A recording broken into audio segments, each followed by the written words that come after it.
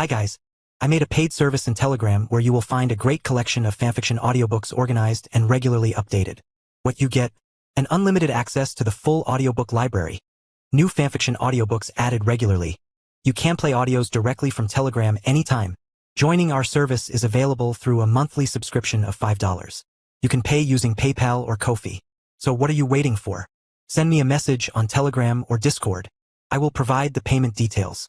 After the payment is confirmed, you will receive access to the private Telegram channel containing all audiobooks. If you enjoy fanfiction and prefer listening instead of reading, this library is made for you. Message me anytime to join.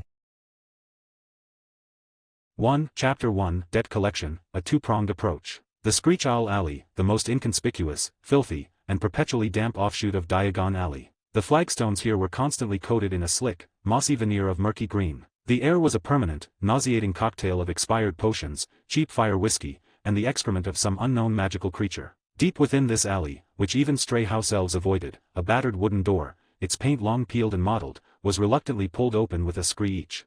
Behind the door, a woman's face peered out, still beautiful, but heavily drawn from a recent binge and the relentless stress of life. Her once lustrous golden hair was haphazardly tied up like dry straw, and a few unruly strands clung to her damp, smooth forehead. She was loosely draped in a sheer, lavender silk negligee. The robe's neckline plunged extremely low, and as she leaned forward, a breathtaking, creamy expanse of cleavage and a deep shadow were tantalizingly visible in the dim light of the alley. "Who is it?"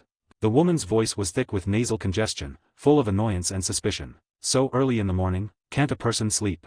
Her gaze traveled down the crack in the door and she paused, slightly stunned. Standing outside was a child. A blond boy who looked barely 11, maybe even smaller than his peers. Yet, it was this small figure, who should have been queuing with the Hogwarts first years, that filled her sleepy eyes with an overwhelming sense of absurdity. The reason? His gear was simply too ostentatious. Around his neck hung at least 3 magical chains of varying materials, a silver chain engraved with micro-runes, a leather cord threaded with tiny obsidian shards, and even an innermost bone necklace, strung with the teeth of some unknown creature, giving it a primitive air. His hands, excessively fair and clearly unused to manual labor, were utterly plastered with rings, 7 or 8 of them across 10 fingers. There were one set with cat's eye opals, one carved into the shape of a snake, and even a massive, vulgar signet ring made of cheap brass, the kind a nouveau riche would flaunt. His wrists were even more exaggerated. His left arm sported 2 jingling silver bracelets enchanted with the shield charm, and his right wore a seemingly heavy, dragon-hide bracer set with a protective rune. He stood there, amidst the continuous clinking of metal and bone, and raised his impossibly fair, almost beautiful, baby-fat still evident face. He looked at the woman behind the door with a pair of strangely calm, chilling blue eyes that contradicted his age and his gaudy attire. "Good morning, Mrs. Gudgeon." The boy's voice was clear and pleasant, yet delivered with a cold, businesslike cadence. "My name is Jerry. I'm here to collect a debt." The woman, Amelie Gudgeon, froze for 3 full seconds, then burst out laughing as if she had just heard the funniest joke of the century. The laugh caused the striking fullness of her chest to swell and ripple. "Collect a debt? Little one, did you get the wrong address? Or are you playing little Auror with your auntie? It seems Mr. Barnaby Gudgeon hasn't informed you of the matter."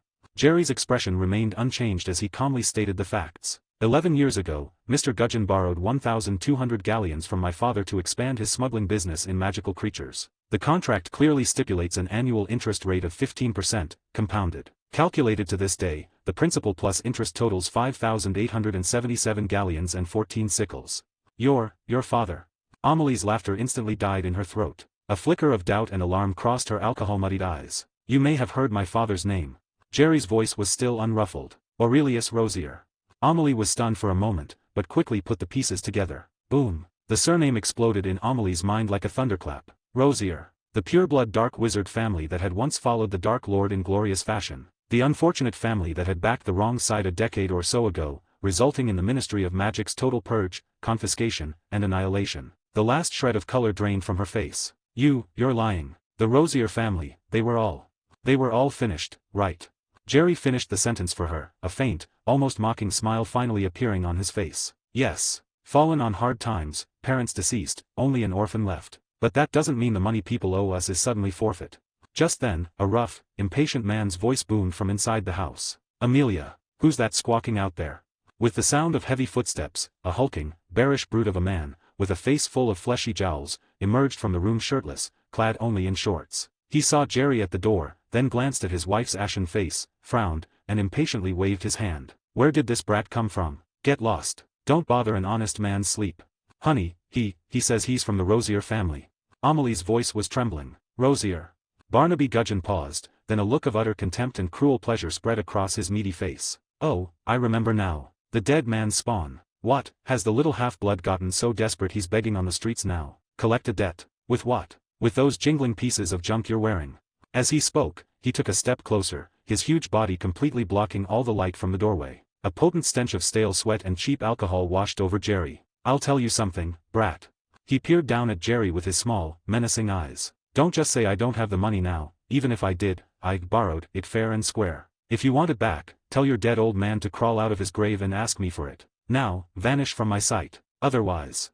His arm, thicker than Jerry's thigh and covered in coarse black hair, slowly lifted. He actually drew a rough, crudely whittled wand of poor-quality walnut wood from his waistband. I won't mind sending you down to join him. Faced with this undisguised, naked threat to his life, Jerry's expression remained as calm as a deep pool, utterly undisturbed. He simply, and gently, raised his own delicate little hand, adorned with all the rings. A similarly slender wand made of ash wood, looking almost like a toy, was lightly clasped in his palm. It seems, Mr. Gudgeon, you intend to solve the debt issue with violence. His voice even carried a hint of small, almost amused pleasure, as if things had just become interesting. You're asking for it. Barnaby was completely enraged by the boy's blatant confidence. He violently swung his thick arm, and a malicious, sickly green light instantly shot from his rough wand tip. Stinging jinx. This was an extremely venomous curse, designed to inflict agonizing, severe pain as if the victim were being stung by a swarm of wasps. To use it against a half-grown child was utterly depraved. However, facing the rapidly approaching curse, Jerry didn't even blink. He didn't even bother to make a token attempt at dodging. He simply, and just as gently, flicked his own wand. Expelliarmus. There was no earth-shattering commotion, no dazzling flash of color. A thin, small beam of red light, seemingly ready to be swallowed by the sickly green curse, flashed and was gone from his wand tip. Then, boom! In the eyes of Barnaby and Amelie, which instantly widened to the limit, filled with terror and disbelief, the small red light, upon meeting the dark green stinging jinx, erupted like a terrifying, violent explosion, akin to a miniature, hyper-concentrated confringo. It wasn't a simple spell collision. The dark green light couldn't hold its ground for even a second before it was completely, cleanly, and utterly annihilated by the white-hot red light, which instantly expanded dozens of times its size. The unstoppable, brutal red shockwave then slammed heavily into Barnaby's massive, bear-like body. Crack! A crisp, sickening sound of breaking bone rang out. Barnaby's shoddy walnut wand shattered into splinters. His enormous body, weighing over 200 pounds, was thrown backward as if he had been struck head-on by a charging Norwegian ridgeback. With a scream of pain and terror, his massive frame hit the wall behind him with a crash, like a sack of broken rags. The entire dilapidated shack shook violently from the impact. Ugh! Barnaby slid down the wall to the floor, spitting out a small mouthful of blood. He clutched his broken arm, which was twisted at a grotesque, unnatural angle, and let out an animalistic groan of agony. His eyes, wide with fear and incomprehension, were locked on the small figure by the door, still holding the wand, as if he were staring at the most horrifying demon from hell. Silence. A deathly silence. Only Barnaby's heavy, labored breathing, like a broken bellows, echoed in the dusty air. Jerry slowly lowered his wand, a small, satisfied smile, as if pleased with his handiwork, gracing his face. The 100% critical hit rate Expelliarmus. The effect was, as always, deeply satisfying. He stepped forward, walking through the wreckage and the constant clinking of his jewelry, and slowly entered the room. He even gave a small, polite nod to Amelie Gudgeon, who was utterly pale, shaking uncontrollably, and covering her sexy, gaping mouth with a trembling hand in shock. Then, he walked up to Barnaby, who was lying on the floor groaning like a stuck pig, and slowly crouched down. He looked at the hulking brute who had just threatened to kill him with his calm, utterly placid blue eyes, and asked in a voice so gentle, as if discussing what to have for afternoon tea. So, Mr. Gudgeon. Regarding the debt of 5,877 galleons and 14 sickles, can we now, perhaps, have a calm, reasonable discussion? Amelie watched the nightmarish, bizarre scene unfolding before her, her mind turned to sludge. Fear, like an icy tide, completely submerged her. But beneath the endless terror, a more peculiar emotion, one she herself could not comprehend, quietly began to sprout from the deepest part of her heart. Her gaze involuntarily fell upon the small, crouching figure, on the absurdly clanking jewelry that covered him, on his impossibly pretty, innocent face, and on the profound, calm blue eyes on that face, eyes that looked completely unbothered, as if that earth-shattering blow had merely been a casual flick of a booger. Half an hour later, Jerry emerged from the dilapidated shack, thoroughly satisfied. In his hand was a faintly glowing parchment deed. Barnaby Gudgeon's painful and humiliating blood-stained fingerprint was glaringly obvious at the bottom of the contract. The whole process had been smoother than he had anticipated. After personally witnessing the terrifying power of that disarming charm, Barnaby Gudgeon had been completely reduced to a docile, waiting pig. Far from just the broken property in Screech Owl Alley, if Jerry had demanded his unbroken arm right then, the brute probably would have chopped it off himself without hesitation. As Jerry was leaving with the deed, he passed Mrs. Amelie Gudgeon, who remained frozen, as if turned into a perfect, elaborate statue. He stopped. Amelie's body, which had been subtly trembling from fear, instantly went ramrod straight. Jerry looked up, studying the mature, voluptuous woman of unique charm with his pure blue eyes. His gaze was unapologetically bold, sliding from her pretty face, still marked by fear and humiliation, down her snowy neck, which slightly rose and fell with her anxiety. Finally, his eyes settled on the breathtaking fullness that the sheer negligee couldn't fully conceal. Then, amidst the clinking of his jewelry, he reached out his delicate, ring-laden little hand. Under the scrutiny of Amelie's instantly constricted pupils, his hand pressed gently, but firmly, directly onto the soft, full, incredibly resilient flesh. Then, with an almost sickeningly playful manner, like inspecting merchandise, he gave it a small, deliberate squeeze. NNGH.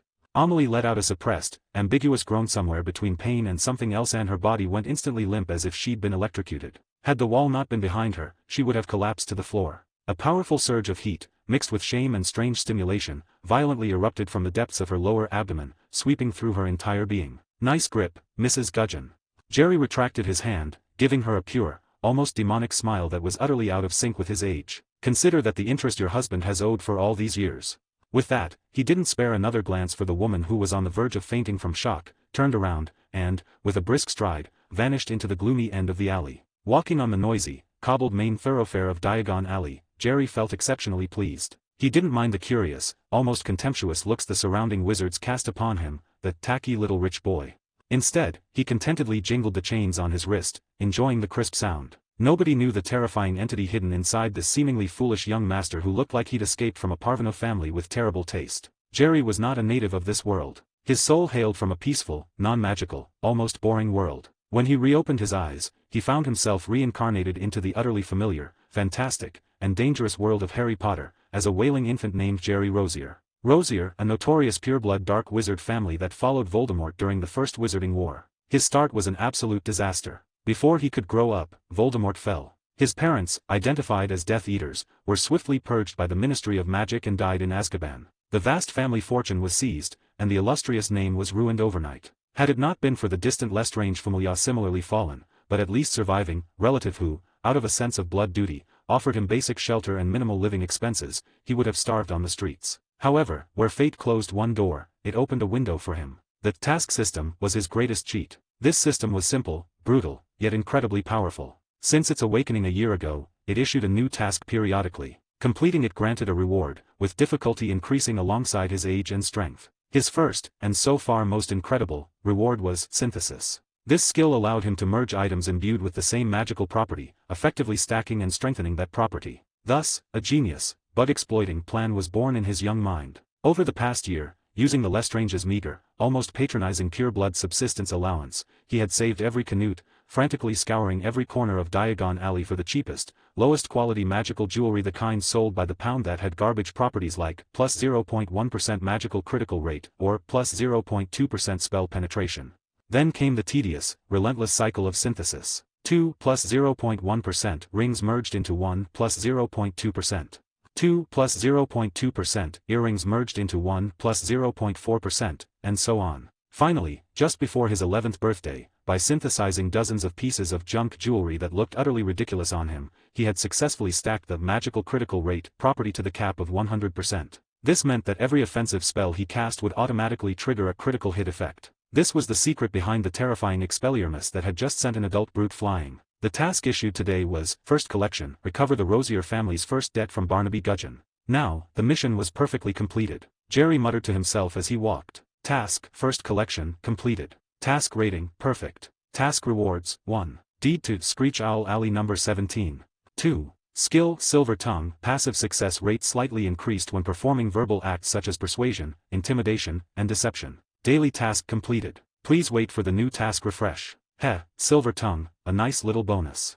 Jerry smiled with satisfaction, carefully tucking the deed into his pocket. This was only the beginning. In his pocket lay a long list of wizards who had failed to repay their debts after his father's downfall. Gudgeon was merely the first. Next, he would visit every single one of these self-righteous scoundrels, one by one. He would reclaim everything that rightfully belonged to the Rosier family, with interest. Undoubtedly, collecting the family's outstanding debts, piece by piece, and watching those who once kicked them while they were down were expressions of sheer terror, was a delightful prospect. However, before that, he had a much more crucial and mandatory undertaking. This undertaking was an obligation he, as the host of the task system, had to fulfill every month. It was a compulsory monthly mission issued by the cold, mechanical system, allowing for no doubt or negotiation. If the task system was the gift of fate, this mandatory monthly task was the heavy, cruel price he had to pay for it. The frigid system never explicitly stated the consequences of disobedience, but the soul-deep chill and stinging pain Jerry felt whenever a task generated was enough to fill him with dread. And this month's mandatory task was, to rob Gringotts.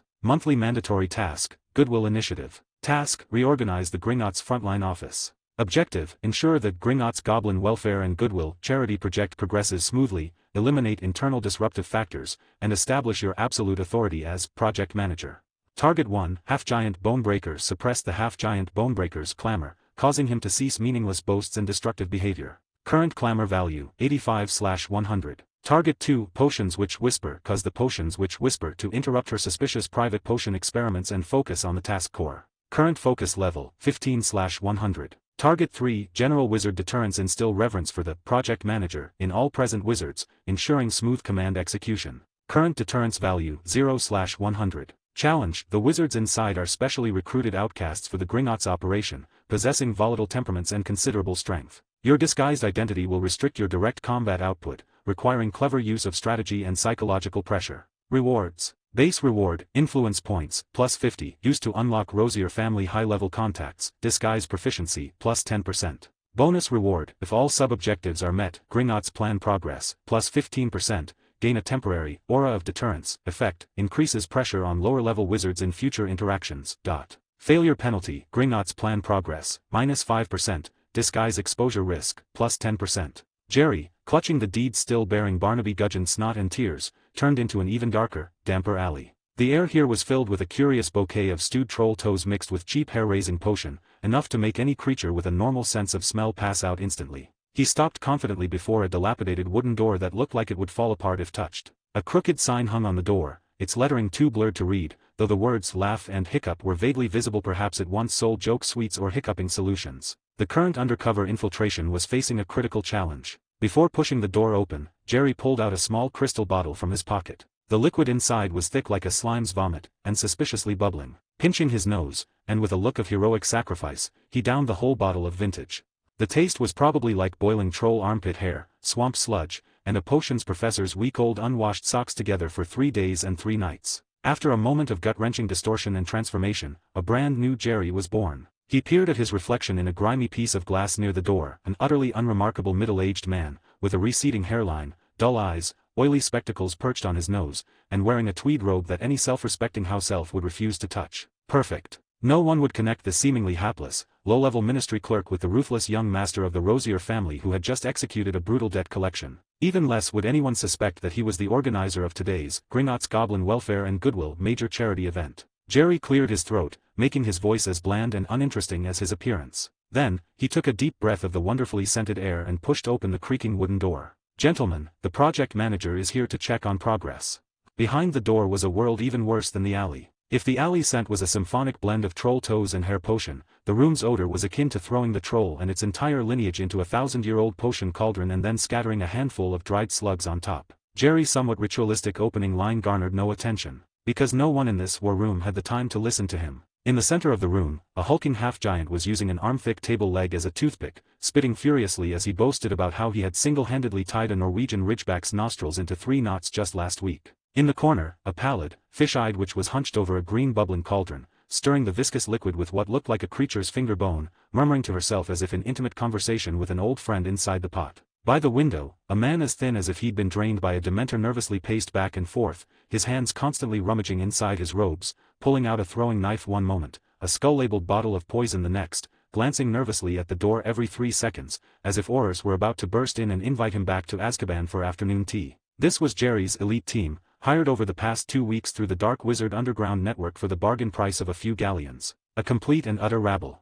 Jerry, or rather, the ministry clerk-faced Jerry, calmly observed the scene of chaotic madness. Behind the oily lenses of his spectacles, the 11-year-old boy's eyes flashed with a shrewd, and utterly age-inappropriate, sense of satisfaction. Good. They were a perfectly disposable, affordable, and excellent batch of cannon fodder. He walked over to the only table still somewhat intact and tapped the stain-covered surface lightly with his index finger. Dong.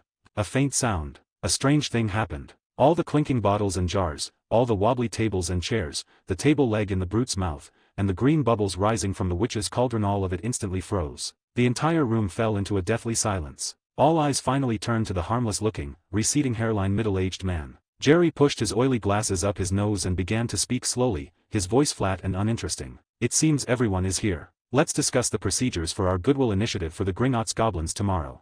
Ignoring their varied expressions, Jerry pulled a roll of yellowed parchment from the inside pocket of his shabby tweed robe. He spread it out on the table with a snap, his movement as crisp as a real project manager displaying a monthly blueprint. The parchment showed a crudely drawn, bank floor plan. It even featured childish stick figures representing guards, labeled, pointy-eared midgets. Gentleman, lady, and the one over there contemplating whether the cauldron can make stew. Jerry tapped the map center with his quill, his voice flat. This is our target for tomorrow. All heads leaned in. Gringotts. Nocturne Alley South District Gnome Savings and Credit Self-Service Point. Jerry read out the small print at the top of the map, word for word. The brute's brow furrowed enough to trap a billywig. What the hell? Doesn't sound like Gringotts. Think of it as Gringotts Community Branch, opened in the slums to expand its market reach. Or, the tutorial level in the starting zone. Jerry explained as if reading a financial report. Low security configuration, simple internal structure, and most importantly, independently accounted. Even if we emptied every last canute from it, the dragon at Gringotts' main branch wouldn't bat an eyelid. Now, everyone understood. This job sounded very safe. I just want to know, the brute interrupted gruffly, with shavings still caught in his fingernails. Is there gold in there? The thin man also spoke nervously. What about the defenses? Are there dragons? Or man-eating sofas? Jerry pushed his glasses up, the lenses reflected a flash of shrewd light. He looked at the brute first, more than your robe can hold. Then, his gaze turned to the nervous man, his tone carrying a subtle, professional contempt for amateurs. No dragons, no sofas. Only 3 standard-issue goblin security guards, 2 second-rate dark magic curses, and an alloy door that can barely sever a slug. He circled the area labeled money, money, money, on the map with his quill. Our job is to go in tomorrow at 10 a.m., during the 15-minute window when the goblins switch shifts and drink their mushroom tea, and make what's inside this circle our own. Simple, efficient. He looked up, scanning the team members, whose eyes were now gleaming. Now, put away your fantasies about dragons and your fears about furniture. Listen to the specific steps of the operation. Remember, I'm the manager, you're the employees. Follow the procedure, get paid, and leave. Any objections? No one objected. Or rather, no one dared to object. Good. Then, step 1, infiltration. Jerry tapped an inconspicuous spot on the map with his quill, an area marked with a trash bin symbol in the back alley. The sanitation in Nocturne Alley is perpetually poor, which gives us an opportunity. The waste chute for this self-service point opens every 15 minutes to dump shredded customer deposit slips and empty butterbeer bottles. Our Mr. Brute, he looked at the muscular man, your task is to use brute force to hold open the chute's closing mechanism during that 15-second window. The brute patted his arm, which was thicker than many people's thighs, and grinned, revealing a mouthful of yellow teeth. Piece of cake. Don't get cocky. Jerry's voice remained flat. The chute is warded with an anti-goblin itching jinx. Once inside, you'll feel like hundreds of flobberworms are dancing in your crotch. Endure it. Don't shout, and don't scratch. Remember, you are a wall. The brute's smile froze, and he instinctively clamped his legs shut. Ignoring him, Jerry moved his quill to the interior of the map. Our nervous Mr. Skinny, he looked at the jittery man. Once you confirm the brute has the door held, you follow immediately. Your task is to deal with the first line of defense, 2 patrolling goblin guards. Kill them. The thin man nervously rubbed his hands, his voice trembling. Kill them? No, no, no. We are civilized people, not trolls. Jerry shook his head, pulling out another small bottle from his robe, containing several sluggish green beetles. These are sleeping beetles. Grind them up and sprinkle them on their route. They'll fall asleep immediately upon smelling the scent. Your job is to accurately deliver these sweet dreams to their feet. Jerry's quill finally pointed to the vault's location. He looked up at the silently observing, pale-faced, fish-eyed witch. As for you, cat, once you hear silence inside, it's your turn. There's a nasty curse on the vault door. Any creature motivated by greed that touches it will be stuck in place until they starve to death. The woman's eyes sharpened. How do I break it? You don't break it. Jerry pushed up his glasses, his eyes shining with intelligence. The goblins designed the curse. Its identification criteria are the greed of a sentient being. And you, he pulled out a small cage containing a bright-eyed niffler, we'll take it inside. The Niffler, seeing the golden candlestick outside the cage, immediately started hopping excitedly. Nifflers only like shiny things, they have no greed, only instinct. Let it open the door. The curse is ineffective against it. Once it nudges the door open, what's inside is ours. At this point, the entire plan was crystal clear. A tank responsible for breaching the door and drawing attention, a mage responsible for control, and a rogue with her lock-picking tool responsible for opening the vault. Clear roles, clear duties. But, what about you? Jerry leaned back in the chair, hands crossed on the table, speaking with a profound, seasoned tone that completely belied his face. Me, I'll be across the street at the cafe, sipping pumpkin juice and enjoying your performance. After all, a good project manager only needs to sit in the office, ensure every step is executed as planned, and help keep any potential horrors off your backs. He looked at the three of them, concluding, remember, we only have 15 minutes. Take everything you can and retreat the way you came. No diversions, no extraneous actions. This is a commercial operation, not a treasure hunt. He rolled up the parchment and tucked it back into his robe. Now, go rest. Be at your assigned posts tomorrow morning at 9:50 a.m. Whoever is late, I kill them.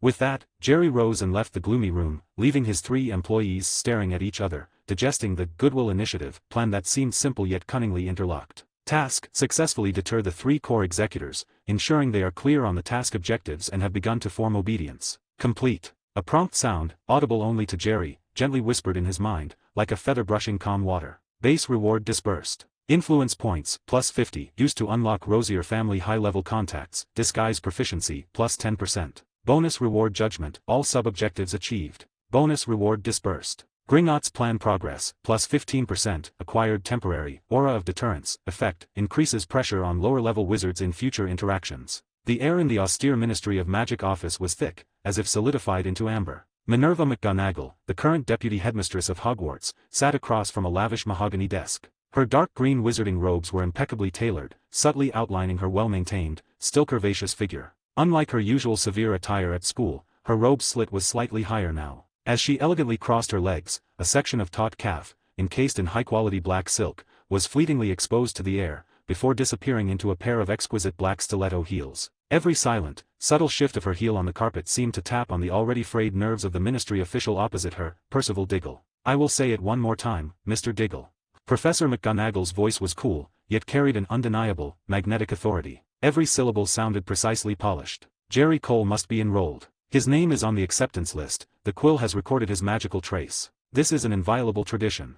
Tradition? Deputy Headmistress McGonagall, these are exceptional times.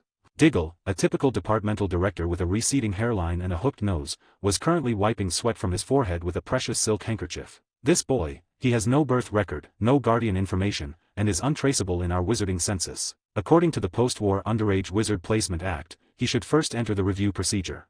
McGonagall's lips curved into an almost imperceptible cold smile. She leaned forward slightly, the simple movement emphasized the fullness of her chest and slightly closed the distance between them. A scent of parchment, old book ink, and subtle perfume wafted silently into Diggle's nostrils. Review procedure? You mean locking an 11-year-old child in a holding facility, interrogating him with veritaserum and various jinxes for 3 months until he becomes a cowering squib, or a dangerous individual filled with hatred for the magical world? Her voice lowered, becoming soft and persuasive. Percival, you are a clever man. Can't you see this is stifling a genius, not protecting the safety of the wizarding world? Hogwarts' duty is education and guidance. Dumbledore and I have always believed that even the most dangerous background can be steered toward the light with proper guidance. Her words sounded like a lover's whisper, yet retained the authority of a headmistress. Furthermore, to reject a student already chosen by Hogwarts, you know what that means in the Wisengamot Education Charter. Diggle's Adam's apple bobbed. Percival. McGonagall's voice snapped him out of his daze. He jolted up, finding McGonagall watching him with an all-knowing, half-smiling gaze. Diggle's face instantly flushed red. He fumbled for his quill but realized he was holding it backward. I'm merely fulfilling my duty, Deputy Headmistress, he stammered defensively. Of course, you are. McGonagall smiled slightly, calmly taking the enrollment approval form and the quill from his hand and placing them gently before him. And I trust that an official as highly placed and sagacious as yourself will make the most correct decision. Diggle looked at the document, struggled for a moment, and finally sighed in defeat. He picked up the quill and scrawled his signature across the document. The enrollment process will be completed tomorrow, he said weakly. Thank you for your cooperation. For the future of the wizarding world.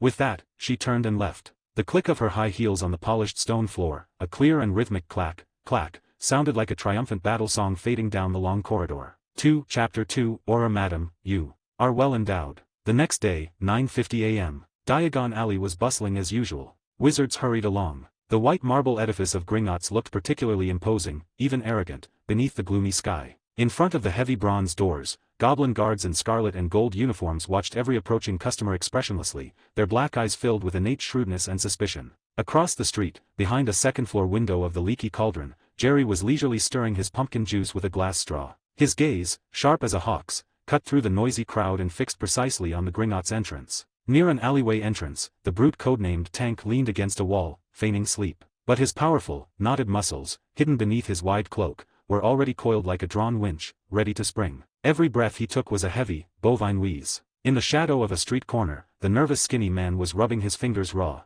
He clutched the small bottle of sleeping beetles tightly in his pocket, his palms slick with cold sweat. His eyes darted nervously, scanning every passing wizard, terrified of an aura descending from the heavens. In front of a magical pet shop window, the witch codenamed Cat stared blankly at a dozing owl in a cage. Her pale face was unremarkable in the crowd, and her deep-set eyes made her look like an overworked scholar. No one noticed that her left hand, hidden beneath her robes, was lightly resting on a small cage from which a faint, constant scrabbling and rustling could be heard. When the distant, muffled clang of the clock tower struck the 10th hour, dong, the operation began. The brute's closed eyes snapped open. He let out a primal bellow, rushing toward the magnificent bronze doors of Gringotts like a crazed bull in the most savage charge. Crash!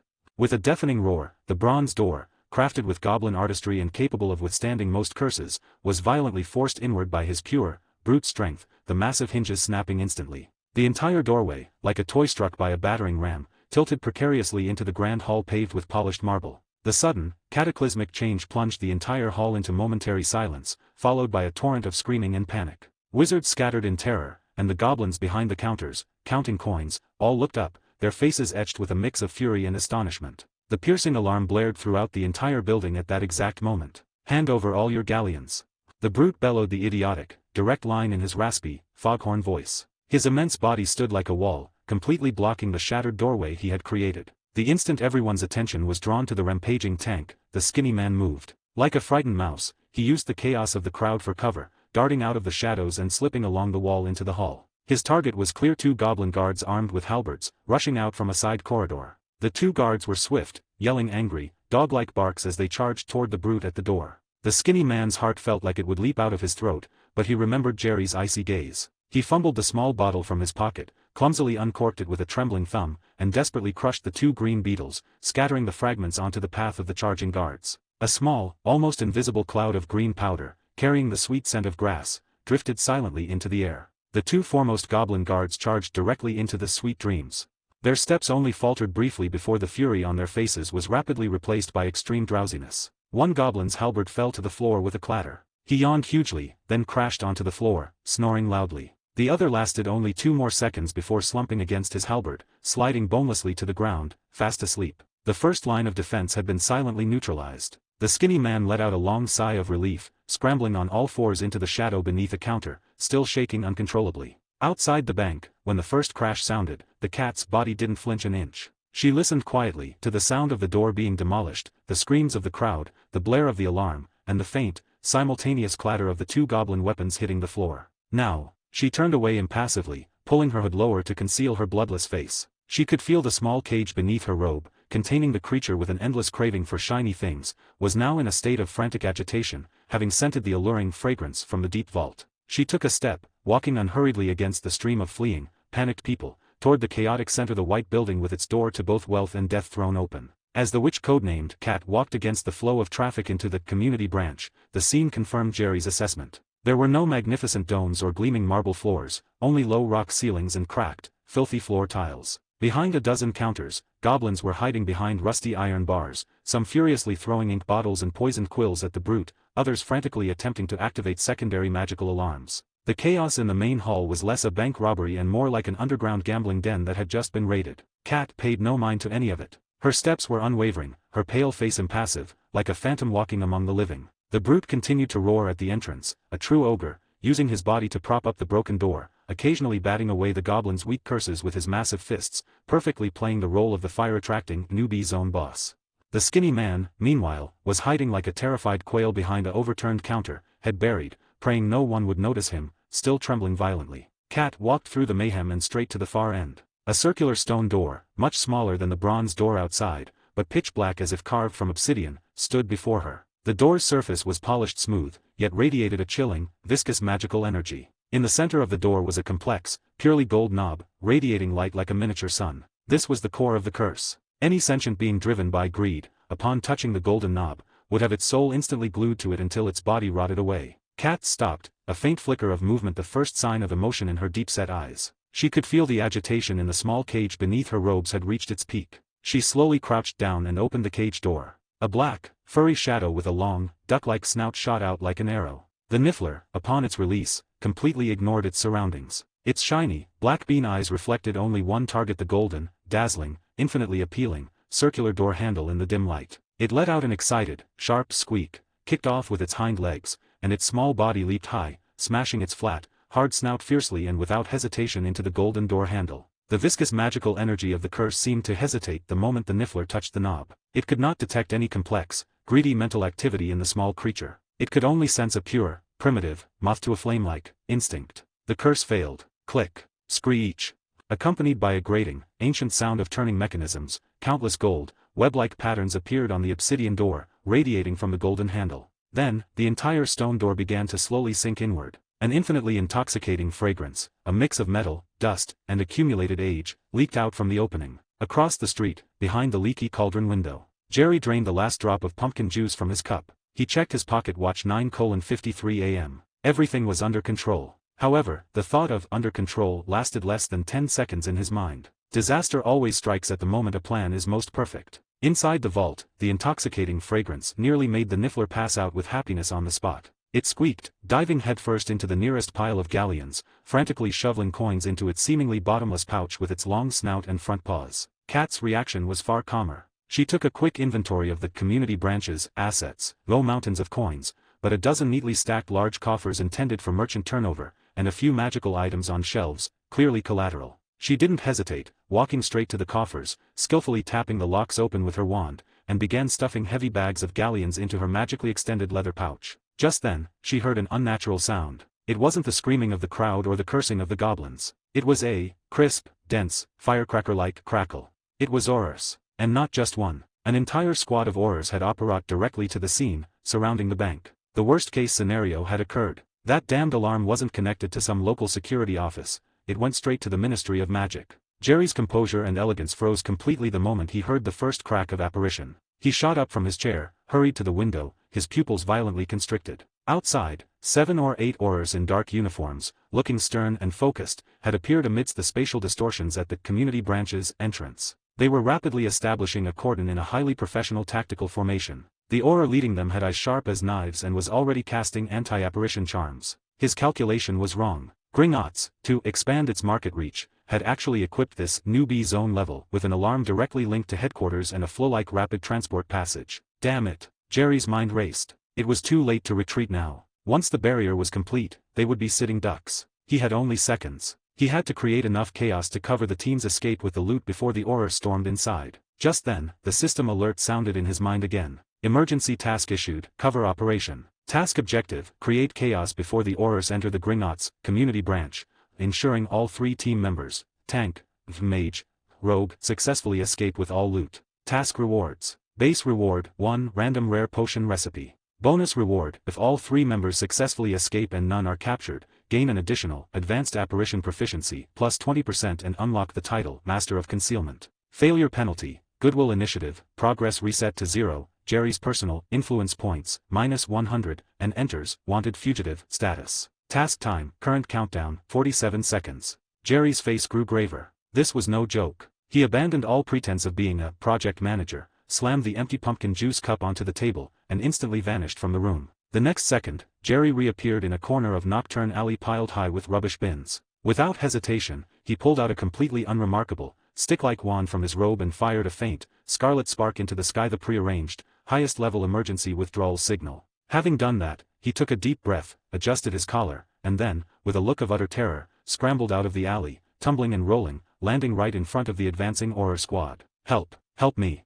Jerry's acting was flawless. He sat on the ground, his face plastered with the sheer horror of survival. Inside there's a dragon, a Norwegian ridgeback. The robbers released it somehow. My God, it's breathing fire. The whole vault is melting.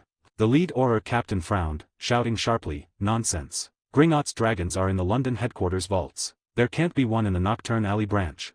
It's true. Jerry pointed at the bank's shattered entrance, his voice thick with tears. I saw it with my own eyes. Black one. Breathing fireballs. Huge as a mountain. Go quickly. Any later, and all the galleons inside will be melted into liquid gold. His words were riddled with holes, but in the chaos, they perfectly manufactured a moment of hesitation in the Auror's minds. A dragon? It sounded absurd, but what if it was true? That would be a catastrophe far worse than a simple bank robbery. In the 1 or 2 seconds of the captain's hesitation, inside the bank, Kat, who was about to grab more loot, saw the scarlet spark outside the window. A look of determination flashed in her dead-still eyes. She immediately abandoned the remaining coffers, grabbed the already bulging leather pouch, scooped up the niffler still rolling in the pile of coins, and shoved it back into the cage beneath her robe. Out. She hissed the order in a ragged voice, almost impossible to tell if it was male or female, at the brute by the door and the skinny man behind the counter. Upon hearing the command, the brute abandoned his post. He let out another roar, but this time not of attack. He used his massive body to forcibly flip several heavy, marble counters, sending them crashing toward the center of the hall, temporarily blocking the pursuit route. Kat's shadow darted like a ghost, reaching the brute's side in a few flashes. The skinny man, scared witless, scrambled out from behind the counter on all fours, following behind the two. Forget him. Move. The Auror captain finally realized he'd been tricked. He roared in anger, brandishing his wand. Impedimenta.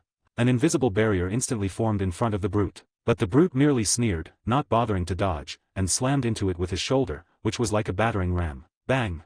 The magical barrier shuddered violently, immediately covered in spiderweb-like cracks. In that momentary lapse, Kat, pulling the skinny man, slipped through the gap beside the brute. Stop!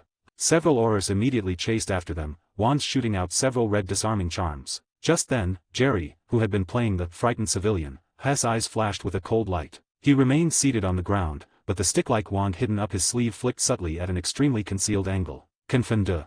The pursuing Aurors suddenly staggered, a look of confusion flashing in their eyes. They seemed to have momentarily forgotten who they were chasing, instinctively pointing their wands toward a nearby screaming toy shop that was having a sale. Using that precious second, the brute smashed through the final barrier and, along with Kat and the skinny man, charged headlong into the complex, maze-like dark alleys of Nocturne Alley, instantly vanishing from sight. When the furious Auror captain dispelled the effects of the Confondu's charm, all that remained was the eyewitness sitting on the ground, still trembling. However, at that moment, a tall, elegantly poised, mature witch in the squad didn't let her gaze be drawn to the fallen comrades or the wreckage. Her thick black curls were meticulously pinned back, and her sharp, hawk-like eyes pierced through the feigned terror on Jerry's face, as if seeing the deepest layer of his lie. You, stand up.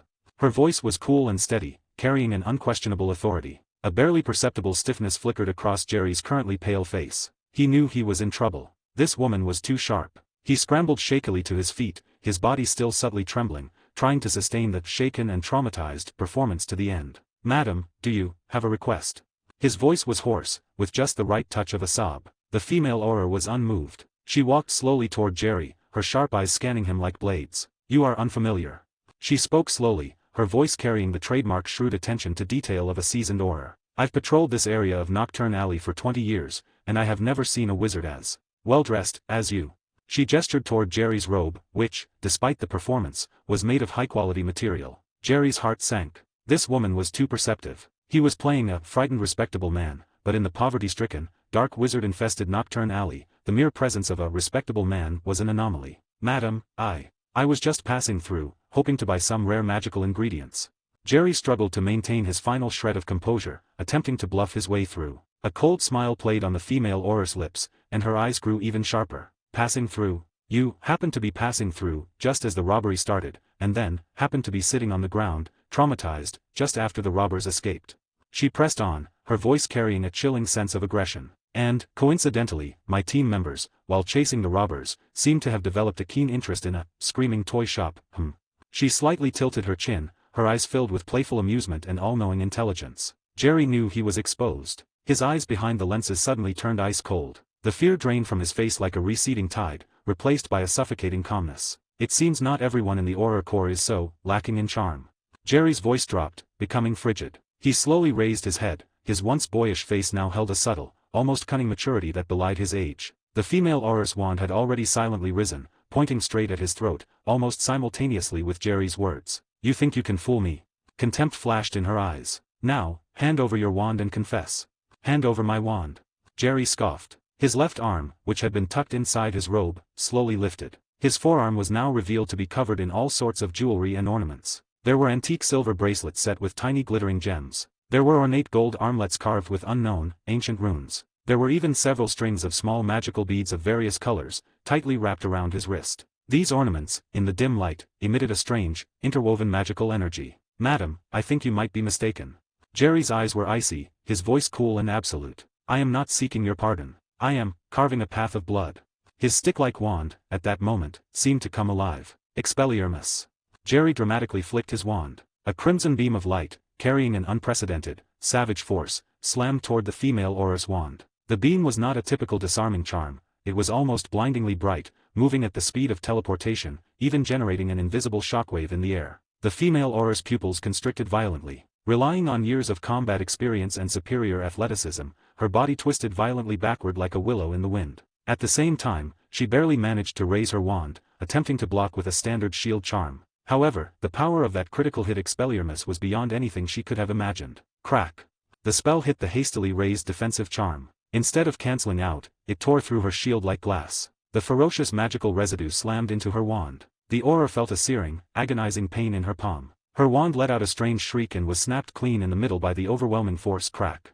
The broken half of the wand flew away, sparking. The tremendous impact sent her sliding backward several feet, nearly hitting the wall. But she stabilized herself with her powerful core strength, though her face was pale, and her chest was heaving. Although she was temporarily disarmed, she was uninjured. Her sharp eyes remained fixed on Jerry, flashing with shock and deep wariness. She could feel that the seemingly unremarkable man before her possessed a terrifying magical power far beyond the norm. "Captain."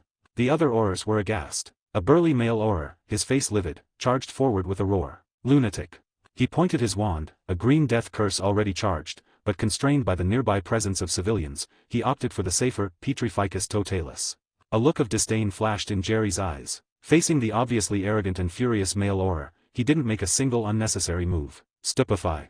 His stick-like wand swung casually, and a dazzling blue beam of light, like a falling meteor, shot out with a visible shockwave. This was no ordinary stunning spell, it was a compact, explosive ball of light. It instantly expanded, then violently slammed into the male auror. Boom! A dull thud, followed by the crisp sound of shattering bone. The male auror didn't even have time to scream. He was sent flying by the enormous force like a snapped kite, crashing directly through the wooden door of a nearby shop. Amidst the flying debris, he fell heavily to the ground, his body twisted into an unnatural position, completely unconscious and clearly seriously injured. All the aurors were stunned. They never imagined that a civilian who looked utterly harmless could unleash such terrifying power. In just 2 moves, he had disarmed and repelled their most experienced deputy captain, and knocked another veteran auror unconscious, possibly killing him. "Damn it, he's a dark wizard." Another auror finally reacted, screaming a warning. "Don't just stand there, fire a flare." But it was too late. Jerry had no intention of holding back. The jewelry and ornaments on his left arm seemed to sense their master's murderous intent, glowing with an even more dazzling, eerie light, casting his otherwise common face in shifting shadows, making him appear sinister and powerful. His gaze swept over the remaining aurors like lightning, a cold smirk curving his lips. Petrificus totalis. Stupefy. Impedimenta. He was no longer aiming for spectacular one-shot kills, but flicking his wand with brutal efficiency. Spells imbued with critical power rained down on the remaining aurors like a torrential storm. Bang!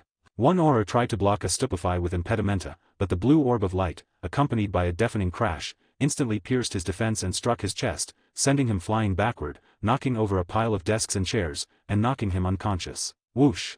Another auror attempted to apparate to escape, but Jerry's wand was faster. A Petrificus totalis curse, moving too quickly for the eye to track, accurately struck the twisting auror. He didn't even have time to fully materialize. His body stiffened mid-air, then plummeted straight down like a stone, hitting the ground with a heavy thud. Impedimenta. Go! Jerry didn't even stick to conventional spellcasting. He magically conjured a golden shield and hurled it like a javelin at an auror attempting to flank him. The golden shield sliced through the air with a whistling sound, crossing several meters in a flash with a speed utterly disproportionate to its heavy appearance, and slammed violently into the auror's chest. Hug! The auror let out a painful groan, his body tossed high into the air like a rag doll, spitting blood. He landed heavily, his breastbone caved in, his condition unknown. In a mere 10 seconds or so, 7 or 8 elite aurors were all on the ground, either unconscious or severely wounded, strewn haphazardly, stripped of all ability to resist. The scene was a complete wreck, tables overturned, magical residues vibrating in the air. Only Jerry stood in the middle of the chaos, his clothes neat and himself completely unscathed. The only person remaining conscious in the entire Auror squad was the captain, the disarmed, pale-faced female Auror. She stared fixedly at Jerry, her eyes now devoid of contempt, filled only with intense fear and a complex, indescribable emotion. She had never encountered a wizard so bizarre and powerful. The female Auror captain took a deep breath, forcibly suppressing the churning sensation in her chest from the shockwave. Her hawk-like eyes were locked on Jerry. Her right hand instinctively moved to her left sleeve, subtly sliding out a simple, finger-length silver short wand. This was her backup wand, specifically prepared for emergencies during high-risk missions as a senior Auror. Although less powerful than her main wand, it was enough for an urgent situation. "You think you can just walk away after this?" Her voice was still cool, but now it held an undeniable, sharp malice. She knew this wizard was no ordinary foe, more dangerous than any dark wizard she had ever faced. Jerry looked at her coldly, the jewelry on his left arm flashing with an increasingly eerie light in the gloom. He knew this woman was the strongest of the Aurors, and the final obstacle to his escape. "I have no interest in wasting time with you." Jerry's wand lightly tapped the ground, his tone chillingly calm. "Expelliarmus." He struck first, a crimson beam of light rushing toward the female Auror captain with a whistling sound and supernatural speed. The beam was not a simple spell, it tore through the air, creating small streams of airflow, like a physical shockwave. The female Auror captain's eyes narrowed. She didn't try to block it, instead dodging sharply to the left, narrowly evading the deadly red light. Simultaneously, she flicked the silver short wand in her hand, casting an invisible Oxio charm at Jerry, attempting to snatch his wand. However, Jerry was faster. The silver bracelets and gold rings on his left arm hummed. With just a subtle flick of his wrist, finite incantatum. The incoming Oxio charm, upon reaching a foot in front of Jerry, hit an invisible wall and instantly dissipated. Stupefy. Jerry's wand didn't stop. The blue orb of light, carrying a powerful shockwave, slammed toward the female Auror again. The female Auror captain, being experienced, knew that Jerry's attack intensity was far beyond the norm, and any head-on collision could be disastrous. She chose not to defend, instead using her superior athleticism. Her footwork was light and elusive, her body darting left and right like a shadow, evading Jerry's explosive spells again and again. Her short silver wand whipped through the air, not for direct attack, but casting confringo at the marble floor around Jerry's feet. Bang! Bang! The floor around Jerry exploded, scattering debris, attempting to use the blast shockwave and the swirling dust to obstruct his vision and movement. Jerry frowned slightly. He hadn't expected the woman to maintain such fierce combat effectiveness after losing her main wand. He wasn't afraid, but he knew time was running short. He stopped being passive and lunged forward, actively closing the distance with the female Auror. Reducto. This time, the incantation Jerry spoke was no longer a common control spell, but a destructive dark curse. As the jewelry on his left arm flared brightly, a thick, almost horrifying pale white beam of light, carrying a devastating, destructive force, slammed toward the female Auror captain. The captain's face changed. She could feel the power of this strike was far beyond any previous attack. She tried to dodge again, but Jerry's timing was too cunning, hitting her precisely in the moment between her spent momentum and her next move. She could only hold the silver short wand horizontally across her chest, pouring all her magical power into it, trying to raise a defensive shield. However, under the effect of the 100% critical hit, Jerry's spell defied all conventional logic. The white beam of light struck the hastily formed, weak magical shield. There was no earth-shattering boom, just a sickening, tearing, shredding sound, like fabric being ripped apart. The defensive shield instantly shattered. Immediately after, the destructive torrent of magic slammed squarely into the female Auror captain's body. Her dark Auror uniform, a symbol of honor and power made of special material, couldn't hold up for even a second against the savage magical impact. The tough fabric shrieked in protest, disintegrating instantly into countless black fragments that scattered everywhere, starting from the point of impact on her chest. She was clothes shredded. Amidst the flying scraps of fabric, the captain's proudly perfect, healthy, and powerful upper body was completely and brazenly exposed to the cool air and Jerry's icy gaze. It was a pair of perfectly shaped, full snowy peaks, plump yet firm, with snowy skin gleaming like ivory in the dim light, outlining two exquisite, rounded curves. At the apex, 2 points of delicate pink, quickly hardened and subtly stood erect from the sudden cold air and extreme shame, radiating silent temptation. Her flat, taut abdomen even showed the faint outline of defined abs, the result of constant training, a sharp contrast to the soft, large snow peaks, exuding a healthy, mature feminine sexiness. A look of disbelief flashed in the female Auror captain's eyes, quickly replaced by boundless shame and fury. But she was a battle-hardened elite. Even in this utterly humiliating situation, she did not give up the fight. However, that half-second of distraction was enough. Incarcerus. Jerry's wand flicked again, the spell rising from the female Auror captain's feet like a living, hissing serpent. Several thick, magically glowing ropes appeared out of nowhere. They did not bind her limbs, but wrapped themselves around her exposed, snowy, firm breasts in a crude and humiliating manner. MMMPH. The female Auror captain let out a suppressed moan, a mix of pain and burning humiliation. The magical ropes squeezed brutally, distorting the 2 mounds of soft flesh. Deep purple marks were etched onto her white skin by the ropes, a shocking, utterly erotic sight. The 2 already erect nipples were being crudely rubbed by the ropes, sending waves of intense, scalp-tingling pleasure through her. She struggled desperately, but this only made the ropes tighten further, intensifying both the humiliation and the pleasure. Jerry showed no mercy. He simply neutralized the woman's final threat. He glanced at his pocket watch, 9:55 a.m. Time was running out. Jerry coldly surveyed the wrecked battlefield, his last look resting on the female Auror captain, whose ample chest was fully exposed and bound in an extremely humiliating position, her eyes burning with fierce rage. Other than her, there were no conscious outsiders left on the scene. She was lucky, in a way, that no one else saw her. Jerry waved his wand, ensuring the ropes completely encased her to prevent a quick escape, while also helping her avoid being seen by others. Though, truthfully, they were quite sizable. The next second, the light from the jewelry on Jerry's left arm dimmed. His figure blurred into a shadowy afterimage, and he rushed headlong into the spiderweb-like dark alleys of Nocturne Alley without looking back. "You damned bastard, I will catch you."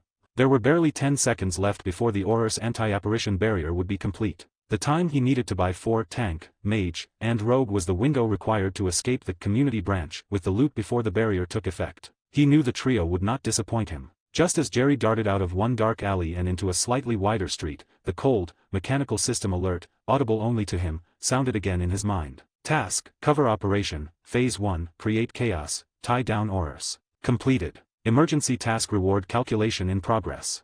Base Reward Dispersed. Random Rare Potion Recipe, acquired. Phantom Trace Potion, Recipe, effect, dramatically lowers the user's presence for a short duration, grants immunity to low-level detection spells for 30 minutes. Bonus Reward Judgment, Team Member Withdrawal Status pending confirmation. Final reward will be assessed after the main task concludes. 3. Chapter 3, Attempting a Double Cross. In an abandoned potion-making workshop in Nocturne Alley. The air was thick with the acrid smell of moldy herbs mixed with cheap alcohol. A large, dry copper cauldron stood in the center of the room, surrounded by broken glass bottles and decaying wooden shelves. Kat sat on an overturned wooden crate, meticulously wiping her handful of faintly glowing silver daggers with a rag stained with an unknown liquid. Her movements were focused and graceful, as if she were tending to precious art rather than cleaning deadly weapons. The brute, Tank, was a silent iron tower, arms crossed, leaning against the only relatively intact wall. His eyes were closed, seemingly dozing, but the slight twitching of his nostrils indicated he remained highly vigilant. In the corner, the skinny man was fidgety and anxious. He continuously rubbed his hands, occasionally glancing up at the doorway, then greedily darting his eyes toward the bulging leather pouch at Kat's feet, which periodically rattled with the sound of metal colliding. His Adam's apple bobbed up and down, his eyes flashing with a complex mix of fear and greed. Just then, the workshop's creaking, broken door was gently pushed open from the outside. A figure slipped in. It was Jerry. The effect of the polyjuice potion seemed to be wearing off. The outline of his adult body appeared blurry and unstable in the dim light. His expression carried a hint of fatigue, but his eyes were still sharp as a hawk's, quickly scanning everyone in the room. "It seems you all made it out safely." Jerry's voice was slightly hoarse. He walked to the large cauldron, tucking his stick-like wand back into his sleeve. Upon seeing Jerry, the skinny man immediately felt both reassured and terrified. He licked his chapped lips and asked eagerly, "Boss, what happened out there?" "Those Aurors. Dealt with." Jerry's answer was simple and cold, as if he had merely crushed an ant. He offered no further explanation, only looking toward the leather pouch at Kat's feet. Kat stopped wiping her knives at that moment. She slowly lifted her head, her eyes, placid as an ancient well, silently watching Jerry. The atmosphere suddenly grew heavy. "Bring the goods out," Jerry said. "As we agreed, let's tally it up and split the haul." The skinny man's eyes lit up instantly at the word haul. He impatiently stood up, reaching for the leather pouch. However, Kat extended a leg, lightly but effectively blocking his path. "Not so fast," she finally spoke, her voice husky and cool. "Before we split the money, I think we should discuss something else first." Jerry raised an eyebrow slightly. "What?" "The plan." Kat smoothly slid the silver dagger back into the sheath at her waist. "Your plan had a glitch. You didn't mention that the bank's alarm would directly summon Ministry Aurors." The brute, who had been resting his eyes, now slowly opened them. A cold glint flashed in his seemingly dull eyes. The skinny man's face went white again at Kat's words. He remembered the soul-shattering terror of being chased by Aurors moments ago. Suspicion and fear crept into his gaze toward Jerry. Just an unexpected complication. Jerry's expression remained unchanged. "Any plan can have complications. What matters is the result. We got the money, didn't we?" "The result?" Kat sneered. "The result is that we were nearly cornered in that alley. If you hadn't pulled through at the end, we'd probably be on our way to Azkaban, waiting for a Dementor's kiss." Her implication was clear: your plan failed, almost costing us our lives. Though you salvaged the situation, it doesn't erase your fault. Jerry was silent for a moment. He knew this kind of negotiation was inevitable before the division of spoils. He slowly walked to the other side of the large cauldron, facing Kat squarely. 60-40 split. 60 for me, 40 for the rest of you. That was our agreement. 60%. The skinny man nearly shrieked, his greed momentarily overpowered his fear. Boss, that's too much, isn't it? We risked our lives too. Jerry didn't spare him a glance, his focus remaining entirely on Kat. He knew she was the one truly in charge here. Kat stood up. Her small frame seemed to harbor a suffocating pressure. 60% was your payment for formulating the plan and providing the intelligence. But now, your plan failed, and your intelligence nearly killed us. She slowly paced, like an elegant, deadly wildcat. So, I think we should renegotiate the proportion. Say, 50-50. Half for you, and we three split the other half. Or, we three split it, and you just. At her words, Tank grinned cruelly and took a step forward, his immense shadow instantly enveloping Jerry. His massive, fan-like hands slowly lifted, knuckles cracking, seemingly ready to crush Jerry's head like a walnut the next second. However, to everyone's surprise, the brute's devastating punch did not smash toward Jerry. His body twisted abruptly at the last moment, and the fist, powerful enough to shatter rock, slammed into the skinny man standing behind him, who was watching the scene eagerly. Puff. It was a sickening, muffled sound of flesh and bone shattering together. The greed and schadenfreude instantly froze on the skinny man's face. He didn't even have time to scream. His small head was punched backward by the brute, resting at a bizarre, impossible angle. Blood and brain matter erupted from his orifices. His body crumpled limply, like a broken ragdoll from which all bones had been removed. The brute, having successfully struck, wore an even more savage grin. In his view, eliminating the most useless and untrustworthy skinny man first meant more money for him. But this sudden, bloody turn of events was like a bomb dropped into a placid lake, instantly igniting the fuse of betrayal in everyone present. In the fraction of a second before the skinny man's body collapsed and his life completely extinguished, his last remaining consciousness was filled with boundless malice. He used the last of his strength to pull a slender, poisoned dagger from his pocket, viciously stabbing it toward Jerry's nearest calf. Clink.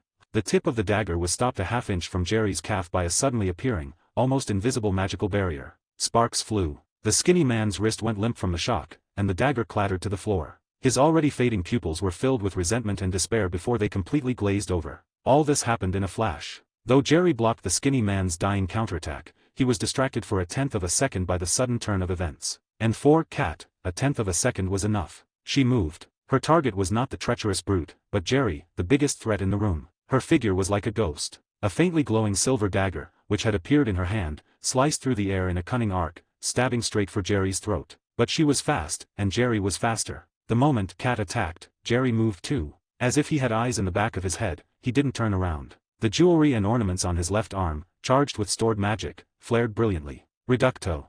This time, Jerry didn't even use his wand. He merely swung his hand backward, and a thick, horrifying pale white beam of light, like a breaking dam, erupted from his palm, slamming into the attacking Kat with a completely unreasonable, devastating force. At the same time, the instant Kat thrust her dagger, her other hand, which had been tucked into a sheath, also moved. Her target was the brute who had just cleared out the skinny man for her. She flicked her wrist, and 3 needles as thin as hair, tipped with dark green poison, shot out silently, like 3 black bolts of lightning, aimed for the brute's back. In an instant, the small workshop was a nexus of murder. Betrayal and counter-betrayal, sneak attack and counter-sneak attack, interwove into a symphony of death. Boom! Jerry's critical hit Reducto struck Kat squarely. No matter how elusive Kat's footwork was, she couldn't escape unscathed from this near-zero distance, blanket magical assault. She only managed a short, muffled grunt before her entire body was ripped apart and pulverized by the savage magic, turning into a cloud of blood mist, leaving no complete corpse behind. On the other side, the 3 poisoned, hair-thin needles accurately buried themselves into the brute's back. The savage grin on the brute's face froze. He looked down incredulously at his chest, where 3 tiny black spots were rapidly expanding. Dark green poison spread beneath his skin like vines. He opened his mouth, trying to say something, but only managed a gasping, wheezing sound like a leaking bellows before his massive body crashed to the ground, kicking up a cloud of dust. The chaos came and went quickly. In just a few short seconds, Jerry was the only living person left in the room. The air was thick with the stench of blood, burnt magic, and the sickening metallic smell of money. Jerry stood in the center of the 3 corpses, his face devoid of emotion. He slowly walked up to the leather pouch filled with galleons, and was about to bend down to pick it up. Suddenly, a sharp, body-shredding pain surged through his limbs. Ugh! Jerry let out an involuntary groan of pain, dropping violently to his knees, his body convulsing. He could feel his bones shrinking and diminishing at an alarming rate. His muscles were atrophying, his skin becoming taut and smooth. His adult face, like melting wax, rapidly dissolved and reformed. The effect of the polyjuice potion had worn off at the most inopportune moment. After a mere 10 seconds, the violent transformation finally stopped. The once tall, cold-eyed adult wizard was gone. In his place was a boy, appearing to be about 11 years old, dressed in a completely ill-fitting, oversized wizard's robe. His face was pale, his lips bloodless from the pain, and a trace of residual agony remained on his still childish features. Only his eyes remained icy, sharp, a stark contrast to his current harmless, childlike appearance. Jerry had reverted to his true form. Just as Jerry, kneeling from the physical change, was at his most mentally vulnerable, a husky, cool female voice, tinged with a playful quality, drifted eerily from the deepest shadows of the workshop. Ha ha, well, that's a sight. So our boss is just a kid, is he? Jerry's pupils fiercely contracted. He didn't even have time to be shocked by his body's transformation. Almost instinctively, he swung his hand violently toward the direction of the voice. Stupefy. A dazzling blue orb of light, charged with savage magic, instantly slammed into the darkness. Boom. The dilapidated wooden shelves were instantly shattered, splinters flying everywhere. However, the now illuminated darkness was empty. Quick reaction, I'll give you that. The voice sounded like a ghost, coming from his left. Jerry's face changed. Without thinking, he rolled on the ground. The instant he rolled away, 3 gleaming silver blades, silent as snake fangs, stabbed into the spot where he had been kneeling, burying themselves deep into the floorboards. As the dust settled, the cat, who should have been reduced to a blood mist, stood unharmed on top of the large copper cauldron. Her posture was still lithe, but now she was juggling 2 strange, curved short blades that had not been visible before. Her eyes, usually placid as an old well, now held a cold, palpable murderous intent for the first time. You're not dead. Jerry's young voice was sharp with astonishment. A cat has 9 lives. You merely killed my first one.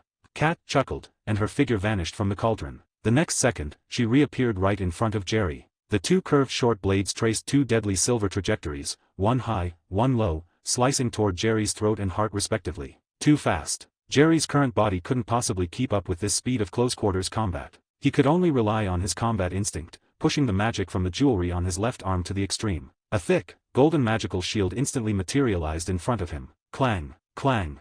2 sharp sounds of metal hitting metal rang out. Cat's blades were firmly blocked by the golden shield. However, a massive force was transferred through the shield to Jerry's young body, making his internal organs churn. He stumbled backward several steps, nearly collapsing onto the floor. Your magic is strong, but your body is too weak.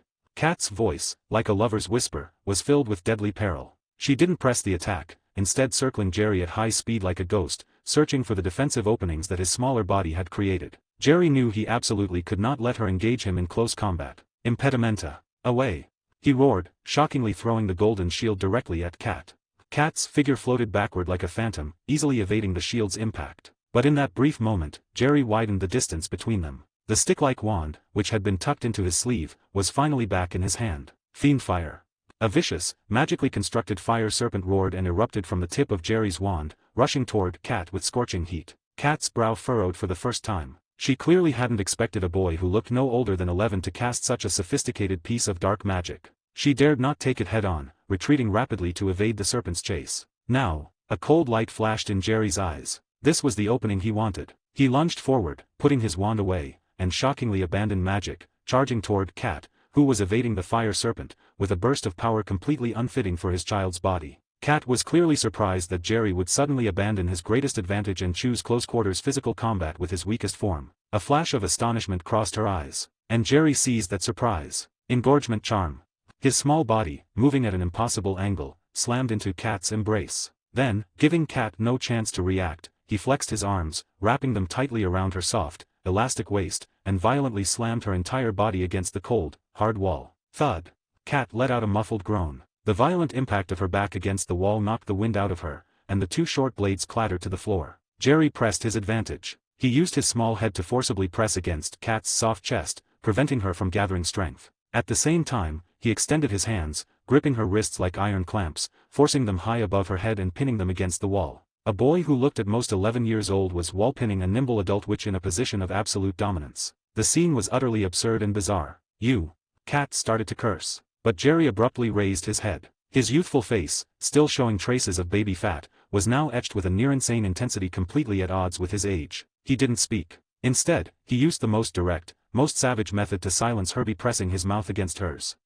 Chapter 4 I'm giving you a piece of my mind. He kissed her savagely. It was a kiss filled with aggression and possessiveness, devoid of any technique, more like a young beast using its most primal method to stake a claim. Jerry roughly used his teeth to pry open her lips, then pushed his tongue. Dominantly, uncompromisingly, he plunged it inside. MMMPH.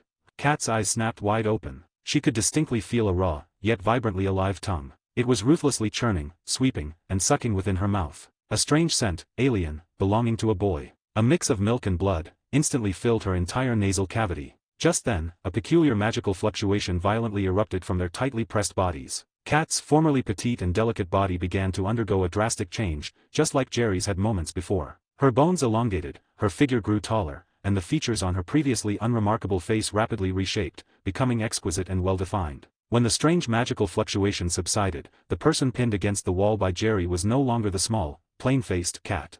She was now a stunning witch, tall and curvaceous, appearing to be in her early 20s. Her long black hair cascaded down like a waterfall, enhancing the alluring beauty of her slender, oval face. A pair of narrow, almond-shaped eyes, slightly upturned at the corners, held a natural, enchanting allure with every glance. Her nose was high and straight, her lips full and plump, now slightly swollen and red from the brutal kiss, emanating a maddening, violated sexuality. Her figure was absolutely explosive. Though the tight leather she wore under her ragged robes was meant for action, her breathtaking curves could not be concealed. Her ample breasts were squeezed by the tight leather into a deep, tempting cleavage. Her slender waist and firm, rounded buttocks formed an exaggerated, perfect S-curve. She, too, had been disguised. This violent, aggressive kiss did not last long. The instant the witch's tall, voluptuous body fully manifested due to the potion wearing off, she distinctly felt Jerry's tongue, which had been wreaking havoc in her mouth, push a small, slippery, bean-sized soft capsule against her tongue tip. Before she could register what it was, Jerry viciously bit down.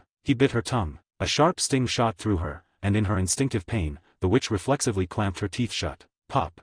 The small soft capsule was instantly crushed between their entwined tongues and teeth. A pungent, bitter liquid, with a powerful numbing sensation, exploded in her mouth like snake venom, sliding down her throat into her esophagus. Poison. The witch's almond eyes instantly widened, a look of shock flashing in their depths. She finally understood the brat's intention. The kiss, from the very beginning, was not an insult or a display of lust, but a trap carrying deadly poison. She was about to channel the magic within her to force the poison out, but Jerry made a new move. His small hand, which had been clamping her wrist, slid down like a striking viper. It sped past her slender arm, across the curve-hugging leather of her waist, and finally, with an undeniable, possessive motion, fiercely clamped onto her left, full, upturned snowy peak. MMMPH.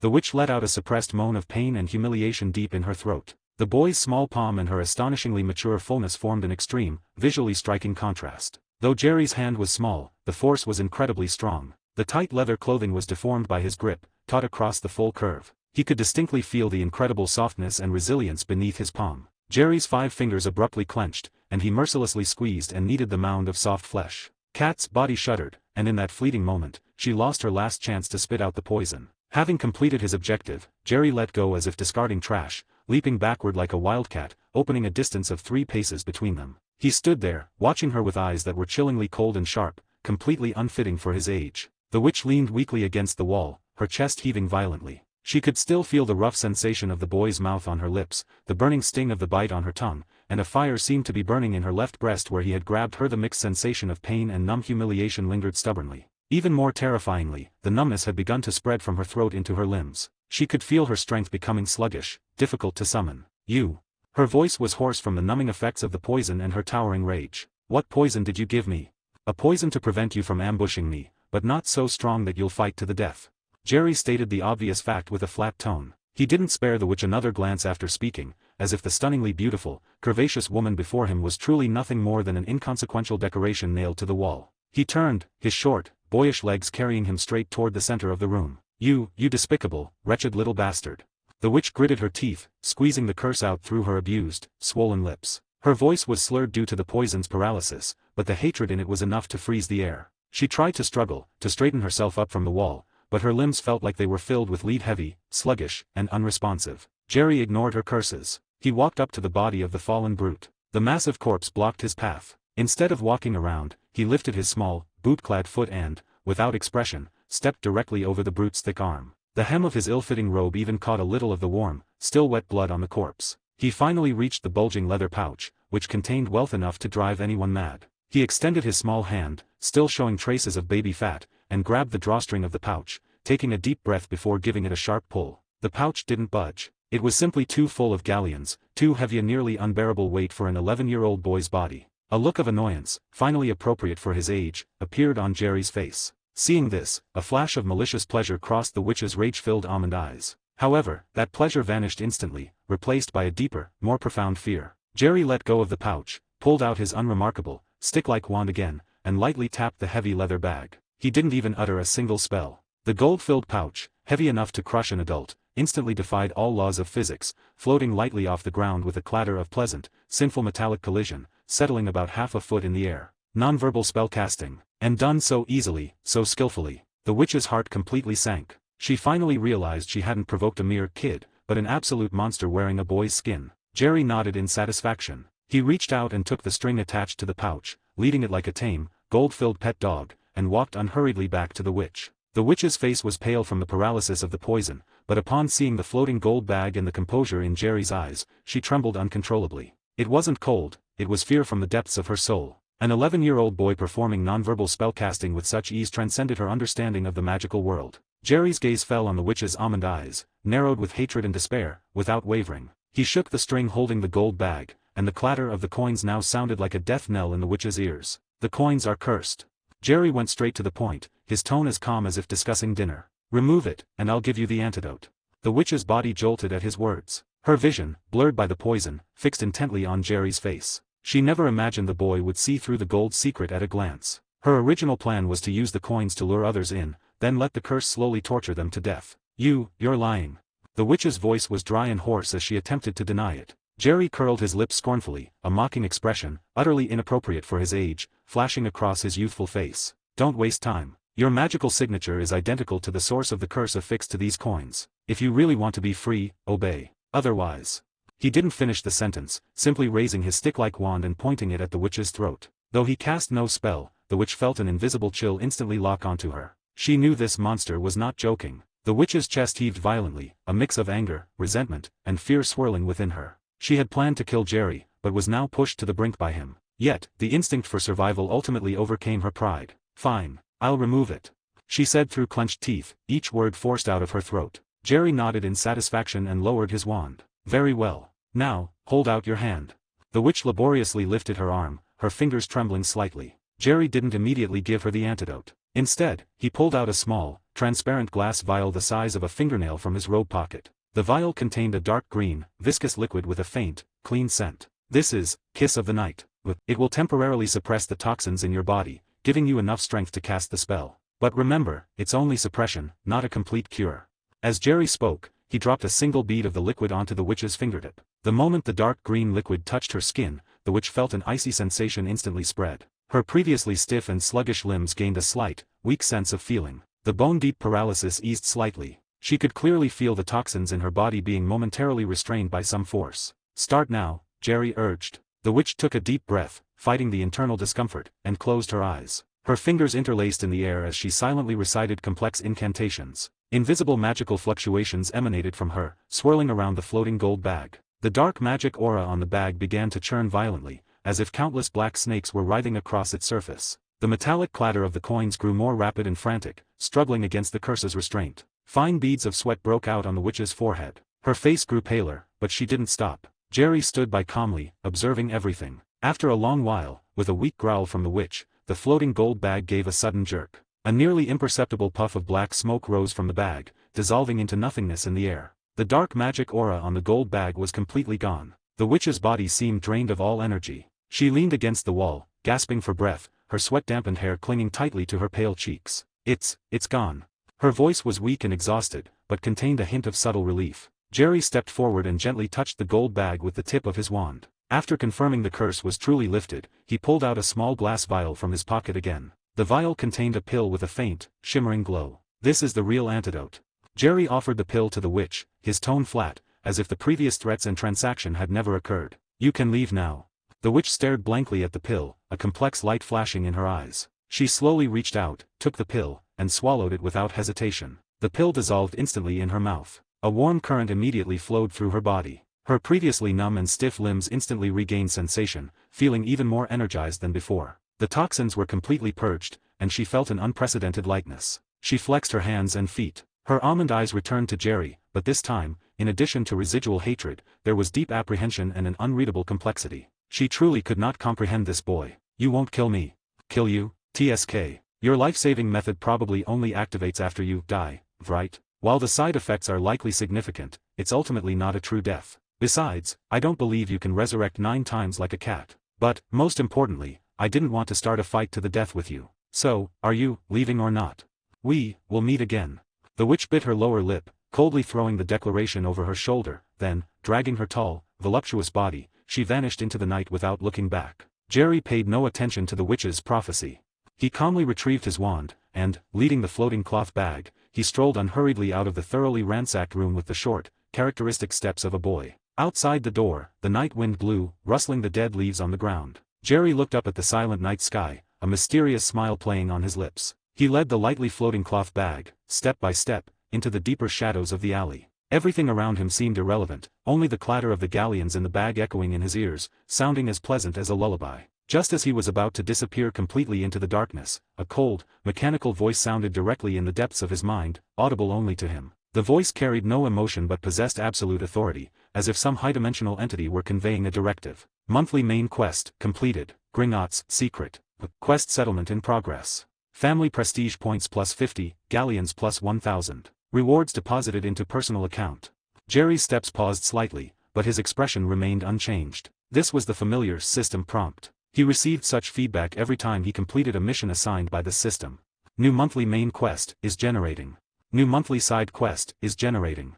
The cold voice continued, with brief pauses, as if performing complex calculations and deductions. Moments later, the new quest instructions, along with more detailed information, flashed before his eyes like a light screen, then quickly faded. Only the core content echoed in his consciousness. Side Quest 1, Prelude to Taming the Little Wildcat. Quest description, several interesting variables will appear on your path. A certain fiery-tempered, little wildcat, with unique magical talents is about to enter your sight. Her arrogance needs to be appropriately tamed for future use.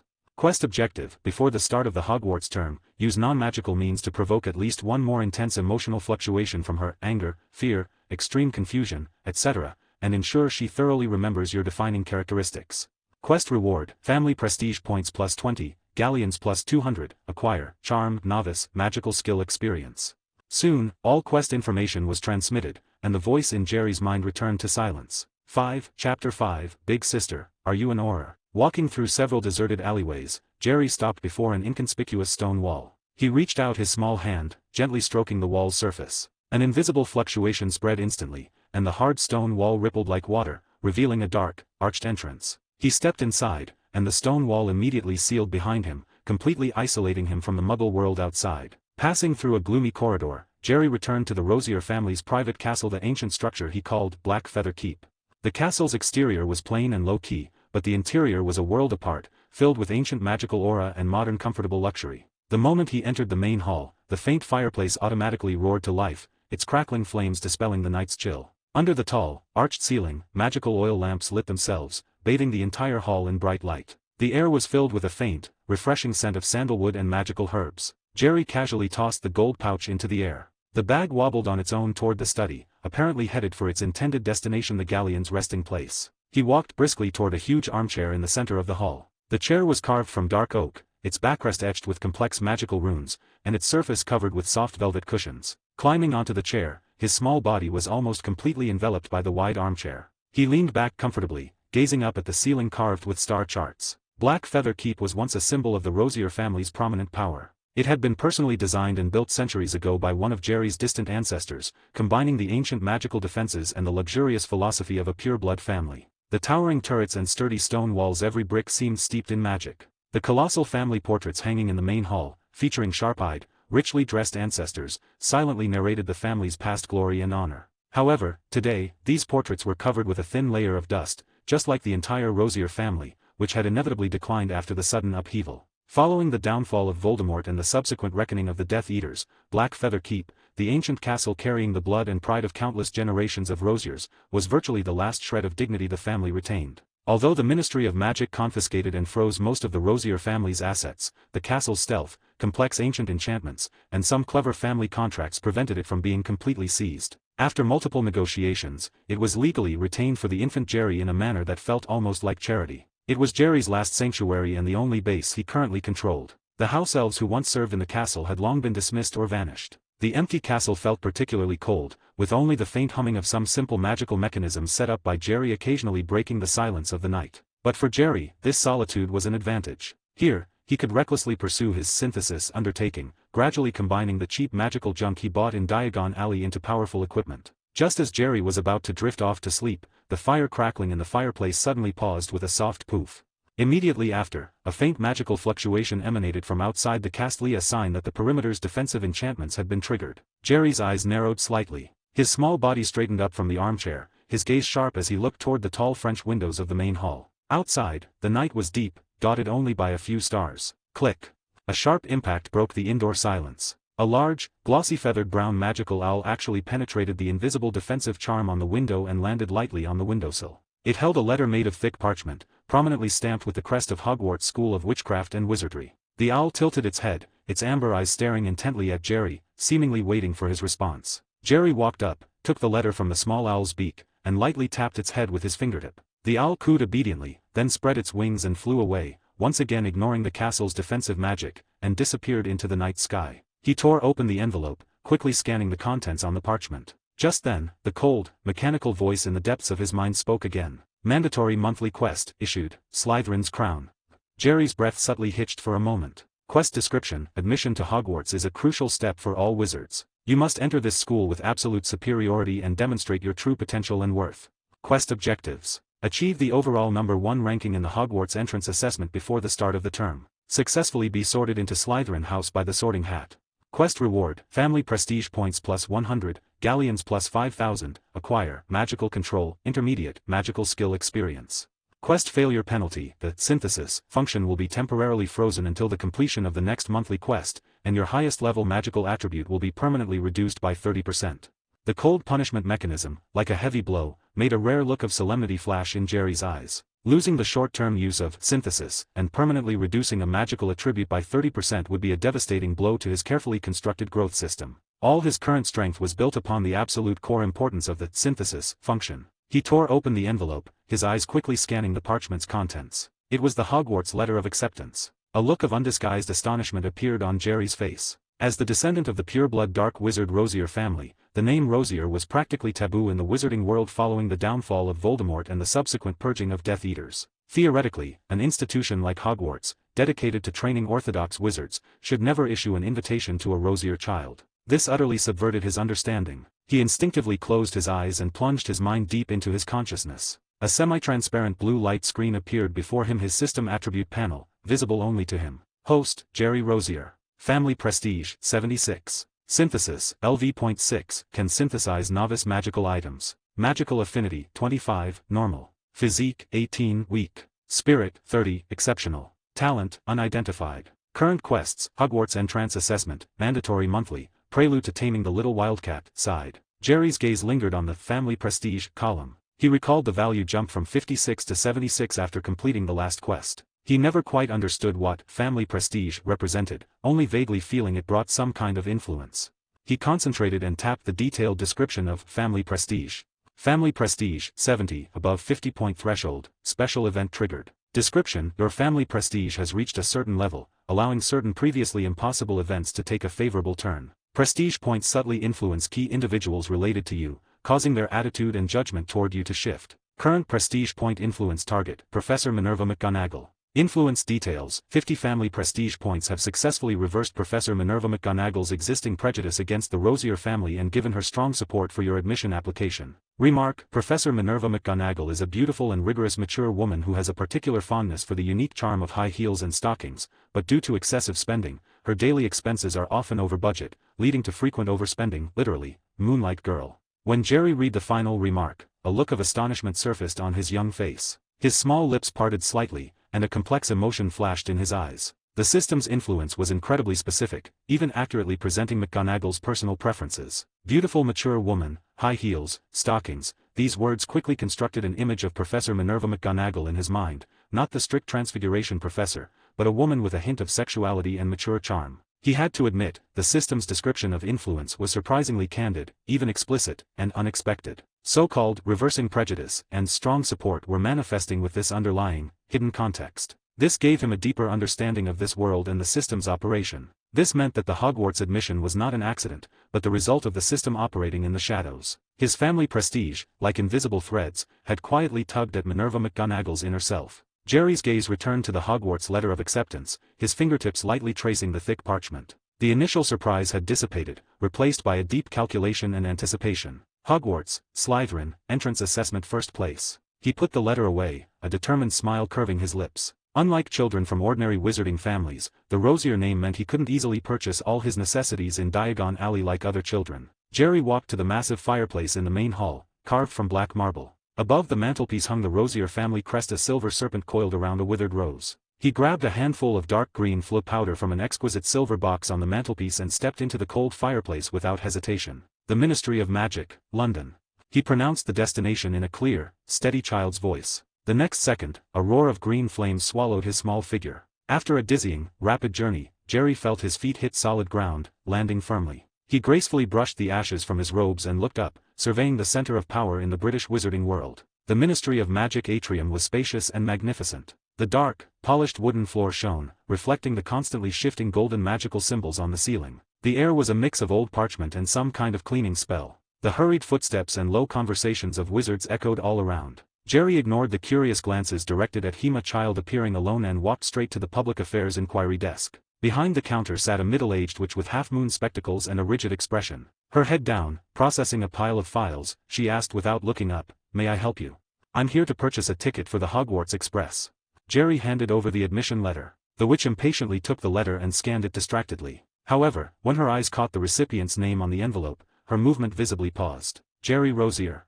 She looked up, her eyes sharp behind her lenses, scrutinizing the boy before her. Her tone carried unconcealed vigilance and distaste. "A Rosier?"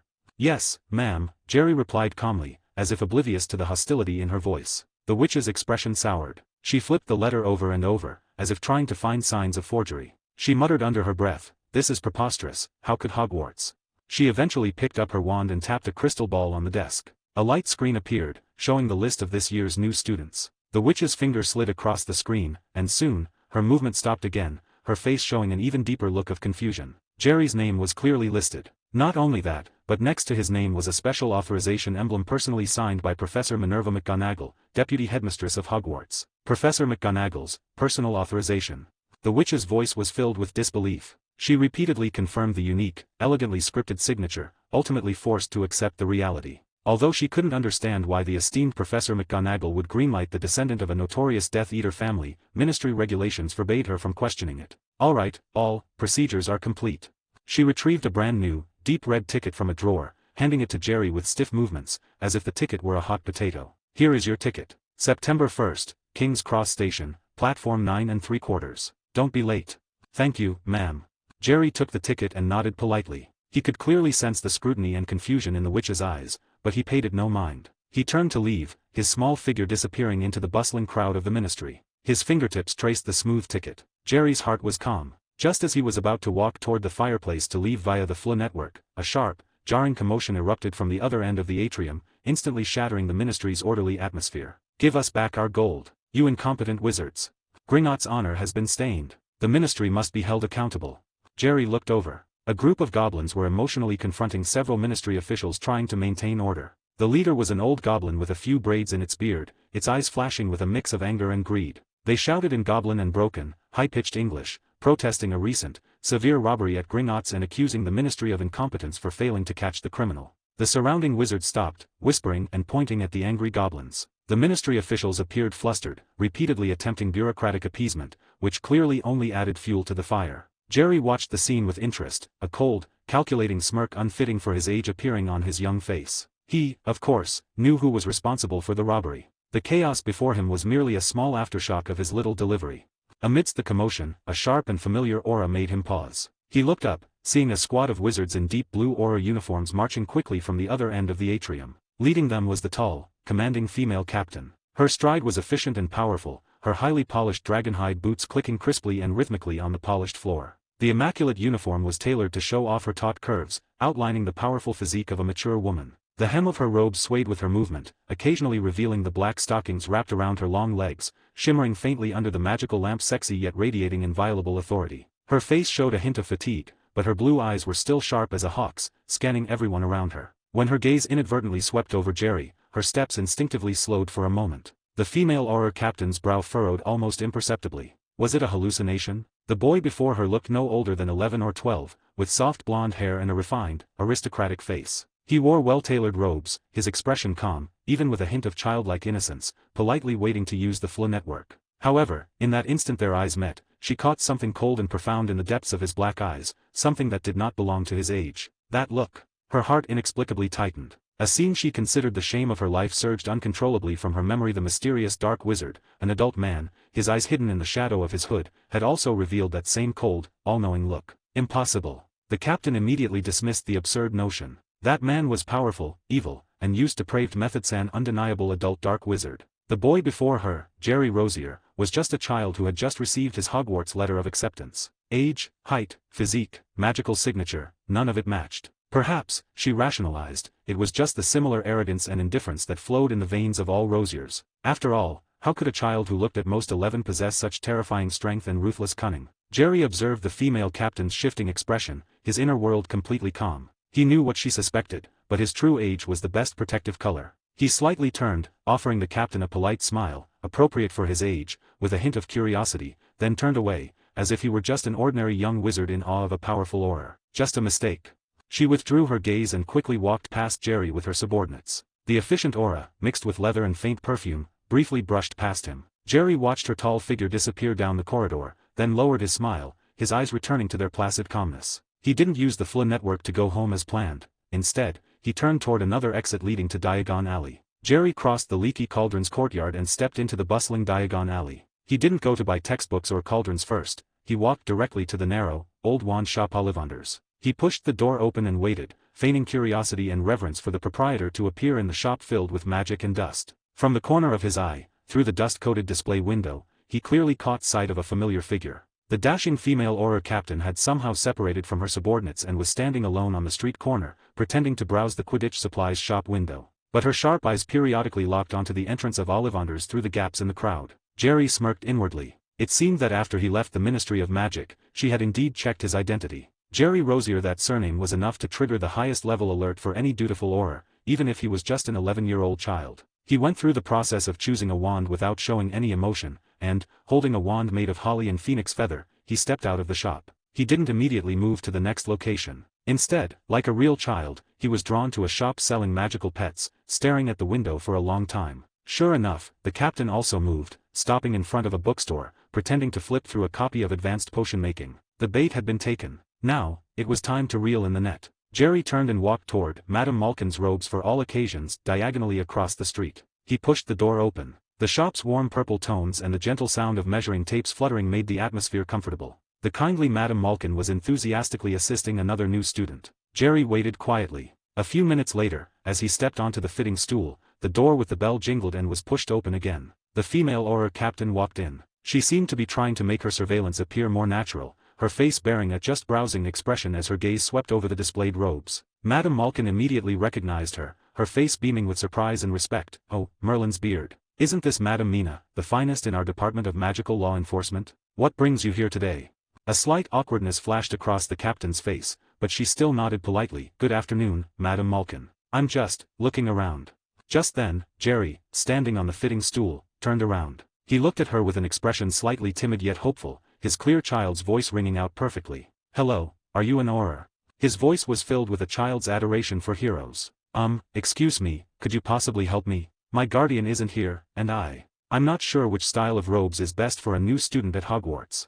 He placed himself in the most harmless, most vulnerable position, actively inviting the hunter. The captain's expression froze instantly. She looked at the boy before her, his small face tilted up, his eyes shining with innocent light, and for a moment, she didn't know how to respond. All her suspicion and vigilance seemed absurd and ridiculous in the face of his pure and direct request. Almost simultaneously, the cold system prompt sounded abruptly in Jerry's mind. Ding! Daily quest has refreshed. Quest name: the actor's self-cultivation. Quest objective: in the following interaction, completely dispel the female Auror captain's suspicions about you, making her believe you are merely a harmless, hero-worshipping ordinary boy. Quest reward, family prestige plus 10. Failure penalty, your identity will be reported to the Ministry's Security Office, officially classified as a high-risk surveillance subject, triggering the prerequisite for juvenile fugitive.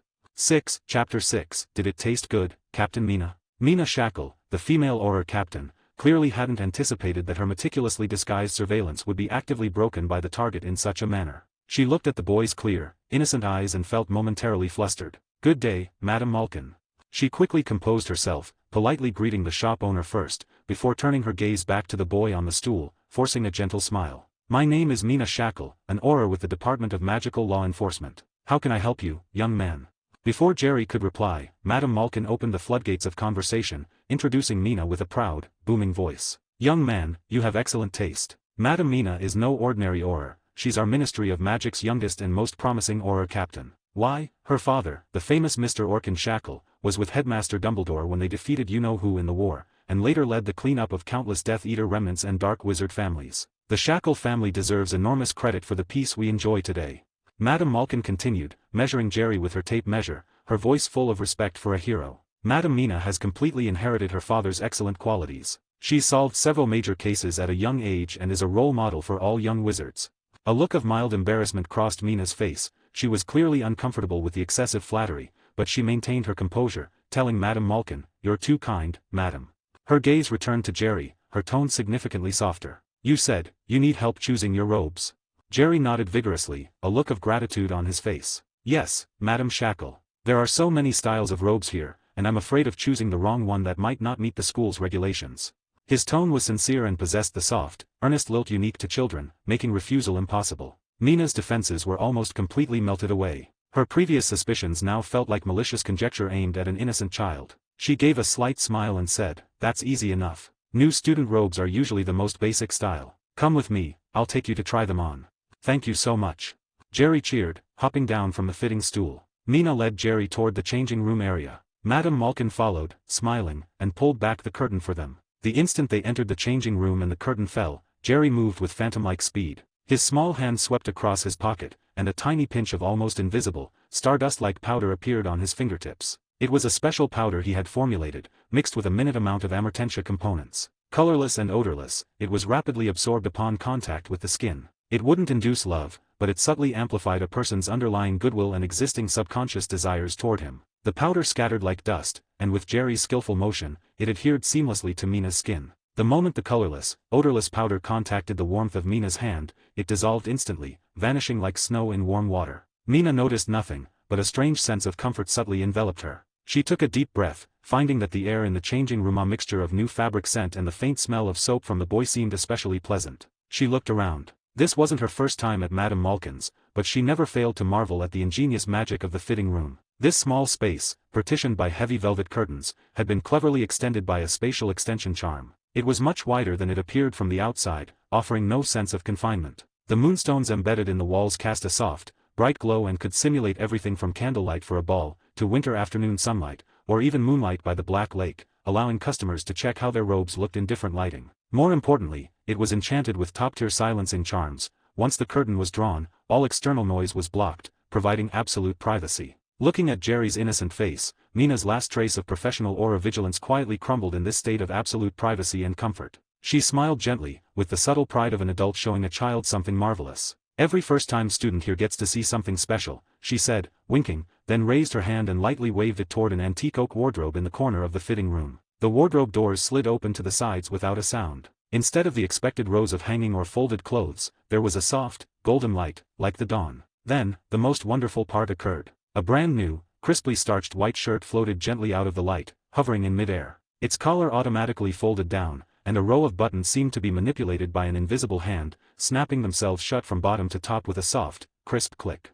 Next, a gray V-neck sweater floated out, settling softly over the white shirt, the necklines perfectly aligned. The tie was the most amusing. It slithered out of the golden light like a live snake, twisting deftly in front of Jerry. Its colors rapidly cycled between Gryffindor's scarlet and gold, Hufflepuff's yellow and black, Ravenclaw's blue and bronze, and Slytherin's green and silver, as if showing off all its possibilities. Finally, it settled on a neutral charcoal gray, tying itself into a standard, perfect Windsor knot in midair. Last to emerge was the plain black robe representing a Hogwarts first year. It floated out slowly, extending its sleeves as if offering a hug, then executed an elegant rotation, folding itself neatly, and hovering by Mina's hand, waiting for its new owner. Jerry played the part of an 11-year-old boy flawlessly. He opened his mouth just enough, his eyes shining with genuine astonishment and admiration, completely captivated by the wonders of the magical world. Seeing his reaction, the warmth in Mina's heart intensified. Her persistent doubts about his identity now completely vanished. This was just a boy, a poor, adorable child full of longing for the magical world. She felt a twinge of guilt for her earlier suspicions. "All right, little captivated gentleman," her voice carried a hint of affection and teasing she didn't realize was there. "The magic show is over. Now, it's your turn to see if they fit." Jerry took off his ill-fitting muggle jacket. The moment the jacket slipped off, Mina's breath hitched. The sight before her was completely different from the scrawny body she imagined an 11-year-old boy should have. The boy's frame was well-proportioned and long, his shoulders already showing the flat contours of an adult man. Through the thin, old t-shirt clinging to his body, she could clearly see the smooth, defined muscle lines of his chest and abdomen. It wasn't the exaggerated bulk of intense training, but an elegant physique full of explosive power, like a cheetah. Immaturity and strength formed a strange, captivating contrast on his body. However, what made Mina's heart clench was his inner wear, the faded t-shirt with a slightly worn collar, and the old briefs clinging tightly to his legs because they were too small. A wave of intense pity instantly washed over Mina. She suddenly remembered the boy's identity, the son of a deceased dark wizard, secretly monitored by the Ministry of Magic. Her professional defense line, as solid as a fortress, was breached by the pity mixed with the effects of the potion. "Here, let me help you." A tenderness she hadn't noticed entered Mina's voice. "There are a few steps to putting on this new student uniform. Don't mix them up." She naturally took the old t-shirt Jerry had removed, picked up the new white shirt, and began fastening the buttons for him herself. When Mina's fingertips occasionally brushed his warm, firm chest, her cheeks flushed slightly. The critical turning point occurred when she helped Jerry put on the brand new black trousers. As Mina crouched down to pull up the trousers, she reached deeper to help tuck the shirt in. At that exact moment, her palm unexpectedly made contact with something. Something, completely beyond her imagination in size. Her movements instantly froze. Through the thin cotton of the briefs, she could clearly feel a magnificent object, entirely inconsistent with the boy's 11 years, resting quietly between his legs. It was thick, substantial, and full of raw vitality. Even in its relaxed state, it formed a startling, heavy outline. Mina's entire palm was almost filled by its massive volume. Under her fingertips, she felt a scorching warmth and a sensation that was firm yet elastic. This was absolutely not something a boy should possess. A sudden rush of heat surged from her abdomen, sweeping through her entire body. Mina's cheeks instantly turned crimson, her heart pounding like a drum. Her mind went blank. Instinct told her to snatch her hand back as if burned, but the strange, powerful sensation beneath her palm seemed to possess a magic that kept her rooted. "Ma'am, what's wrong?"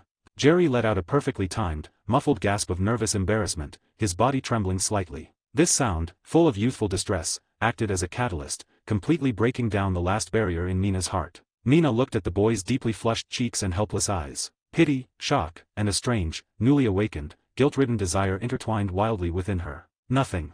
Not only did Mina not withdraw her hand, but as if to confirm, she unconsciously curled her fingers slightly. That clasp made her feel the astonishing size and weight even more clearly. Mina's breathing grew shallow. She forced herself to look away, but her voice was strained from trying to suppress her emotions. "These are too old. All clothing on the Hogwarts equipment list should be new. Come on, take these off. Madame Malkin must have spares." Her reason sounded impeccable, filled with kind intentions for a poor young wizard. Jerry's face flushed deeper. He lowered his head, his voice barely a whisper, "Okay." He obediently turned his back to Mina, fumbling as he peeled off the old, faded briefs. When the last bit of fabric slipped away, the giant object that had been tightly confined was finally, completely, exposed to Mina in the warm air. It was even thicker and more magnificent than Mina had felt through the fabric. The root, unlike that of a child, already showed signs of awakening from the touch, hanging half erect between Jerry's legs. Under the influence of the potion, Mina's throat instantly went dry. A shiver of feminine instinct, mixed with fear and yearning, shot up her spine to her brain. On an impulse, she reached out. This time, there was no fabric barrier. Her warm fingertip gently touched the fiery hot tip of the root. Jerry's body jerked suddenly, an uncontrollable groan escaping his throat. Mina took encouragement from his reaction, her boldness increasing. Her palm slowly enveloped the astonishing shaft. The sensation beneath her fingers was hard as iron, and the temperature was alarmingly high. At that moment, Jerry's sensitive body could no longer endure the strange, intense stimulation. He abruptly thrust his hips, and a hot, sudden stream erupted from the tip, shooting straight forward. Mina's aura-level reaction speed was fully evident. She didn't even have time to think, her hand moved instinctively. She curled her fingers, palm up, like a small cup, accurately catching all the surging, thick fluid. The warm, viscous sensation instantly filled her palm. "Ah, ma'am, I'm sorry. I didn't mean to. Jerry's panicked, crying shout was jarringly loud in the absolute silence of the changing room. The sound pierced the silencing charm and clearly reached the outside. Madam Mina, are you all right in there? What happened? Madam Malkin's voice immediately called from behind the curtain, accompanied by hurried footsteps, as if she were about to draw the curtain and enter. Mina's heart leaped to her throat. She stared at the milky white, thick liquid in her palm, emitting a slightly salty, musky scent. Her mind raced. The fluid was so obvious, she couldn't possibly wipe it away instantly. If Madam Malkin saw a female auror holding this, the consequences were unthinkable. Her career, her reputation, even the honor of the Shackle family would be ruined in this instant. Seeing the curtain about to be pulled back, with the light filtering through already visible, Mina made a decision that even she could barely believe, the most insane decision possible. Without a second of hesitation, she quickly brought her hand to her mouth. Just before the curtain was fully opened, she tipped her head back, closed her eyes, and swallowed every bit of the thick, warm liquid in her palm. The slightly salty musk and the warm, viscous sensation spread across Mina's tongue. A wave of nausea, mixed with humiliation and absurdity, rushed to her stomach. But at this moment, her mind was exceptionally clear. All her senses were focused on the curtain about to be drawn. The curtain was pulled back with a whoosh. Madam Malkin poked half her body in, her face full of concern. Madam Mina, I thought I heard. It's nothing. Mina cut her off almost instantly. She subtly turned her body, cleverly blocking Madam Malkin's view of Jerry's lower half. She forced a composed smile, though her overly flushed cheeks and slightly rapid breathing betrayed a hint of unnaturalness. The boy accidentally knocked his knee on the edge of the fitting stool just now. He was startled, that's all. Mina's voice was even, sounding like she was stating a perfectly ordinary minor incident. Jerry played his part skillfully, too. He immediately sniffled, one hand clutching his knee, the other tightly gripping Mina's robe hem, looking like a pitiful child seeking comfort after a scare. Madam Malkin, seeing the situation, immediately understood. She looked at Mina with complete trust, showing no suspicion. In her mind, it made perfect sense. Who was Mina Shackle? How could such a renowned young auror do anything improper to an 11-year-old child? Her willingness to personally accompany the boy to try on robes was already immense kindness. The boy getting startled and her offering comfort was entirely normal. Oh, I see. You must be careful. Madam Malkin relaxed, her tone becoming gentle again. Her eyes fell on Jerry's bare legs, and she remembered the real reason they were there. My apologies, I forgot. This young man also needs a properly fitting pair of briefs. Madam Mina, please wait, I'll go fetch a few of our most comfortable and breathable dragonhide cotton blends for him to choose from.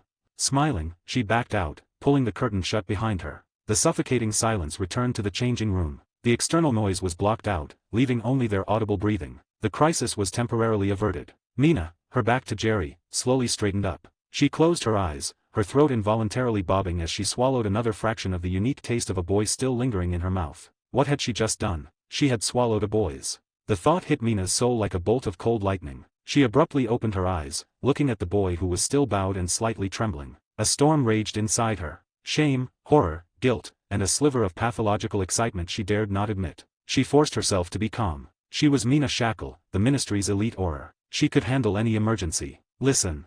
Her voice was husky but exceptionally steady. Jerry, what happened just now was an accident. You're still young, your body is developing. This is a normal physiological reaction. You don't need to be afraid or ashamed.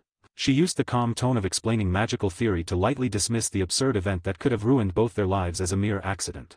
Jerry looked up timidly, nodding. Mina pulled a clean handkerchief from her pocket. She crouched down, her movements slightly stiff, and wiped away the residue clinging to Jerry's thighs. When the handkerchief touched the part that was already starting to soften, but still of a shocking size, her fingertips involuntarily trembled. Just then, Madam Malkin returned with several brand new pairs of briefs. The rest of the process proceeded surprisingly smoothly. Mina, with a near-professional eye, quickly selected the most suitable size for Jerry. However, things didn't end there. Madam. Mina addressed Madam Malkin, her tone leaving no room for argument. In addition to this standard uniform, please prepare a set of winter weight robes, a formal dress robe, and 2 sets of casual robes for daily wear for this young man. I want the finest quality of everything. Madam Malkin was surprised but, seeing Mina's firm gaze, immediately went to comply. When a large pile of beautifully packaged clothes was brought to the counter, Jerry quickly pulled out a thin money pouch, intending to pay. That's enough, young man. A warm hand pressed down on his money pouch. It was Mina. These are all on me. Mina looked at Jerry, her expression complex. Consider it, a going-away gift from an elder to a promising junior. She didn't know her motive was it pity, guilt, or some subconscious desire to compensate for her insane act moments ago. Mina only knew she had to do this. With that, she calmly took out her galleons and paid the entire bill. The two emerged from the robe shop laden with bags. As they parted ways at the entrance, Mina gave Jerry a deep look. Study hard at school, Jerry, she said. We'll see each other again. With that, she turned and quickly vanished into the crowd, her retreating back showing a hint of hurried flight. Jerry stood rooted to the spot, watching her disappear. The innocent expression on his face gradually faded, replaced by a deep, age-inappropriate smile. It was then that the cold, familiar system prompt sounded in his mind. Ding. Quest complete. Quest name, the actor's self-cultivation. Quest objective, in the following interaction, completely dispel the female Auror captain's suspicions about you, making her believe you are merely a harmless, hero-worshipping ordinary boy. Achieved. Quest reward, family prestige plus 10. Penalty, identity reported to the Ministry's Security Office, officially classified as a high-risk surveillance subject. Avoided. Did it taste good? Madam Mina. 7. Chapter 7. Madam, you wouldn't want the Ministry to know about your dealings with a dark wizard, would you? Sunlight spilled onto the cobblestone streets of Diagon Alley, bustling with people. Jerry resumed his facade of pure innocence, his eyes wide with an appropriate mix of curiosity and excitement. Pushing a cart laden with his new clothes, he headed straight for the enormous building piled high with books flourish and blots. Just as he reached the bookstore entrance, a wave of unstable magical energy washed over him, accompanied by a faint smell of burning. A few young wizards, who looked to be about his age, were gathered nearby, their faces flushed, apparently attempting some kind of spell. Among them was a round-faced girl with fluffy blonde hair. She was holding her wand, earnestly trying to cast a spell on a display stand holding the Standard Book of Spells, Grade 1. However, her magic was clearly unstable, still in the nascent stage. Levioso. The girl, Hannah, shouted. But instead of hitting the bookshelf, a wobbly streak of purple smoke shot from her wand tip and hit the feather quill cart beside Jerry with a bang. Jerry felt the surge of magic but didn't dodge. He wasn't sure if Mina had truly left. Even though the system claimed Mina was no longer suspicious of him, what if she hadn't? So, he stood his ground. But even without actively dodging, the spell missed him. He pretended to be rocked by the blast, the handcart in his grasp nearly slipping away. His eyes widened, his face showing a look of being startled. But the next second, his body reacted faster than thought, rushing straight toward the quill cart. Fire! He exclaimed, his voice laced with the specific panic of a young boy. The quill vendor was frantically waving his wand, trying to cast augmenti to extinguish the flames, but he was clearly flustered, and the spell was sputtering. Jerry acted fast, grabbing a canvas bag filled with sequins and beads next to him, ignoring whose goods they were, and slammed it down onto the smoking quill cart. With a few crackling sounds, the sequins and beads scattered, but the canvas bag itself landed precisely on the quills that had caught fire, temporarily cutting off the air supply. The flames were immediately suppressed. The vendor looked stunned, then gratefully at Jerry, finally successfully casting augmenti. A clear stream of water accurately doused the embers, extinguishing the last wisp of smoke. Thank you. The vendor gasped. Just helping out. Jerry brushed the dust from his hands, giving the vendor a slightly shy but sensible smile. At this point, the round-faced girl, Hannah, walked up to Jerry, her cheeks bright red, her eyes filled with obvious guilt. I'm sorry. I didn't mean to. My spell is always a bit disobedient, she stammered, her gaze anxiously fixed on the ground. Jerry tilted his head. His clear, innocent eyes sparkled, showing no blame whatsoever. He looked at the wand in Hannah's hand, then curiously at the scorched cart, his face radiating an endless fascination with magic. It's okay. Is that your wand? It's really beautiful. He lowered his voice, but loud enough for the surrounding young wizards to hear, his tone a perfect mix of awe and admiration. It's the first time I've seen such a powerful spell. Expecto Patronum sounds so cool. Hannah Abbott was thrown off balance by his words. The guilt on her face slightly receded, replaced by a hint of small pride. That's not Expecto Patronum. Only older students can learn that, she blushed, explaining softly. I was just trying the levitation charm. She pointed to the display copy of the Standard Book of Spells, Grade 1, looking mortified. Jerry blinked, his eyes shining even brighter. Wow, the levitation charm is super amazing too. You're going to be a great witch.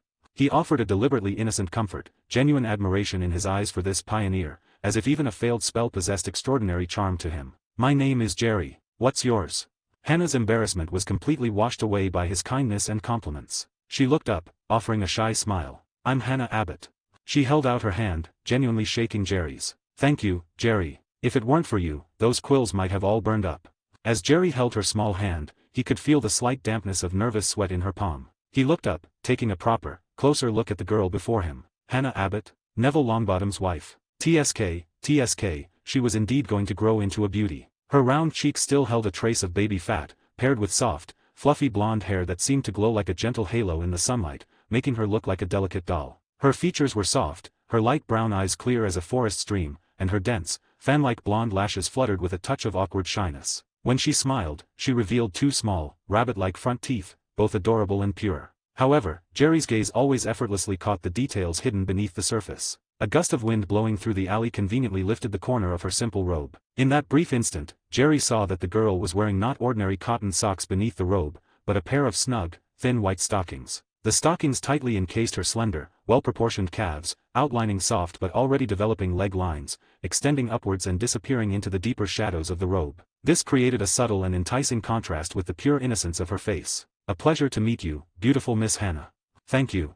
Just as Hannah Abbott's smile blossomed like a flower and the two were about to continue their conversation, a crisp, rhythmic tap sound echoed from a distance, striking the cobblestones with an undeniable air of arrogance. The sound drew everyone's attention. Jerry and Hannah looked toward the source. A noblewoman, leading a blonde boy, was gracefully approaching Flourish and Blots. The lady wore a sweeping robe of deep green velvet, expertly tailored to perfectly contour her mature, voluptuous figure. She walked slowly, each step seemingly calculated, her feet encased in sharp high heels that made her already tall frame appear even more statuesque. Her face carried the characteristic, aloof distance of the aristocracy, yet her slightly arched brow bone subtly betrayed a certain allure unique to mature women. When her gaze occasionally swept over the surroundings, it was both like surveying her domain and silently declaring her charm. A gust of wind lifted the wide hem of her robe, revealing the beautifully contoured calves and ankles wrapped in stockings underneath. The sheen of the stockings flashed in the sunlight, appearing both noble and sexy. The boy accompanying her had perfectly inherited the family's arrogance. He held his pointed chin high, his pale face filled with disgust, as if everything in Diagon Alley was intolerable.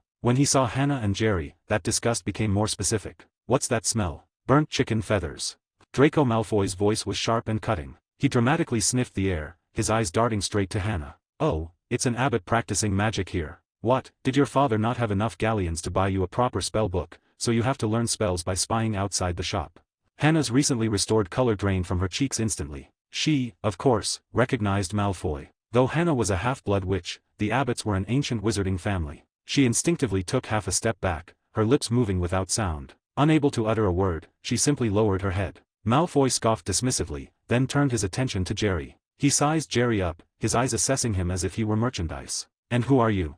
His tone was laced with unconcealed mockery. "Judging by those robes, you must have dug them out of a second-hand shop. What, are your parents mudbloods, or not even wizards? Hanging out with an abbot, how fitting." Throughout this, Narcissa had not uttered a single word. She simply stopped, watching the little drama unfold from her superior height, a near-invisible, approving smile playing on her lips. Jerry did not retreat like Hannah. The Malfoy family. Mere contemptible fence-sitters. Oh, wait. It seemed that among the IOUs left by his cheap, deceased father, there was one from the Malfoy family. What a coincidence. "You are very rude, but unfortunately, my clothes were not bought from a second-hand shop." Jerry's voice was calm, carrying the specific stubbornness of a boy. He extended his finger, pointing to his chest, where a faint emblem was embroidered. Although old, its complex pattern and ancient style still hinted at past glory. "My name is Jerry Rosier, and this is our family crest." Rosier. The name exploded in that small corner of Diagon Alley like a sudden thunderclap. The faces of the surrounding young wizards who vaguely heard it instantly froze in shock and unconcealed fear. Hannah Abbott's face went completely pale. The hand that had been holding Jerry's now unconsciously let go, and she even took a step back, her eyes wide with alarm. The innocence in her gaze was gone, replaced only by unexpected terror. The Rosier family, the only pure-blood family to be completely purged, nearly wiped out, for their involvement in dark arts. Their name held no pleasant associations in the wizarding world. However, no one's reaction was as quick or profound as Narcissa Malfoy's. Her cold blue eyes sharply constricted the instant she heard the name Rosier, a visible flicker of emotion crossing their depths. The previous aloof superiority and the playful amusement at her son's cheekiness were instantly scattered as if by a cold wind. Narcissa's gaze was no longer a casual glance but carried a sense of long-ago memory and subtle nostalgia as she meticulously examined Jerry's young face, as if trying to find the shadow of an old friend in his childish features. Jerry's dark, clear eyes and his thin, but faintly strong posture were remarkably reminiscent of a deceased figure. "Rosier." Narcissa's voice was very soft, almost ethereal, as if coming from the depths of a distant memory. She clearly remembered Jerry's father, the friend who had once been so spirited at Hogwarts alongside her brother, Severus. She had even hidden in a corner and wept silently at their wedding over a lost, youthful infatuation. Even years later, after she had married Lucius and become the mistress of Malfoy Manor, she sometimes thought of that man when she woke up in the middle of the night. Yet, standing before her now was a boy in ordinary clothes, so frail he looked like a gust of wind could blow him over. She was jealous. She was jealous that Jerry possessed the man's complete bloodline. This was a twisted and secret emotion that now made her want to tear apart this purity before her and smear it with the characteristic disdain and arrogance of the Malfoy family. "Rosier."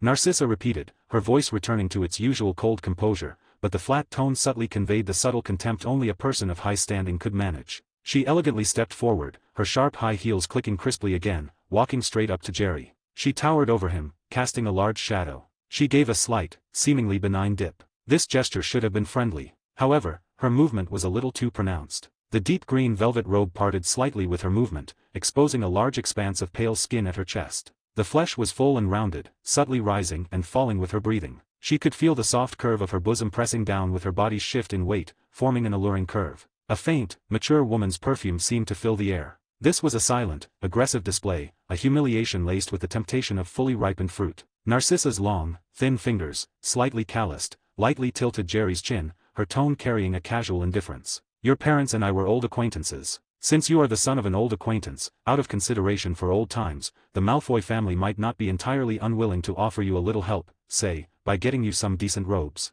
She paused, a slight curve appearing on her lips. Her eyes locked onto Jerry, as if trying to see right through him. After all, the Rosier family, is practically penniless now. Jerry's chin was held by the cool fingertips, forcing him to meet her cold, slightly mocking blue eyes. He smelled her perfume and saw the dazzling whiteness deep within her neckline. His young face showed no shyness or embarrassment. His dark eyes were as calm as stars in the night sky, startlingly composed. He lightly but firmly pushed Narcissa's hand away, the movement polite and decisive, without any hesitation. He looked directly at the proud woman before him, speaking slowly and deliberately. His voice, though young, carried weight. Penniless. His gaze seemed to penetrate Narcissa's luxurious robes and exquisite jewelry, looking far beyond. Respected Madame Malfoy, I recall. A smile, unfitting for his age, played on Jerry's lips. The Rosier family ledgers clearly record that the Malfoy family borrowed a huge sum of money from my family 17 years ago. Calculated with interest, now. He paused, offering her a slight, apologetic smile. It probably won't be settled with a little help. In fact, it's you who owes me a considerable amount of money. Jerry's voice was very low, a mere thread, almost completely drowned out by the surrounding marketplace bustle. Only Narcissa and Jerry, standing so close, could clearly hear the casually spoken words that weighed 1,000 pounds. Draco, completely unaware, continued to pout smugly. Hannah Abbott buried her head completely, lost in her own complicated emotions. However, Narcissa heard every word distinctly. Her cool blue pupils suddenly constricted, nearly forming a dangerous point. She maintained her towering posture, but her spine instantly went rigid, as if an invisible hand were choking her. The perfect aristocratic poise suffered an infinitesimally small, almost negligible fracture. She unconsciously clenched her hand, her fingertips digging into the thick flesh of her palm. The usual indifference on her face vanished, replaced by a sharp scrutiny and a rare trace of unease. A huge sum 17 years ago. Countless thoughts flashed through her mind. The fall of the Rosier family was not sudden. Certain financial dealings involving specific individuals naturally had to be kept private. The Malfoy family did have some capital maneuvers during that time for certain investments. If Jerry spoke the truth, this would be a bomb that could explode at any moment. She lowered her gaze, scanning Jerry's young but shrewd face. Every word that came from the child's mouth silently chipped away at her proud mask. Her slender fingers unconsciously rested on the edge of the large expanse of pale skin at her chest, which subtly trembled with her anxious breathing. She suddenly bent down until her aggressively blue eyes were level with Jerry's. The subtle scent of the mature woman grew stronger, vaguely tinged with the intensity of musk. Her breath was close but devoid of warmth, instead feeling like a sharp knife attempting to dissect the child before her. I'd like to know. Narcissa's voice remained soft but carried an unquestionable chill. How does a baby who knew nothing at the time know about these family secrets? Her lips curved into a smile again, but this time, it was no longer the playful amusement from before, but a mix of scrutiny and a dangerous curiosity. Her long legs, encased in black stockings beneath her robe, became more defined as she bent, like a predatory beast ready to spring. Facing Narcissa's cold, scrutinizing blue eyes, Jerry did something completely unexpected. He lightly took a step back. The step was incredibly subtle, almost elegant, effortlessly distancing himself from the oppressive range of Narcissa's presence. He was like a feather drifting leisurely away from the poised claws of a beast. The calm and profound shrewdness in his dark eyes, which had been present during the confrontation with Narcissa, instantly faded as if it had never existed. Then, he completely ignored Madame Malfoy, who was still bent over, her body curves exposed, her expression frozen on her face. His gaze softened as he turned to the terrified Hannah Abbott, and a pure, brilliant smile, befitting his age, bloomed on his face once more. Hannah. His voice was clear and warm again. I'm going to buy books now. It was great meeting you. See you next time.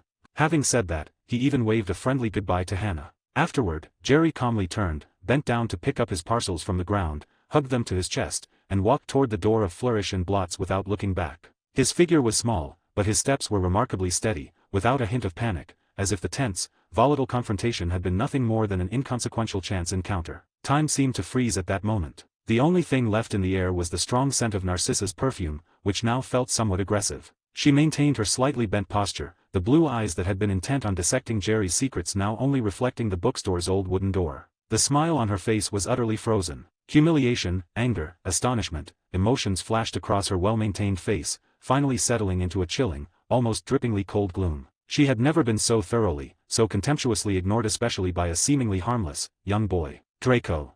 Narcissa's voice regained its customary coldness and authority, though the tone carried a subtle tension. She didn't explain or acknowledge Draco's questioning look, simply patting his slightly rigid shoulder. Go wait for me at the wand shop in Diagon Alley. I need to go into Flourish and Blots to look at a few books. Remember, no mischief without my permission.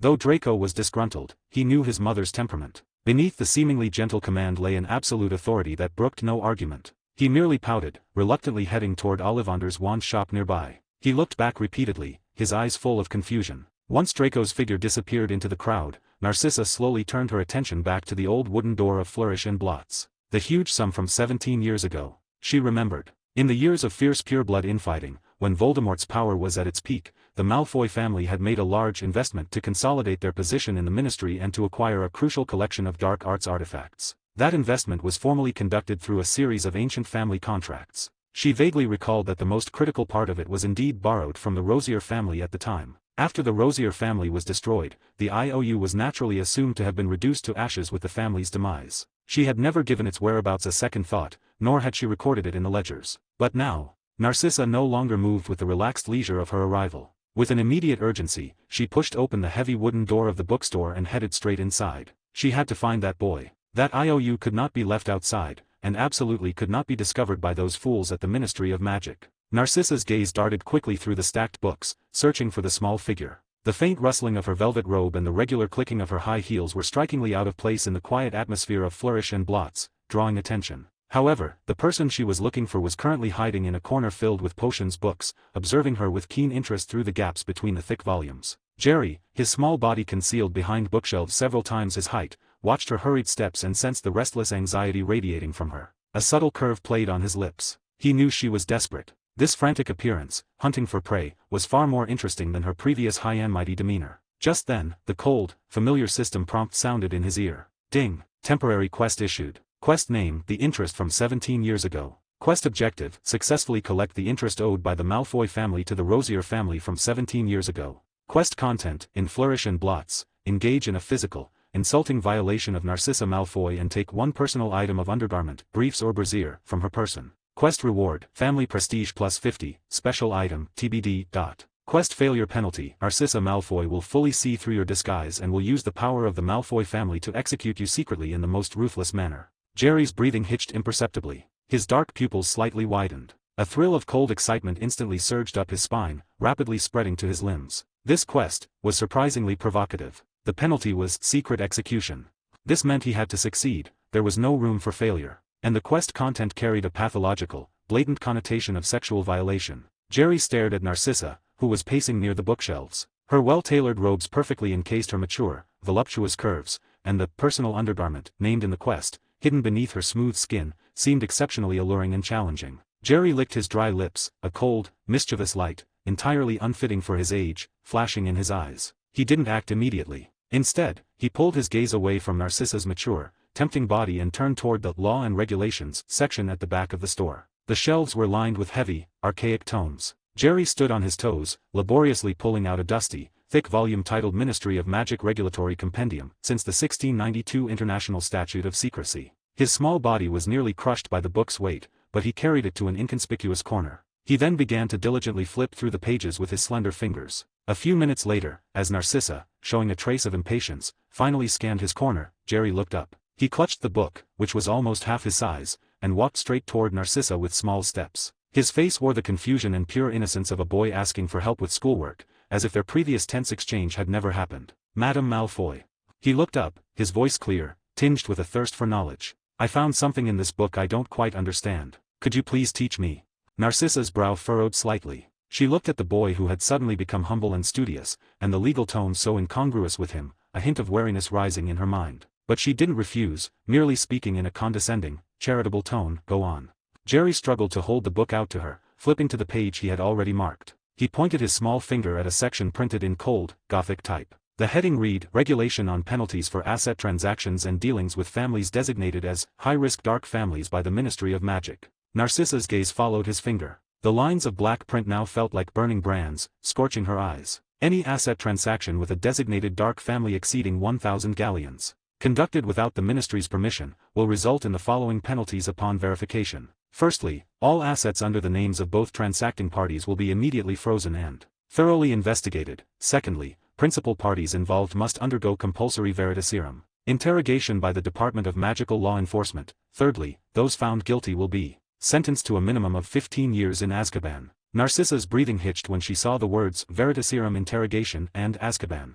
Her face visibly paled. For the first time, undisguised terror surfaced in her eyes, usually marked by aloofness and arrogance. She could feel her heart pounding frantically in her chest, and a chilling coldness rushed through her limbs. Her long legs, encased in black stockings beneath her velvet robe, involuntarily tensed, the muscle lines becoming noticeably clear due to the extreme tension. Jerry acted as if he hadn't noticed her distress at all. He looked up with a more confused expression and softly asked, "Madam, I don't quite understand. What does dark families here refer to? Is it families like mine? That would be truly unfortunate."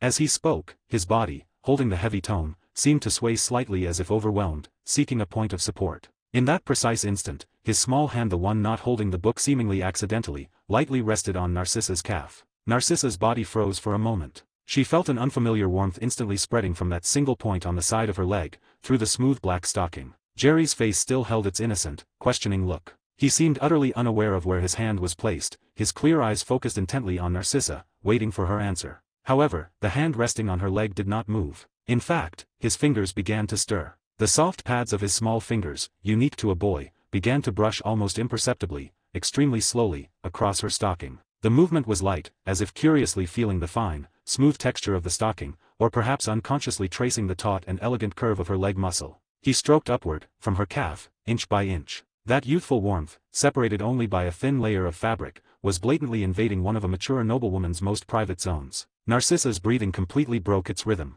An indescribable sensation of tingling and humiliation, like climbing vines, wildly spread upward from the point of contact. Her mind was already reeling from the legal text, yet her body was simultaneously seized by a subtle tremor from this sudden, sacrilegious caress. She could feel her leg muscles involuntarily contracting, but she dared not make any large movement. If she retreated even slightly or spoke a harsh word, the eyes of the other wizards pretending to read nearby would immediately be drawn to them. What would people see then? She couldn't move. She was pinned to the spot. The confused expression in Jerry's eyes deepened. He even slightly pouted, as if distressed by the lack of an answer. "Madam, surely, you know the answer."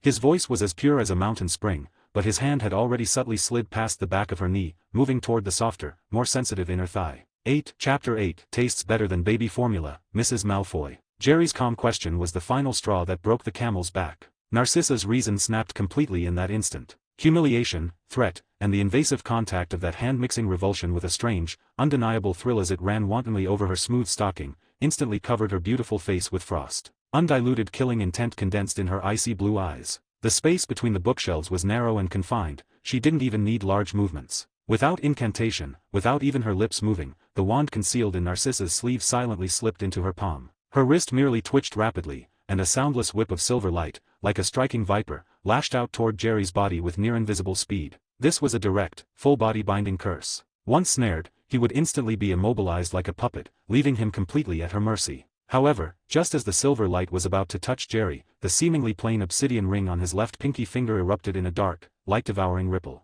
The silver whip struck the ripple, emitting a faint, sizzling sound like oil hitting cold water, and vanished without a trace. Narcissa's pupils violently contracted. A magical protective artifact.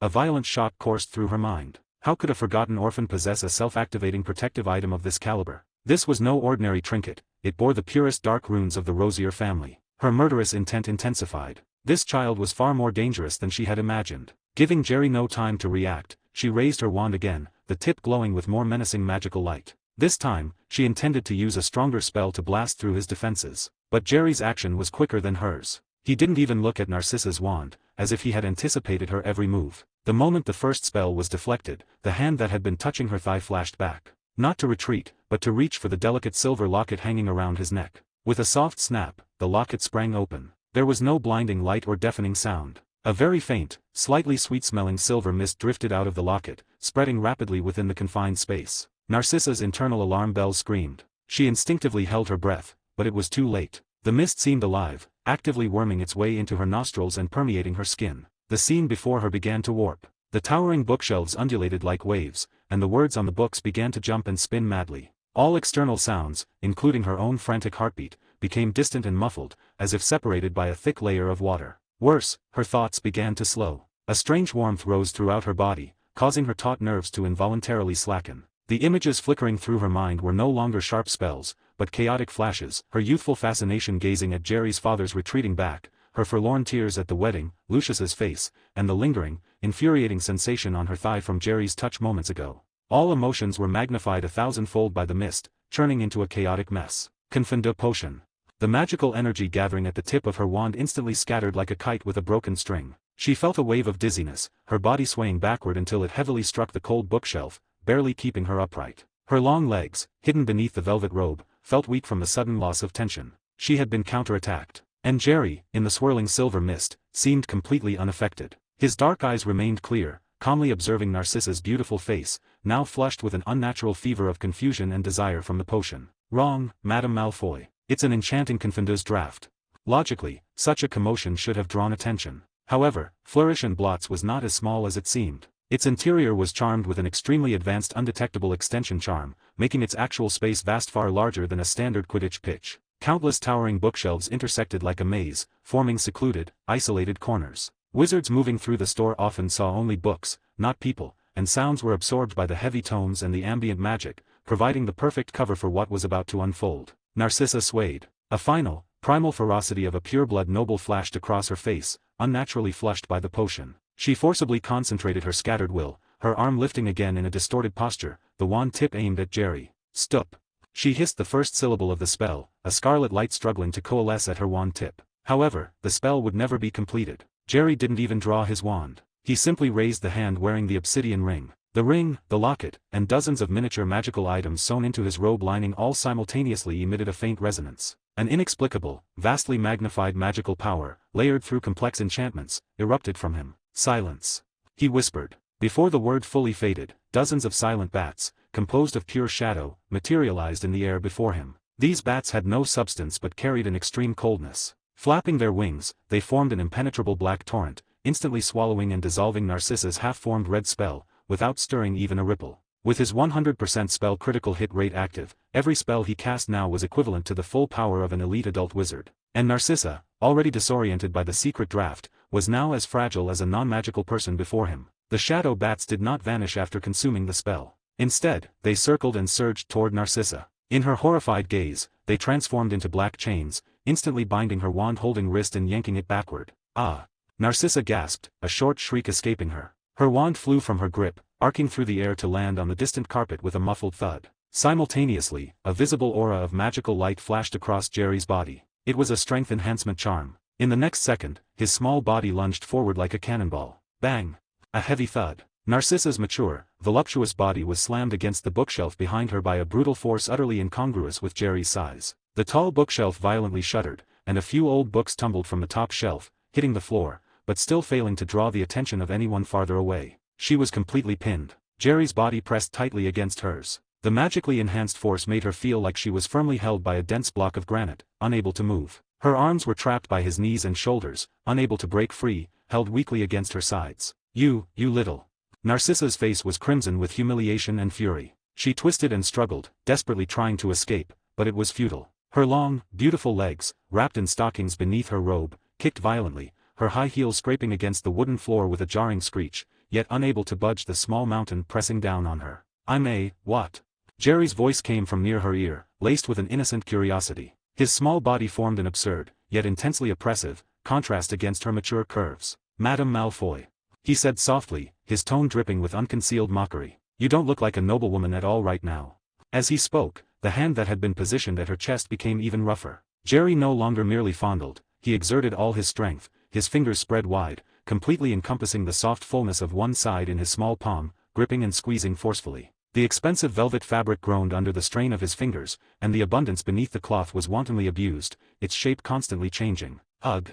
A choked whimper, a mix of pain and shame, escaped Narcissa's throat again. Her body fiercely arched in response to the rough handling, trying to escape the magical claw, but Jerry's brute force quickly pressed her back down. She could feel the sensitive tip of her breast, through several layers of fabric, being maliciously ground by his knuckles. A sharp, searing pain and a thousandfold magnified sense of shame flooded her mind, leaving it blank. Her cheeks were so flushed they looked ready to burst. Her eyes blurred with involuntary tears. Her body was protesting, rejecting, every muscle screaming defiance, but under the dual suppression of absolute strength and the drug, it was all so futile, instead seeming like a helpless, perverse performance for her aggressor. "Tell me, madam, do you feel hot right now? Is your body disobedient?" His other hand was not idle. The free hand slid down the curve of her pinned body, over her soft waist, finally resting on her flat abdomen, which was rapidly rising and falling with her panicked breaths. The two contrasting sensations, the rough violation of her chest and the soft teasing of her abdomen, were driving Narcissa insane. Her body wouldn't stop trembling, both from anger and the ill-timed shivers caused by the damnable potion. The hand drawing circles on her lower abdomen suddenly stopped. He didn't offer any more verbal taunts. Instead, he made a more direct, invasive move to declare his absolute dominance. The small hand, with undeniable force, roughly slipped beneath the hem of her opulent robe, traveling up her smooth, cool back, searching. After the sleek feel of a silk slip, his fingertips quickly encountered the barrier of lace and metal crossing her back. Narcissa's body immediately stiffened. She instantly understood his intention. "No!"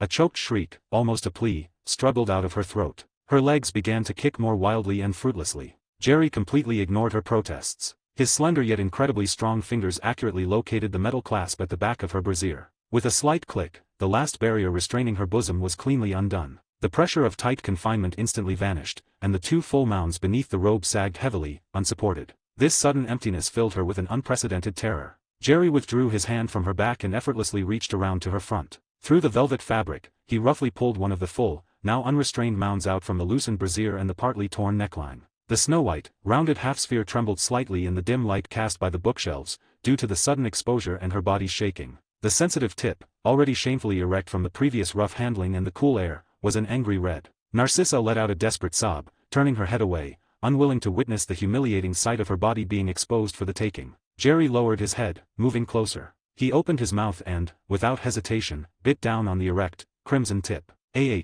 Narcissa shrieked, a short, sharp cry of pain. Her back arched violently, slamming against the bookshelf with a muffled crash. The sharp, biting pain momentarily cleared her mind, only to be followed by a deeper, bottomless despair. The pressure from the teeth quickly disappeared, replaced by a much more humiliating, wet envelope and powerful sucking. Jerry, like a greedy infant, took the entire tip into his mouth, vigorously working it with his tongue and palate. The wet, smacking sounds were shockingly loud and explicit in the dead silence of the corner. Narcissa completely stopped struggling. Her body went slack, a sense of strength being drained from her limbs. Soon, a clear fluid, faintly sweet and musky, began to uncontrollably leak from the bruised, red tip under his forceful sucking, and he swallowed it all. The sucking abruptly stopped. Jerry raised his head, his lips pulling away from the wet, red tip. A faint, sweet musky, clear fluid still clung to the corner of his mouth. He unconsciously reached out his tongue and deliberately licked it away. His focused expression changed for the first to me, a look mixed with slight surprise and intense interest. He looked up at Narcissa's face, streaked with sweat and tears of humiliation.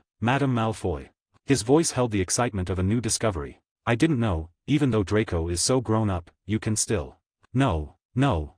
Narcissa's throat emitted an inarticulate, choking sound. Her eyes widened violently, instantly bloodshot and filled with incomprehensible horror. Her body convulsed, as if a bucket of ice water had been poured over her head. Seeing her completely broken state, Jerry let out a low, satisfied chuckle. His hand ruthlessly tore open her collar on the other side, fully exposing the other mound of snow-white fullness. The untouched tip instantly stiffened in reaction to its owner's fear. Then, under Narcissa's despairing and hollow gaze, he lowered his head again, pressing his lips to it. The loud, shameful smacking sounds echoed once more in the small space. This time, Narcissa's struggles were much weaker. Her body trembled slightly with every forceful suck. Her hands were still pinned to her sides, her nails scratching futilely at the expensive robe fabric. While savoring this unexpected trophy, Jerry freed the hand that had been pressing down on her lower abdomen. The quest required either the briefs or the brassiere, but for someone accustomed to complete control, only taking half was never his style. To be safe, he would take both. His hand did not directly reach to pull off the already unclasped brassiere, which was hanging only by its straps. Instead, he took a more malicious approach, using two fingers to pinch one of the delicate lace straps. Narcissa immediately sensed his intention. A chill shot up her spine, instantly tightening her already shattered nerves. "Don't." She used all her remaining strength to squeeze out the weak, tearful word from her throat. She began to thrash violently, desperately rubbing her shoulders and back against the bookshelf behind her, trying to escape the hand that was about to strip away her last modesty. Jerry ignored her resistance. He simply pressed his knee more firmly against her legs, using his body weight to nullify all her struggles. Then, the fingers holding the strap violently yanked down. Sryip. A soft tearing sound of fabric. The delicate strap broke instantly. Narcissa's body violently shook. Jerry did not pause, ripping the other strap in the same manner. The expensive, black lace brassiere hung limply like a piece of shredded cloth on her torn collar. He released his mouth and straightened up, a playful smile on his face. Jerry brought the soft lace to his nose, sniffing it lightly as if appreciating a rare perfume. Then, he looked up at Narcissa's hollow, tear-filled blue eyes. A pure, unadulterated smile curved his lips. It has a hint of milk. Jerry stated calmly, as if stating a simple fact. A very interesting collectible. With that, he casually stuffed the fabric into the pocket of his spacious robe. Narcissa's body twitched violently again at his words, a guttural, drowning sound escaping her throat. Her dignity was being stripped away, piece by piece, by this boy's casual disregard, and then thrown to the ground to be trampled. Jerry released his pressure on her and stepped back a half step, still blocking her only exit. He gave her a moment to breathe, and space to execute his next command. "Now, Madame Malfoy." His voice returned to its flat, unemotional tone, as if discussing the most mundane business transaction. "It's your turn." Narcissa stared at him blankly, seemingly unable to grasp his meaning. Jerry's face offered a seemingly gentle smile, but the words that followed instantly froze all the blood in Narcissa's body. "Take off your briefs, and the stockings on your legs. Yourself." He paused, then continued in an unquestionable tone, announcing a final judgment. "This will count as the interest on the debt your Malfoy family owes mine from 17 years ago. This way, I can give you some time to raise the principal. Otherwise," his eyes instantly turned cold, like the deepest ice of Azkaban. "Tomorrow morning, this IOU, along with this, milk-scented brassiere, will appear on the desks of the Minister for Magic and your husband, respectively." Narcissa's pupils shrank to pinpoints. "No, please, don't." She finally managed a complete, tearful plea. She began to shake her head, desperately trying to shrink back, her back scraping against the rough bookshelf, attempting to get away from the little demon. Jerry simply stood there, arms crossed over his chest, watching her with a patient, cold gaze, appreciating his prey's final struggle. Time seemed to stretch out. Every second was a silent torture for Narcissa. Finally, her violently shaking head stopped. Her hands, which had been guarding her chest, fell weakly. The robe was slowly lifted. First, her black-stockinged legs, held ramrod straight, were revealed, followed by her rounded knees, and finally, her voluptuous and shapely thighs beneath the thin material. Narcissa bit down hard on the hem of her robe with her teeth to prevent it from slipping down. Then, her hands moved down, her fingers touching the lace trim around her upper thigh, which was meant to keep the stockings up. Narcissa's fingers paused there for a long time, as if the thin fabric weighed a ton. Finally, she closed her eyes. Her fingers gripped the stockings and began to slowly roll them down her legs, inch by inch. The smooth fabric rubbed against her skin, making a faint shush sound.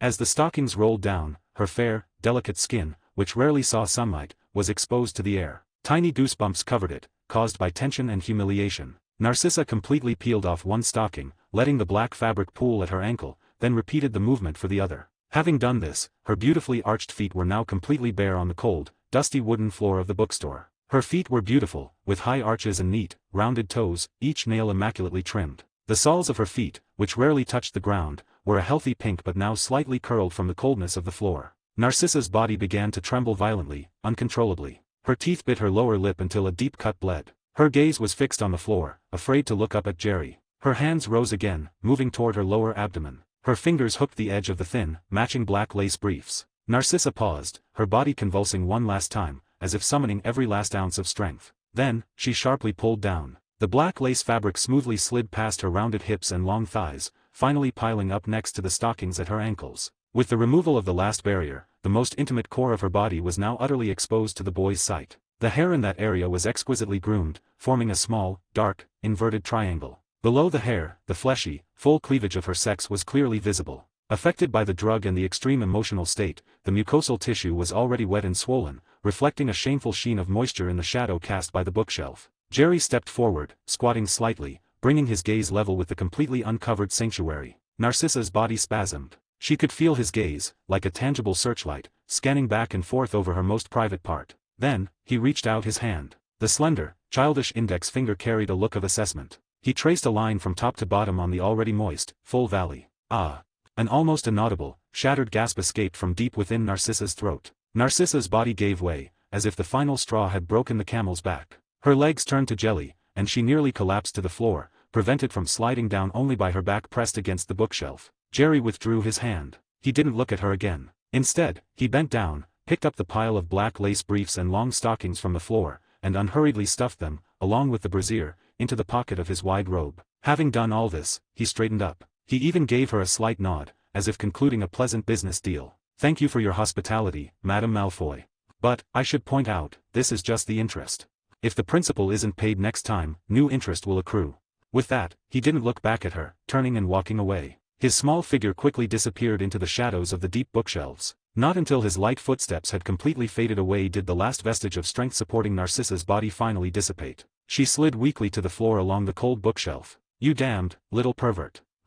Chapter 9 You haven't paid yet. Jerry's footsteps were light, like an elegant cat, silently moving through the dense shadows cast by the bookshelves. He did not look back, nor did he linger for a single moment. He nonchalantly walked out of that confined corner and returned to the bustling main hall of flourish and blots. But it wasn't until he pushed open the wooden door of the bookstore, which chimed with bells, and rejoined the busy crowds of Diagon Alley, that a cold system prompt finally sounded in his habitually calm mind. Ding! Temporary quest completed. Quest name, interest from 17 years ago, completed. Objective, successfully reclaim interest, achieved. Quest evaluation, perfect. You inflicted maximum mental devastation on the target at minimal cost and successfully acquired the quest items. Quest reward, family prestige plus 50, special item, succubus, whisper, has been issued. His pocket settled slightly. The reward had already been deposited. A minuscule curve appeared on Jerry's lips. The fabric in his pocket still carried the woman's body heat and secret scent, like a hot brand, constantly reminding him of the feat he had just accomplished. He did not linger in Diagon Alley but turned into a deserted, secluded alleyway. After confirming he was alone, he raised his hand and snapped his fingers. Accompanied by a loud crackle, like cloth being ripped apart, the space around him was instantly squeezed and stretched by an unseen force. The dizzying sensation lasted less than a second, and the noisy background of Diagon Alley was utterly left behind. When his feet touched solid ground again, he had apparat back to Blackfeather Manor, his hand on the trolley. Jerry shed his robe, tossing it carelessly onto a chair, and walked over to the fireplace. By the light of the fire, he slowly pulled out today's spoils from his pocket. A black lace brassiere, 2 black thigh-high stockings of the same material, and a pair of lace briefs that still bore distinct wet marks and a rich, intimate aroma. He laid these private garments, belonging to Narcissa Malfoy, one by one, like displaying works of art, flat on the velvet tablecloth. The black lace shimmered with a dark, ambiguous luster in the flickering firelight. The cups of the brassiere still retained slight wrinkles from the squeezing, as if one could imagine the soft, full peaks they had once contained. The 2 thigh-high stockings lay sprawled on the table like 2 black, dead snakes, their delicate lace tops having tightly gripped the woman's pale upper thighs. But the most striking item was the small, triangular pair of briefs. The distinct wet stain on it was slowly evaporating in the dry air, yet the unique scent, a mix of expensive perfume, the woman's sweat, and the slightly musky sweetness of the most private secretion stubbornly lingered at Jerry's nostrils, a silent declaration. This was the imprint left by a pure-blood noblewoman in the throes of extreme shame and terror. Jerry reached out a finger and lightly touched the wet mark. His fingertip registered a cool, viscous sensation. These items were worth more than any galleons. After admiring them for a while, Jerry reluctantly collected the items, placing them into a sandalwood box engraved with complex magical runes. He needed to preserve them carefully, perhaps they would serve a greater purpose one day. Done with this, he shifted his attention to the other reward from the quest. With a thought, a strangely shaped small vial materialized in his palm. This was the special item, the succubus whisper. The bottle was crafted from an unknown purple crystal, giving it an eerie, semi-translucent quality that seemed to flow as if alive. It was the size of a palm but shaped like an abstract, screaming human skull, the wide-open mouth serving as the vial's opening. There was no cork, but the opening was encircled by a faint, almost invisible, pink mist that firmly sealed the contents within. Through the translucent body, one could vaguely see the vial held half full of a mercury-like, viscous silver liquid that shimmered with tiny starlight. Just holding the vial, Jerry could feel a subtle, seductive, and desirous power attempting to permeate his mental landscape. In his ear, he seemed to hear a continuous, spellbinding chorus of seductive female moans and sighs. These sounds were like soft, small hands gently scratching at the depths of his soul, provoking his most primal instincts. Jerry concentrated his intent on the strange crystal vial in his palm. Soon, a translucent information panel, visible only to him, appeared above the bottle. Item name, Succubus Whisper. Item type, special alchemical material/consumable. Quality, rare. Description: this is a crystallized essence of desire extracted from the soul core of a high-ranking succubus. It contains the purest, unadulterated power of raw desire. It can easily shatter a sentient being's rational defenses, infinitely amplifying their deeply buried desires, ultimately turning them into a slave to their own flesh. Usage methods. Direct use. Opening the vial allows the released pink mist to significantly lower the mental defenses of those who inhale it,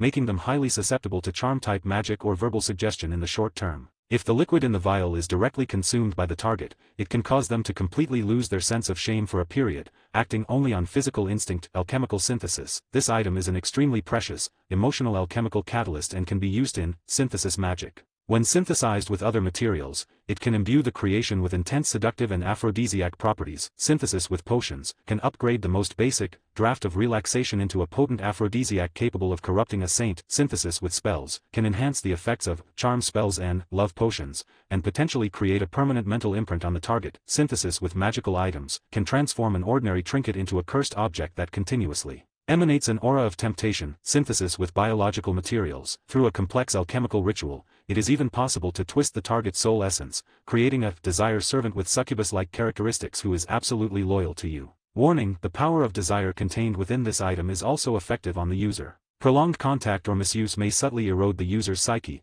making them cold-hearted and solely motivated by desire. What a find!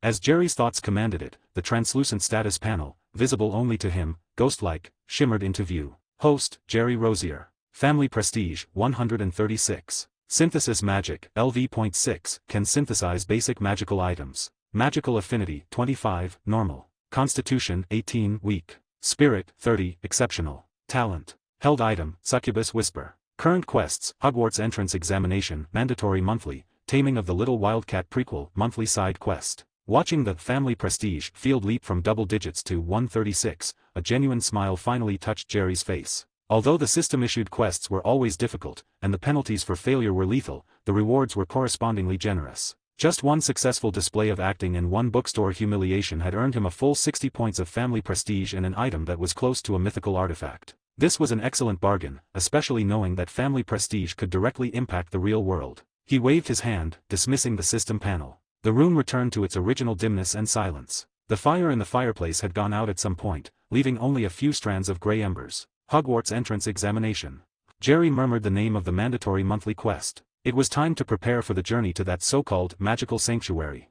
Blackfeather Manor was lifeless. Besides himself, there was no other living creature. The glory of the Rosier family was long gone, so there were naturally no house elves to serve him. This was not a bad thing for Jerry. He never trusted others to manage his secrets and weapons. Jerry pulled an antique suitcase from under the bed, reinforced with dragon hide and black iron. When the case was opened, not a speck of dust rose, a testament to his diligent maintenance. He began to pack systematically, his actions not those of an excited incoming student but of a soldier checking his gear before heading to the battlefield. First, clothes. Several new, well-tailored Hogwarts robes were folded with near-obsessive precision and placed flat at the bottom of the case. Jerry even sewed a few undisclosed defensive runes into the inner lining of the robe pockets. In addition, there were several sets of pure black casual wear with silver serpentine patterns. Not a single piece was superfluous. Next, books. Besides the tedious school-issued textbooks, Jerry carefully wrapped up a few private, forbidden books with covers made of unknown animal hides. The pages of these books were yellowed, inscribed with ancient runic script detailing things far more interesting than spells like Expelliarmus.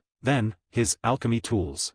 He did not pack the cumbersome pewter cauldron, despite the undetectable extension charm sewn into the lining of the suitcase. He had better options. Jerry took out a small mortar and pestle ground from obsidian, along with a complete set of silver processing tools as precise as a surgeon's scalpels. As for ingredients, besides a few necessities, he mostly packed small glass vials with peculiar labels. Some vials contained twisted plant roots steeped in liquid, others held the eyes or teeth of small magical creatures, all essential components for his synthesis magic.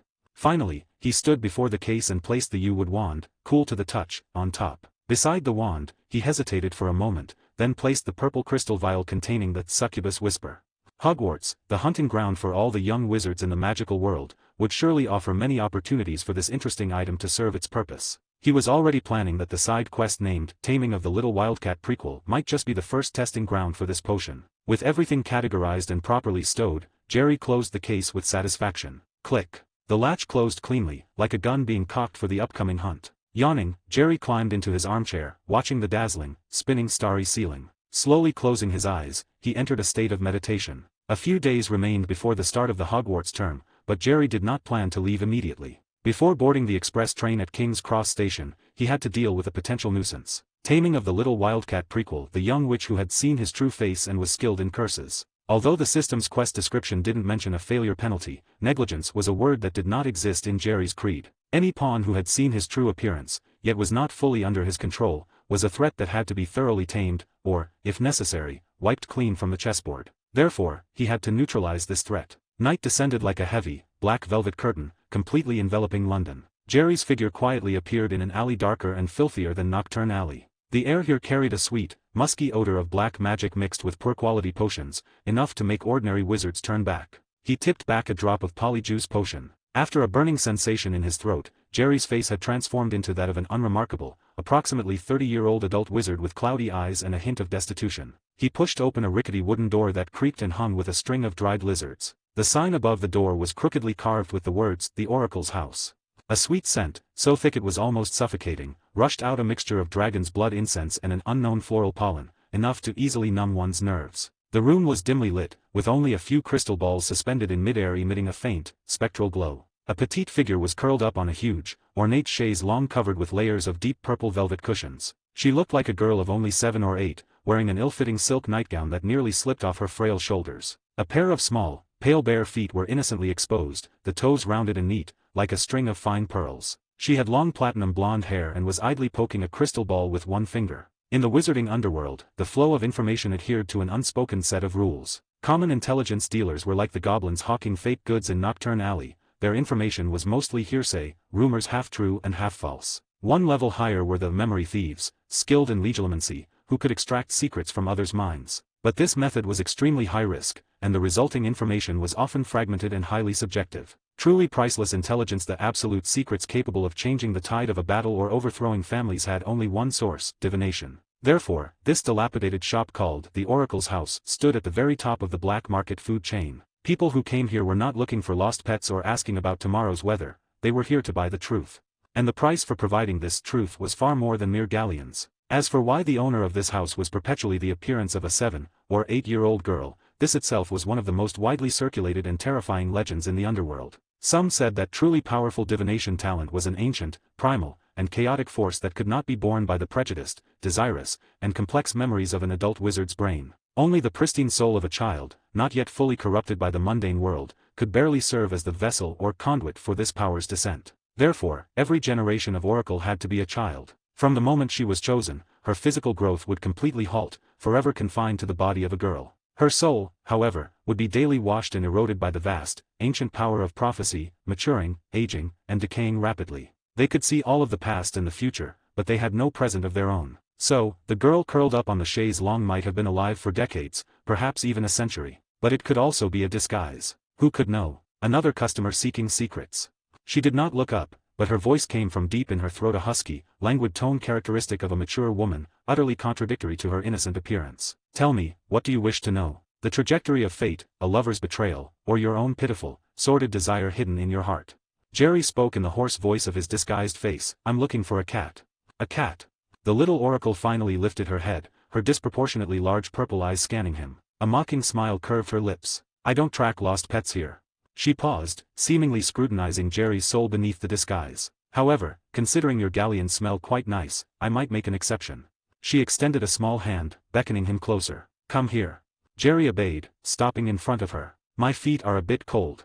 She said it as a matter of course, simultaneously extending her small, exquisite bare feet toward him. The pale white insteps glistened like ivory in the dim light. Jerry looked at her feet, which could be considered works of art, without changing his expression. "My pleasure."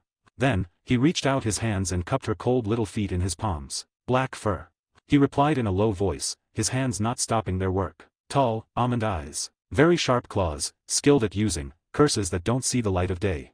"Ah." The girl could no longer utter a complete sentence. Her legs unconsciously spread slightly, her body tense like a small bow. A strange, intense pleasure, like streams of electricity, wildly shot from the soles of her feet, held in his grasp, toward the deepest part of her being. A thin layer of sweat beaded on her smooth forehead, and her cheeks flushed unnaturally. She suddenly opened her eyes, her purple pupils shimmering with moisture, her focus lost. As she gasped hoarsely, the crystal ball in her lap suddenly lit up. The internal mist violently churned and converged, eventually condensing into a clear, dynamic image. The image showed a dark, damp alleyway, the stone pavement covered in sewage. On a precarious wooden sign at the alley's mouth, a viper was coiled around a wine cup. The camera then passed through a dirty wooden door, entering a smoky pub. A woman sat alone at the corner bar, drinking a glass of whiskey that glowed with firelight. She looked about 40, haggard, wearing thick glasses, her brown hair carelessly tied in a bun, with a few strands of gray hair falling loose, making her look even more ordinary and unremarkable. She was dressed in a faded, old wizard's robe,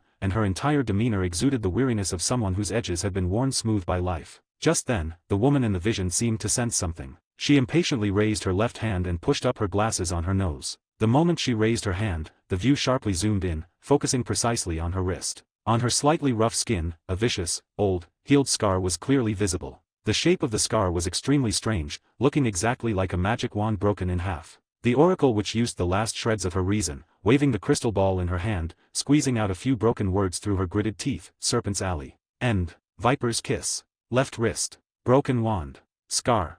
Enough. She screamed hoarsely, her voice full of the fury of a mind overwhelmed by desire. The transaction is over. Take your information, and get out. Jerry chuckled. Sweet dreams, Your Excellency. Just as Jerry's hand was about to touch the doorknob, a hoarse, sharp voice sounded behind him. Stop.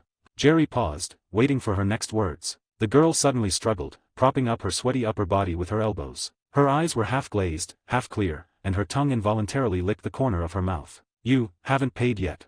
10, Chapter 10, Lick Here, Kitten. Inside the Viper's Kiss Tavern, the middle-aged witch spied by the seer's crystal ball was observing the portly owner wiping glasses behind the bar with a sharpness that belied her tired exterior. She was, of course, no ordinary middle-aged witch. That face was merely the result of alchemy and a transfiguration charm. Beneath the disguise was a seventh-year Slytherin student named Catherine, though in the magical black market, people knew her better as the Cat. Catherine was proficient in various malicious curses and known for her ruthlessness, often taking on side jobs during the holidays to earn high tuition fees and purchase magical materials. The recent collaborative heist at Gringotts should have been her biggest income this year, enough to let her live extravagantly until graduation. Catherine's original plan was indeed to double-cross them. After securing the galleons, she intended to use a long-prepared, bone-shattering curse to send her partners to their graves and take all the treasure for herself. She hadn't even bothered to learn their names or backgrounds. In her eyes, they were just temporary, soon-to-be-vanished tools. However, she severely underestimated that damned, perverted boy. The moment Catherine uttered the spell, his reaction was 10 times faster than she had anticipated. She didn't even see what magic he used, but an irresistible, intensely cold force bypassed all her defenses and acted directly upon her soul. The feeling was like being stuffed alive into a chunk of 10,000-year-old ice, freezing even her thought process. In the final moment before Catherine's consciousness faded, a rune of resurrection left to her by her mother automatically activated, taking the fatal blow for her. Catherine survived, but the life-saving rune, worth enough to buy half of Diagon Alley, was reduced to dust. The result, Catherine had worked for over half a month,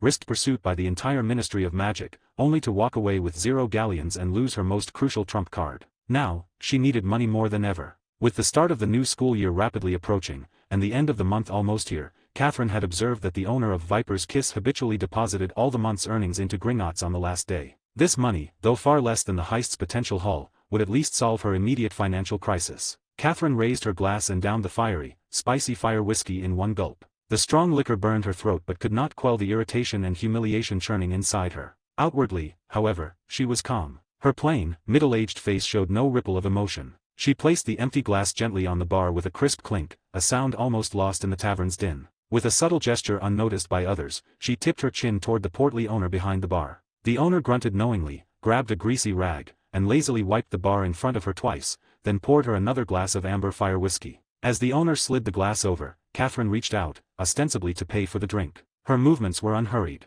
She fumbled in her worn robe pocket, pulled out a few bronze nuts and one silver sickle, and placed them carelessly on the counter. The sickle looked no different from the other coins, but as her thumb pushed it across the sticky wooden bar top, the coin's edge flashed with a faint, virtually invisible, azure glow, thinner than a spider silk. The light vanished instantly, appearing to be nothing more than a reflection from a cheap glass lamp. The owner's fat fingers unhesitatingly raked the coins toward him, tossing them casually into the old, loud, clack-ing cash register behind him. Ding!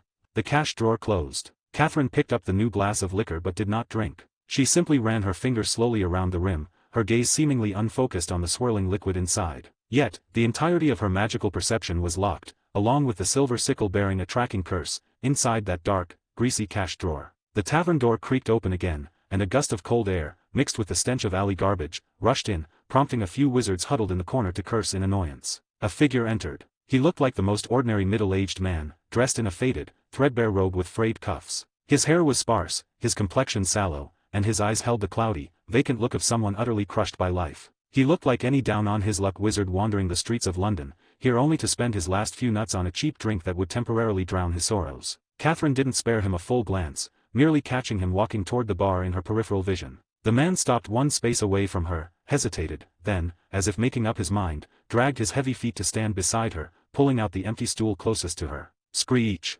The grating sound of wood scraping the floor instantly tensed Catherine's shoulders. She utterly detested noise that broke her sense of control. She didn't turn her head, but she clearly felt the man sit down. A faint scent of mildewy, old robe mixed with cheap tobacco smoke invaded her personal space. This triggered a wave of inexplicable annoyance. She hated crowds, and she especially hated strangers being this close. In this filthy tavern, any stranger could be a robber seeking easy pickings or an aura from the ministry. But she quickly relaxed. No one would associate her with the cat, the minor celebrity of the black market. After sitting down, the man made no attempt to speak to her, simply muttering listlessly to the bar owner, "1 gilly water." Then he hung his head, staring blankly at his worn boots, like a statue about to weather away. A pitiful, harmless loser. Catherine quickly filed him away in her mind and dismissed him. Her prey was the fat, slick tavern owner, not this similarly beaten stray dog waiting to be chewed up by life. She refocused on her plan, completely unaware that the seemingly harmless loser beside her, in the depths of his lowered, cloudy eyes, held a cold, keen glint, the look of a hunter observing its prey. Jerry raised the unremarkable gilly water cup, the rim covering half his face, but his peripheral vision accurately locked onto the woman beside him. He didn't need to use magic, he just needed to observe. First, her gaze. In the past 3 minutes, her eyes, which appeared to be staring at her drink, had unconsciously flicked 4 times toward the bar owner and the old cash register behind him. It wasn't a casual glance but a predatory, assessing focus. Second, her payment. He recalled the details of her actions. A wizard strapped for cash, one who needed a disguise to survive in the black market, had intentionally included a silver sickle among a few nuts to pay for a cheap whiskey. This was illogical, unless that sickle was a Markera beacon that allowed her to precisely track the money's destination. Finally, her ordering a second drink. She had barely touched the new liquor, merely running her finger over the rim of the glass. She wasn't drinking, she was creating an excuse to stay. She was waiting. Waiting for what? Today was near the end of the month. The fat owner would close up the tavern and, with the entire month's earnings, take the road home or to Gringotts. This little wildcat seemed truly desperate for money. Jerry quickly drained the tasteless gilly water, letting out a satisfied, watery sigh. He didn't look at Catherine beside him but turned his sallow face toward the busy, portly owner behind the bar. "Barkeep," he began in a familiar, gravelly voice. "How's business lately?" The fat owner didn't lift his head, merely grunted through his nostrils as a response. He was struggling to wipe a finger-smudged glass with a greasy rag. "Look at this." Jerry continued self-importantly, pointing toward the dark alley outside the door. "Even those long-eared goblins have gotten smart lately. I went to deposit money this afternoon, guess what?" That finally piqued the owner's interest slightly. He stopped wiping and glanced at Jerry with the small eyes squeezed into slits by his fat. "Guess what? Gringotts isn't taking deposits at night anymore." Jerry slapped his thigh. The sound wasn't loud, but everyone nearby could clearly hear it. "They say they lost a huge sum of money. Now, as soon as it gets dark, their vault doors are locked tighter than a troll's arse. You want to deposit money? Fine, come back tomorrow morning." Clang. A jarring crash. It didn't come from Jerry, but from Catherine beside him. Her hand, which had been gently stroking the glass rim, lost control as her body instantly stiffened, her knuckles striking the glass heavily. The bar owner's face immediately became uglier than sewer sludge. He violently slammed the rag onto the bar, muttering a curse, "Those blood-sucking bastards. They're safe, but we running businesses have to shoulder all the risk."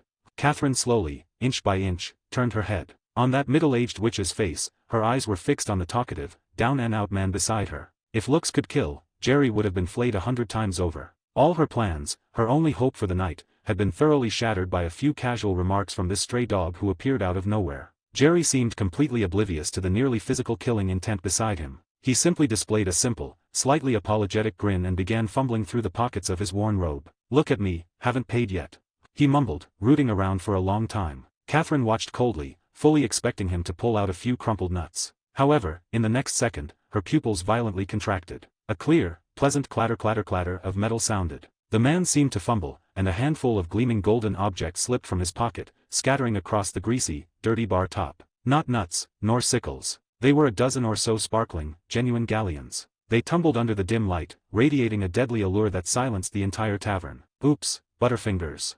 Jerry grinned, displaying a seemingly foolish smile. With his calloused hands, he clumsily gathered the gold coins, leaving only one on the bar. Barkeep, for the water. He said, keep the change. I'll be back tomorrow.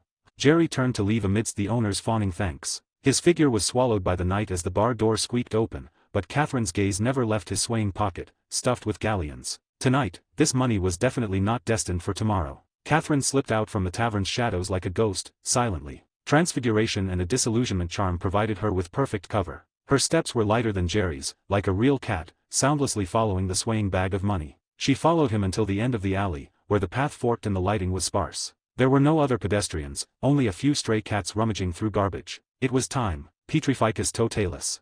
Catherine whispered. Accompanied by a faint glow from her wand tip, a cold spell shot accurately toward Jerry's back. Jerry fell defenselessly, hitting the slick cobblestones with a muffled thud. As he fell, the money bag he should have been clutching rolled away, scattering galleons with a tinkling sound. Catherine did not approach immediately, waiting cautiously for a moment. Only after confirming he was motionless did she slowly reveal herself, step by step, walking up to Jerry's side. She looked down at the unconscious man, her eyes alight with greed for the gold. She bent down, reaching for Jerry's pocket, wanting to see if there were any more surprises inside. However, the moment her fingertip touched his robe pocket, the eyes of the supposedly unconscious Jerry snapped open. The light within them instantly became sharp, filled with a cold, sober mockery. You really are an unforgiving little wildcat.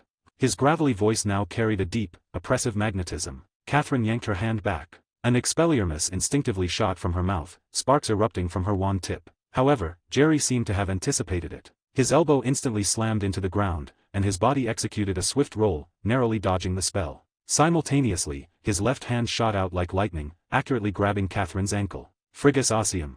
Bone-chilling ice curse. A force of biting cold burst from his fingertips, directly attacking her leg. Catherine felt half her body instantly numb, as if plunged into ice water. Furious and shocked, she struggled, wildly swinging her wand. A finite incantatum and a crucio flew toward Jerry simultaneously. The two spells violently collided in the confined space, erupting in blinding sparks and a shockwave. The powerful impact jolted Catherine backward several steps. The transfiguration charm on her face became unstable, violently distorting due to the magical shock. Her face flickered between the middle-aged witch and the Slytherin girl, before finally dissolving with a snap after a blurred tremor, revealing Catherine's young, enraged face. Jerry had already stood up, brushing off non-existent dust from his robe. His free right hand casually snatched something from the air, a black, mirror-smooth pebble that instantly flashed with an azure light. He aimed the faintly glowing pensive stone at Catherine, flicked his finger, and flashed a smile full of unconcealed, malicious glee at her twisted face. Say cheese. That flippant say cheese was like a fuse, instantly igniting the thread called reason in Catherine's mind. Avada Kedavra. A sickly green light, accompanied by a soul-tearing shriek, shot violently from her wand tip. In that instant, the smile on Jerry's face completely froze. His movement to dodge was slow enough for Catherine to clearly see his disguise shatter like thin ice, revealing the young, handsome boy's face. It was him. It was really him. The shock of recognition brought a hatred deeper than fury. Catherine's body trembled with the intensity of her emotion, wanting only to tear this little bastard limb from limb. Yet, Jerry simply looked at her, his eyes devoid of emotion, filled only with the cold cruelty of someone provoked. Avada Kedavra. You know quite a lot. He simply snorted contemptuously, not even pointing his wand at her, but waving it dismissively. An invisible, raging force, imbued with a 100% spell critical hit, slammed into Catherine's slender body. Wingardium Leviosa. A crude, powerful force blast variant. Ugh. Catherine didn't even have time to utter a full scream. Her whole body was thrown backward like a rag doll hit by a troll, slamming heavily against the alley wall with a muffled thud. She then slid down onto the ground like mud, only muffled groans escaping her throat. Jerry walked slowly toward her, his steps heavy and purposeful, each one sounding like it landed on Catherine's heart. He simply raised his wand and pointed it at the girl lying on the ground. Countless dazzling blue electrical arcs materialized out of thin air, instantly wrapping around Catherine's young body like a swarm of violent vipers. Fulgur rota. Electrical current. The electricity ravaged her limbs. Every muscle convulsed violently and tightened under the high-voltage current. The girl's body twitched uncontrollably on the ground, her mouth opening and closing futilely, producing broken, hoarse shrieks distorted by the electricity. You, bastard. You little, degenerate. Jerry's gaze turned utterly cold, the last hint of playfulness gone. He ignored her curses, looking down at her as if admiring a toy he had personally dismantled. He raised his wand and, with a gesture of utter contempt, casually flicked it at Catherine's body. Strip.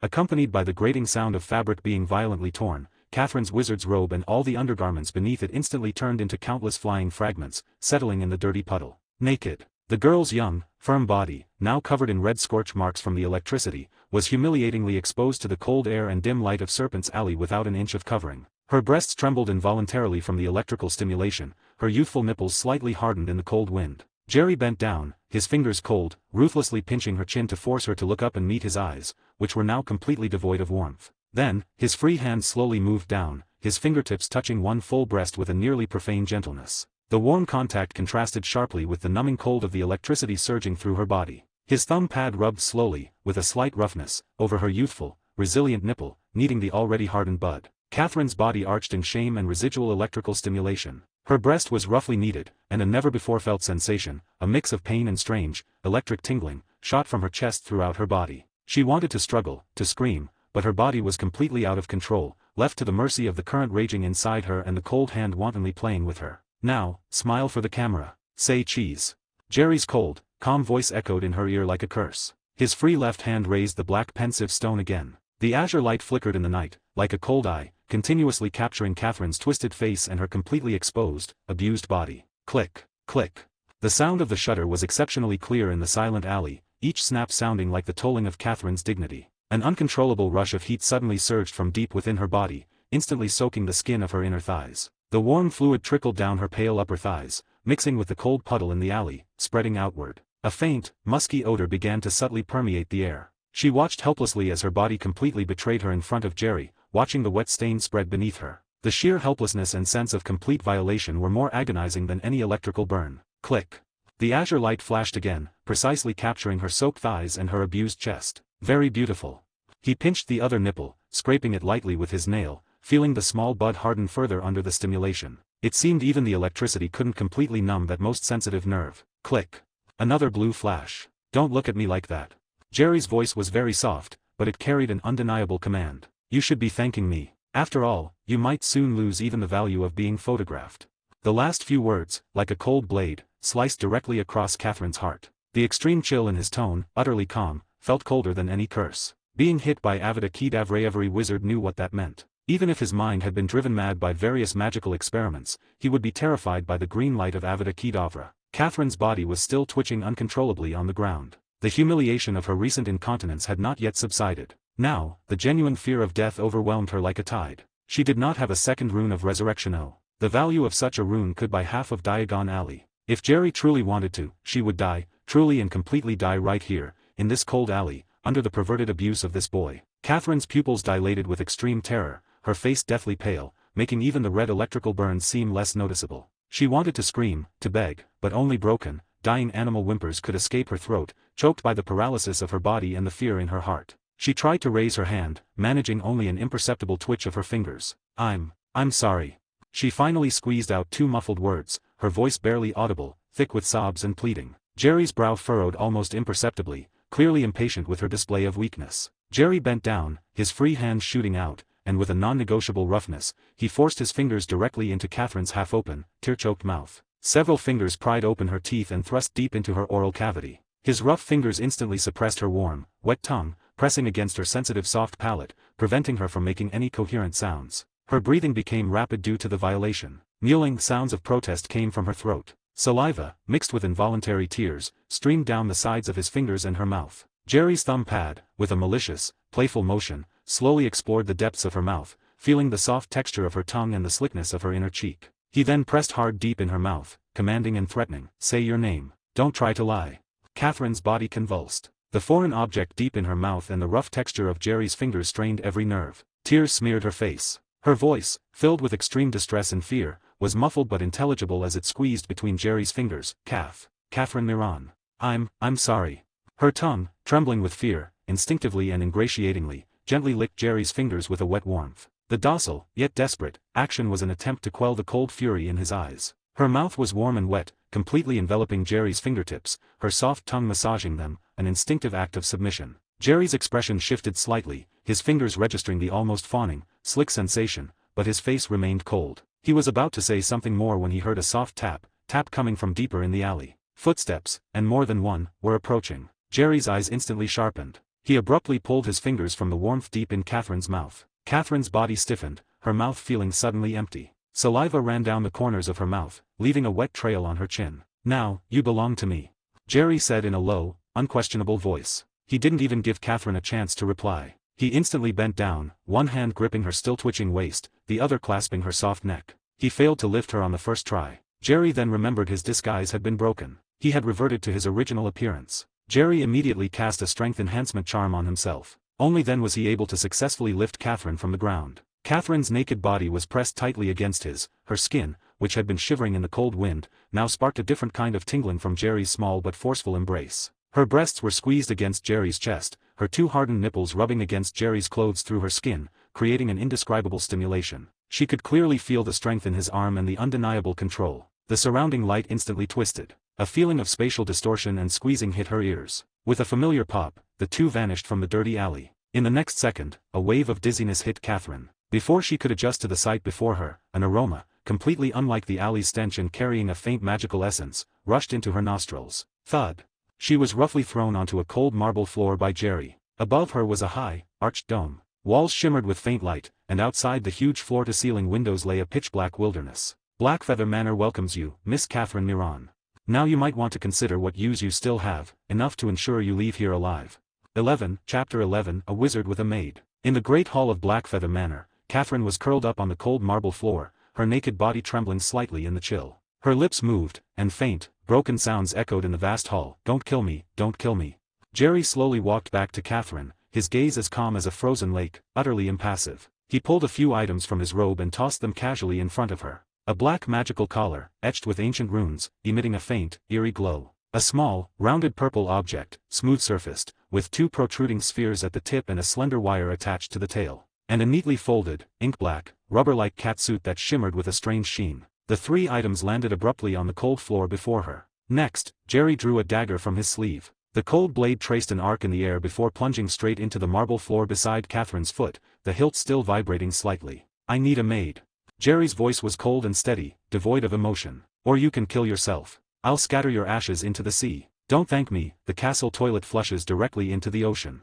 Catherine's pupils contracted violently. She stared stiffly at the items on the ground. The dagger's tip pointed at her, carrying the cold finality of death. Her gaze flickered between the collar, the egg-shaped object, and the rubber suit, finally fixating on the sharp blade. The threat of death, combined with these objects symbolizing utter submission and humiliation, plunged her mind into chaos. Her body's tremors intensified, her teeth chattering with a faint clicking sound. Catherine's hands shook like leaves in the wind. She reached out, her fingertips touching the cold magical collar. The metallic feel sent a shudder through her. She lowered her head, her long blonde hair covering most of her face, revealing only her tightly bitten lower lip and the veins bulging in her neck from fear. Her fingers fumbled clumsily with the collar's clasp, failing to secure it several times. The uncontrolled trembling made every attempt a fresh wave of shame. Finally, with a soft click, the black collar fastened tightly around her slender neck, the cold touch instantly reminding her of her status and predicament. Next, her hand trembled as it reached for the small purple object. The smooth rubber material, cool to the touch, shifted restlessly in her fingertips. Catherine's cheeks flushed with an unnatural color, she could feel Jerry's icy gaze constantly on her. She gripped the purple device, her knuckles white from the pressure. She closed her eyes, taking a deep breath as if preparing for a monumental decision. Then, with a self-destructive resolve, her hand slowly reached toward her lower body. Her body stiffened with shame. But eventually, the smooth object was slowly, piece by piece, inserted into her moist, tight core. The cold foreign sensation sent a violent shudder through her body. A physiological thrill traveled from her inner thighs all the way to her spine. Her fingertips were slick with her own secretions and the cool touch of the purple device. Catherine opened her eyes, swollen and teary, her cheeks burning hot. She lowered her head again, unable to meet Jerry's gaze, collapsing weakly onto the floor, as if her skeleton had been removed. The black collar encircled her pale neck, and deep within her body, the forcibly inserted purple toy was hidden. At this moment, she was like a beast stripped of all its claws and teeth, left only with humiliation and numbness. A subtle curve twitched at Jerry's lips, a flicker of satisfaction in his eyes. "Very good," he said softly, his voice like a proclamation, yet also like a reward. In Jerry's mind, cold text silently appeared. Side Quest 1, Taming of the Little Wildcat Prequel. Completed. Reward issued, Family Prestige plus 20, Galleons plus 200, Allure, Initial, Experience injected. Jerry's gaze fell on Catherine, who was still huddled on the floor, her body subtly spasming from the recent ordeal. He stepped forward, pulled her to her feet, led her through the gloomy corridor, and opened a bedroom door. The room was lavishly decorated with soft carpets and an ornate four-poster bed, a stark contrast to her current naked and humble state. "Go clean yourself up," Jerry pushed her inside, his voice flat. "Put this on, and then come find me in the kitchen." With that, he turned and left, his footsteps gradually receding down the corridor. Not long after, a sticky creak sound came down the hallway. Catherine's figure appeared at the kitchen entrance. The ink-black catsuit tightly encased every inch of her skin, mercilessly binding and squeezing her curves. Her full breasts were pressed into a tempting curve, and her hips were clearly delineated. With every step, the two soft, full cheeks swayed slightly beneath the rubber. Even more noticeable was a thin, white antenna extending from a seam below her abdomen, gently swaying with her movement. Jerry was leaning against the counter. He glanced at the wall clock. Nearly half an hour had passed. His eyebrow twitched, and he gave a casual wave. A magical fluctuation spread out. The purple object deep inside Catherine's body instantly began to operate at a frantic frequency. "Ah, ugh."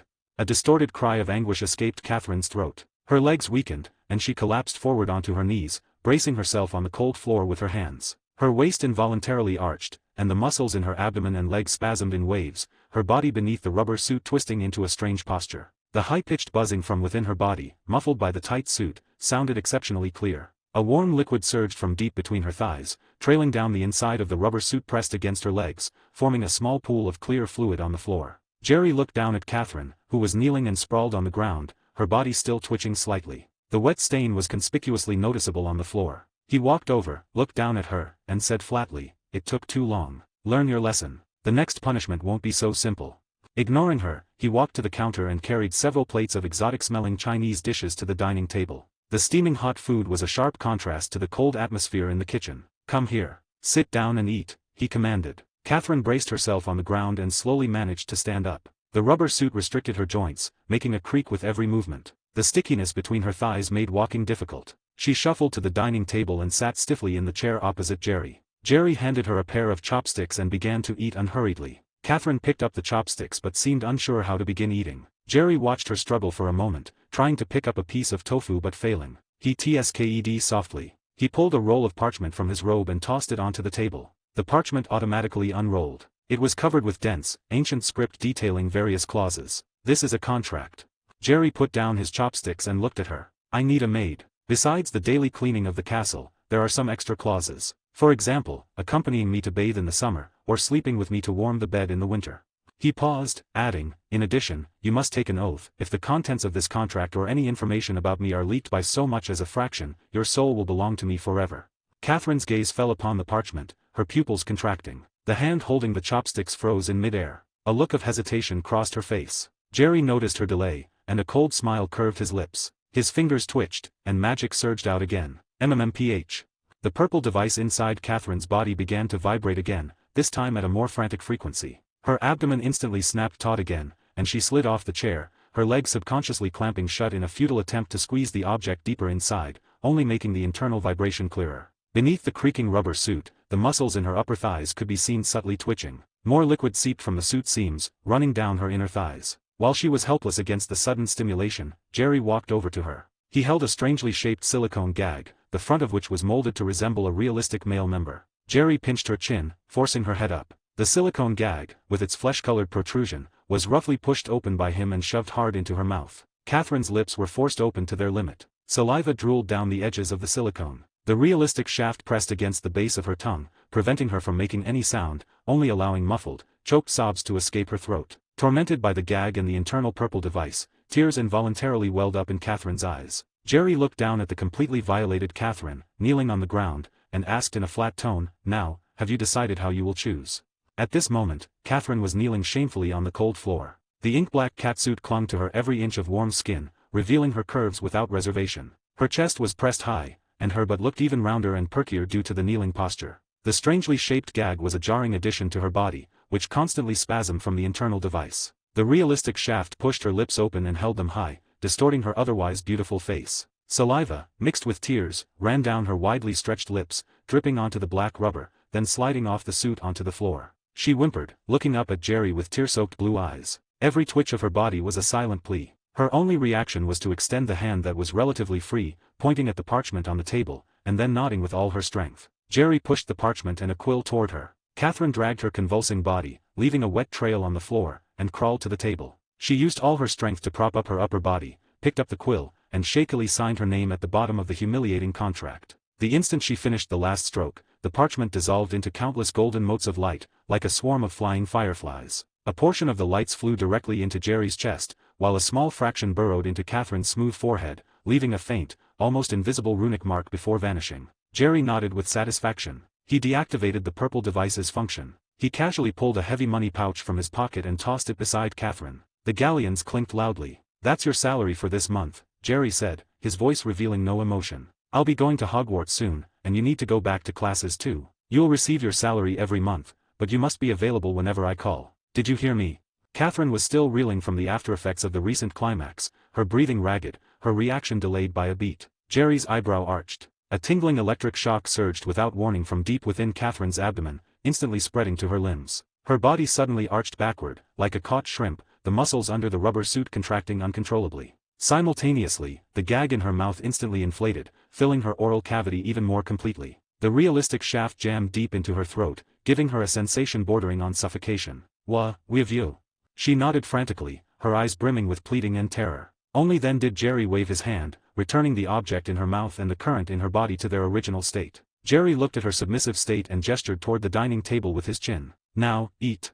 The command was devoid of emotion, like instructing an object. Catherine whimpered. Her body, still kneeling on the ground, twitched slightly from the recent aftershocks. She braced herself on her weak arms, dragging her body, tightly encased in the rubber suit, across the floor, leaving a faint wet trail, and laboriously moved back to the chair. With every movement, the rubber suit emitted a revealing, embarrassing creak sound. She settled back onto the chair. Raising her rubber-encased hand, she awkwardly reached behind her head and released the straps of the gag. As the realistic shaft was slowly withdrawn from her mouth, a viscous, glistening strand of saliva was stretched from her swollen lips, connecting her mouth to the slick silicone tip. The string of drool stretched thinly in the air before finally breaking. A small drop of transparent liquid dripped onto the rubber suit on her chest, revealing her swollen, moist lips. Catherine's jaw ached, and her lips trembled slightly, unable to fully close. She cautiously placed the gag, still coated with her saliva, to the side of the table, afraid of displeasing Jerry. Only then did she pick up the pair of chopsticks, which felt somewhat unfamiliar to her. Catherine's fingers were unstable from the afterglow of climax. She tried several times before finally picking up a piece of meat covered in sauce. When she opened her mouth, she could feel the soreness remaining in her jaw and the inside of her mouth from being stretched open. She put the piece of meat into her mouth.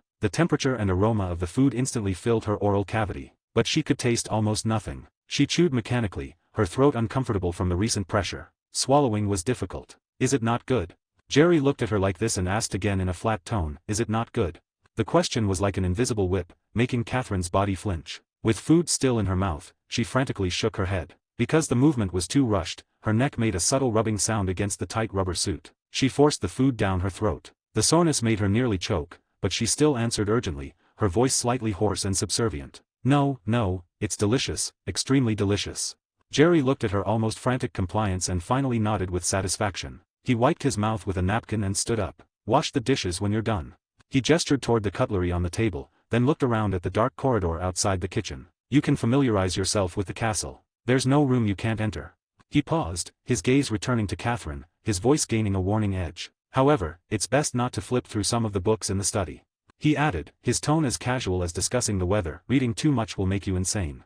As Catherine was forced into compliance, picking up the utensils, Jerry had already turned and walked toward another bathroom located deep within the high tower. The bathtub there was more spacious than the one in Catherine's room, its inner walls lined with dark green marble, and the surrounding walls hung with various magical accessories, necklaces inlaid with different gemstones, subtly glowing rings, and ancient-looking amulets. As he stepped in, warm steam automatically rose. The magical items, enveloped in the mist, refracted a brilliant, colorful light, adding a strange beauty to the entire space. Jerry stripped off his clothes and stepped into the tub, his body sinking into the warm water. The current gently wrapped around every inch of his skin. A feeling of warmth and relaxation spread from the inside out. Jerry closed his eyes, gradually entering a meditative state. His thoughts sank like he was submerging into the deep sea, blocking out the outside noise and clamor. It had been 11 years since he came to this world. Except for the first few months, when he enjoyed brief parental affection, the rest of his memories before the age of 4 involved living with the woman named Aunt.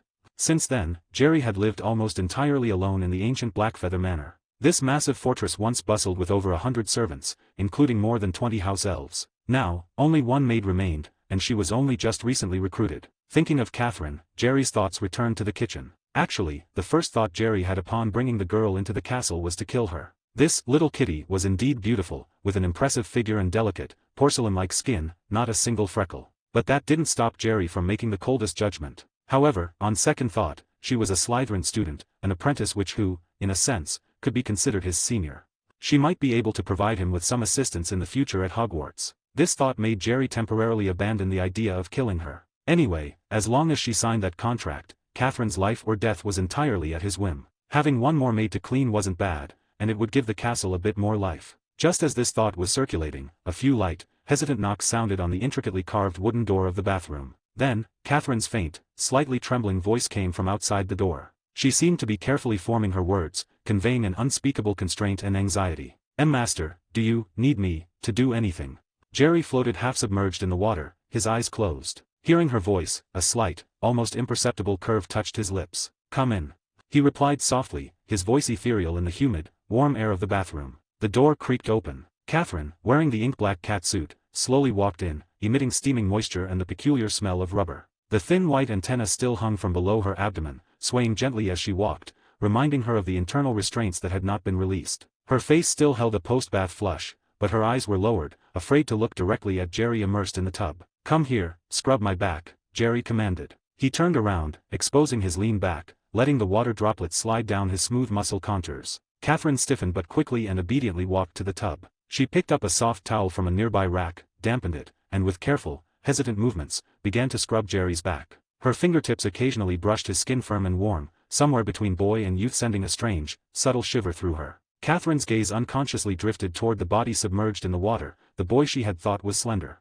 However, as her eyes landed below the water's surface, she suddenly froze. Beneath the ripples and the rising steam, an unbelievably massive presence was vaguely visible in the warm water. That was absolutely not the size of an 11-year-old boy. It looked as thick as a grown man's arm. Her movements instantly froze. The towel slipped from her hand, though she instinctively snatched it back. A thought, beyond her control, flashed into her mind. It was about some videos she had watched as an adolescent girl, even a wizard apprentice. She had a natural curiosity about certain things. But now, the images in her memory seemed laughable and childish compared to the incongruous, enormous sight faintly glimpsed beneath the ripples. The actors in those videos looked like undeveloped children's toys compared to Jerry's unnaturally huge size. This absurd comparison caused a moment of mental paralysis. What are you looking at? 12, Chapter 12, You Have a Weakness, Little Master. In the underground training chamber of Blackfeather Manor, the walls were built of massive, cold, and hard obsidian, designed to absorb the majority of uncontrolled magical impacts. Jerry stood casually at one end of the training field, while Catherine stood 20 meters away on the opposite side. She was still wearing the ink-black catsuit. In a situation requiring extensive movement, the constricting feel and the sound of friction generated by the suit were amplified several times over. She held her wand, looking at Jerry with a complex expression. "Attack me with your strongest spell," Jerry's voice echoed in the empty training chamber. "Let me see the caliber of a Slytherin senior." Catherine took a deep breath and raised her wand. As she lifted her arm, the tight catsuit contoured her upper body relentlessly. Her full breasts were tightly compressed and pushed up by the garment, creating a breathtaking curve that subtly trembled with her breathing. "Stupefy!" she cried sharply, flicking her wrist. A red beam of light shot from her wand tip, heading straight for Jerry. To put more power into the strike, her body instinctively leaned forward, twisting her waist. This motion caused her perky bottom to protrude backward. The two generous, round cheeks, tightly encased in the rubber, strained into an inviting curve, even oscillating slightly from the force of the movement. Jerry didn't even raise his wand. With a casual wave of his hand, an invisible barrier formed in front of him. The red light struck the shield and silently dissipated. Her first attack failed, and a faint blush crept onto Catherine's cheeks. Disbelieving, she waved her wand again, this time quicker and with a greater range of motion. She stepped forward, lowered her stance, and thrust her wand upward from a tricky angle. Impedimenta. As she uttered the spell, her body was practically pulled into a fully drawn bow. Her breasts, pushed forward by the lean and the swing of her arm, were squeezed and jostled within the catsuit. Meanwhile, her protruding buttocks, constrained by the tight garment, were utterly revealed in their rounded, perky shape. Light reflecting off the slick rubber gave them an oily sheen, making the two soft cheeks, constantly shifting with her movements, even more captivating. Jerry chuckled, watching Catherine's futile attacks. He casually cast a shield charm on himself. A milky white aura instantly enveloped him, like a form-fitting, flowing suit of armor, the glow subtly pulsing with his breath. "I'll give you a chance." Jerry's voice was exceptionally clear in the training chamber. "If you can break this charm, you won't have to wear this suit until school starts. If you can't break it." He didn't finish, but the playful look in his eyes said it all. "Then get ready to wear the gag until school starts." This wager made Catherine's breathing catch in her throat. Temporary freedom or deeper humiliation, it all depended on her next performance. She had no choice. Impedimenta.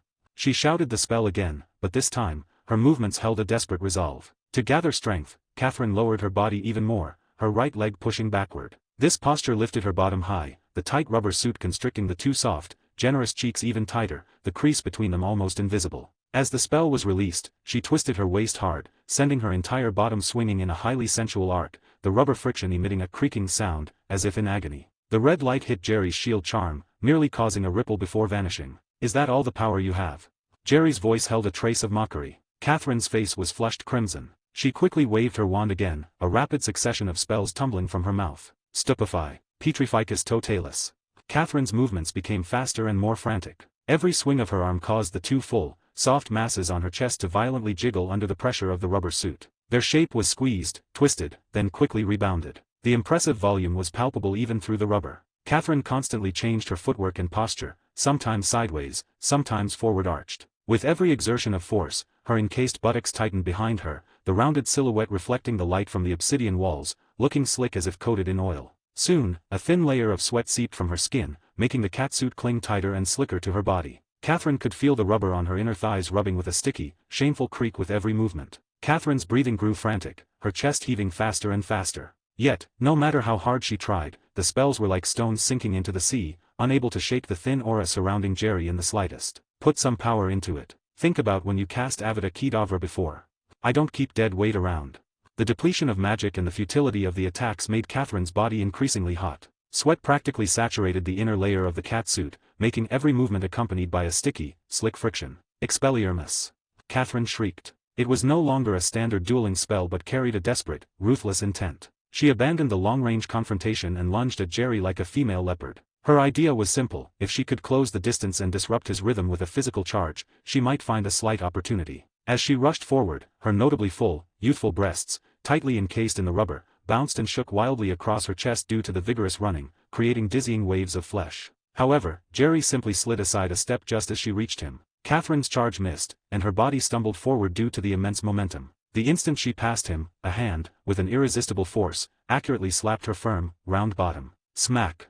A sharp, clear sound echoed in the empty training chamber. The palm didn't just bring sound, it brought a kneading. Through the layer of slick rubber, Jerry's fingers sank into her full buttock, grabbing a handful roughly. The surprising elasticity and softness made Catherine's body instantly twitch as if electrocuted. Her legs went weak, and she nearly collapsed to her knees. A wave of humiliation surged to her head. She spun around abruptly, her wand pointing at Jerry, the tip glowing red. But Jerry was faster. He stepped forward, instantly closing the distance. Catherine's vision blurred. The hand that had just violated her bottom had already reached for her chest. Ugh!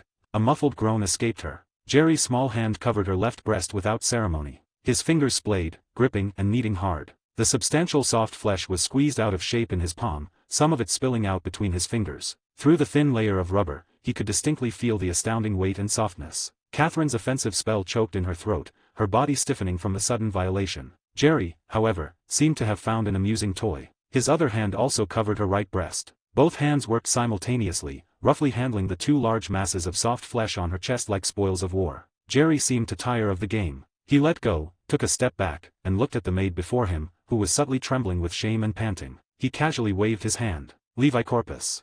He didn't even use the standard incantation. An almost invisible magical pulse struck Catherine. Her body instantly lost all weight and drifted uncontrollably upward, her limbs flailing helplessly in the air, like a puppet on strings. The tight catsuit stretched her body's curves to the maximum due to gravity's pull. Jerry gave a slight flick of his wrist. Catherine's body shot horizontally like a stone launched from a catapult, slamming heavily onto the ground at the other end of the training chamber. Bang!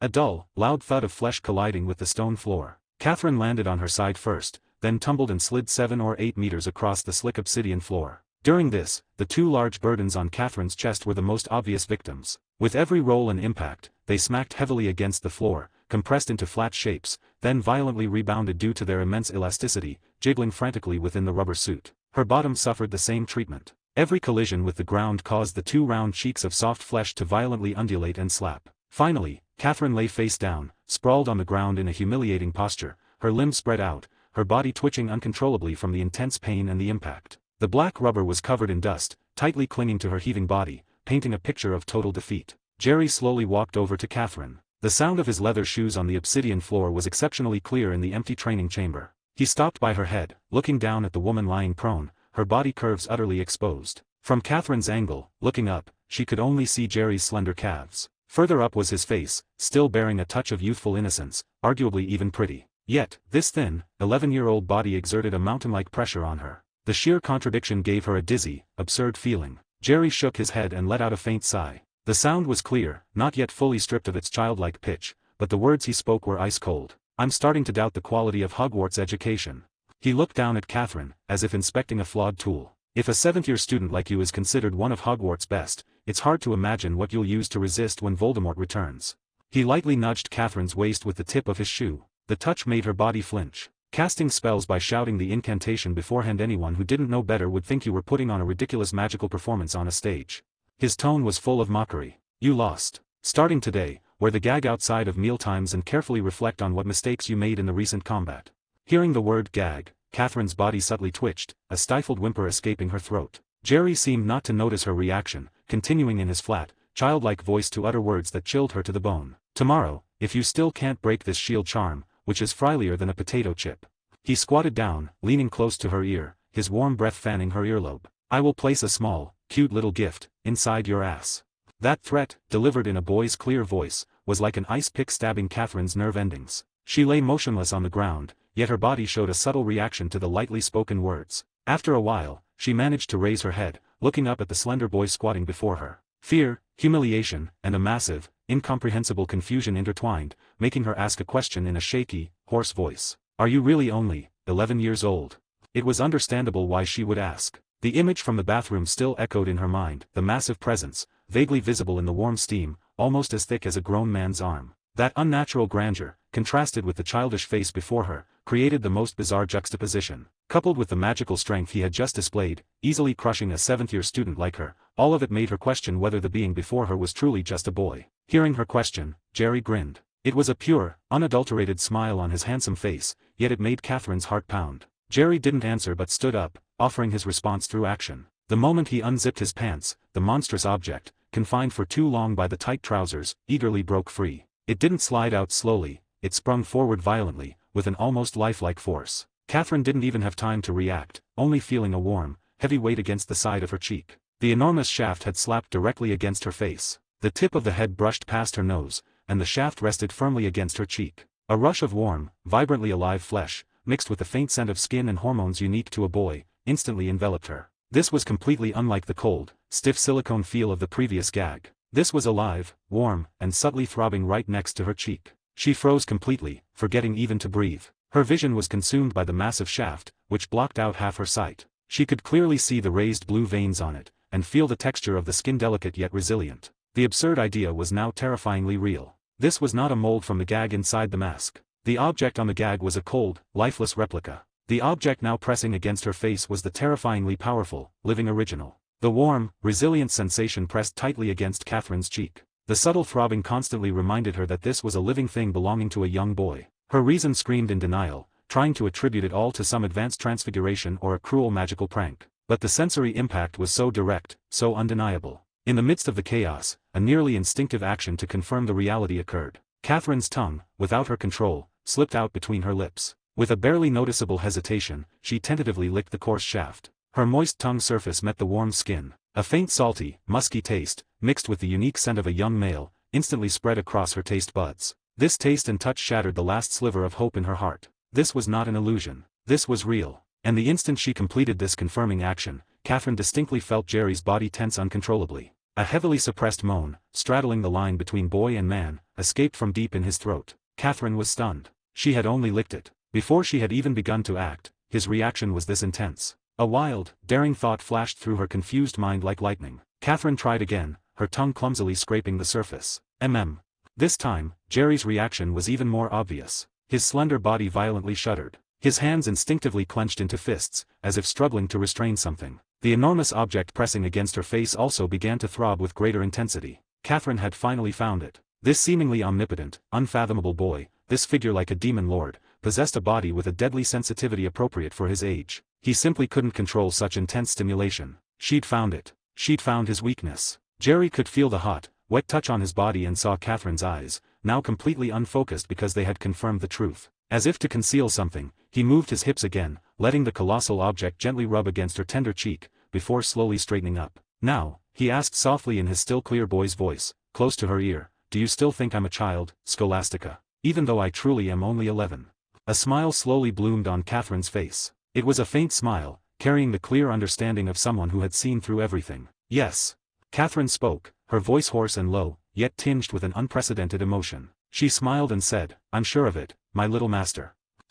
Chapter 13 What did you have for breakfast? Time passed quickly. The last hint of summer heat had been replaced by the morning chill. In the blink of an eye, the start of the Hogwarts term was only days away. Jerry ended his all-night seated position, slowly recovering from deep meditation. When he opened his eyes, the sky was just beginning to turn pale with the dawn. A night of stillness hadn't left him tired. Instead, he felt full of energy and vigor. Magic flowed steadily through his body like a gentle stream, finally returning to the source deep in his abdomen. The fundamental difference between the wizarding world and the Muggle world is not whether one knows magic exists, but an innate aptitude. This aptitude is an imprint etched deep into the bloodline and soul, a chasm mere mortals cannot cross. Not every child born into a wizarding family can successfully cast spells. The essence of magic is more like an independent energy source hidden within the body. For some, this source is like a vast, bottomless underground lake. With minimal guidance, it can unleash tremendous power. For others, this source might only be a shallow puddle, perhaps making the surrounding grass a bit greener than elsewhere, but never enough to form a stream capable of driving a spell. Such people are known as squibs. Muggles are the dry land, lacking even this puddle.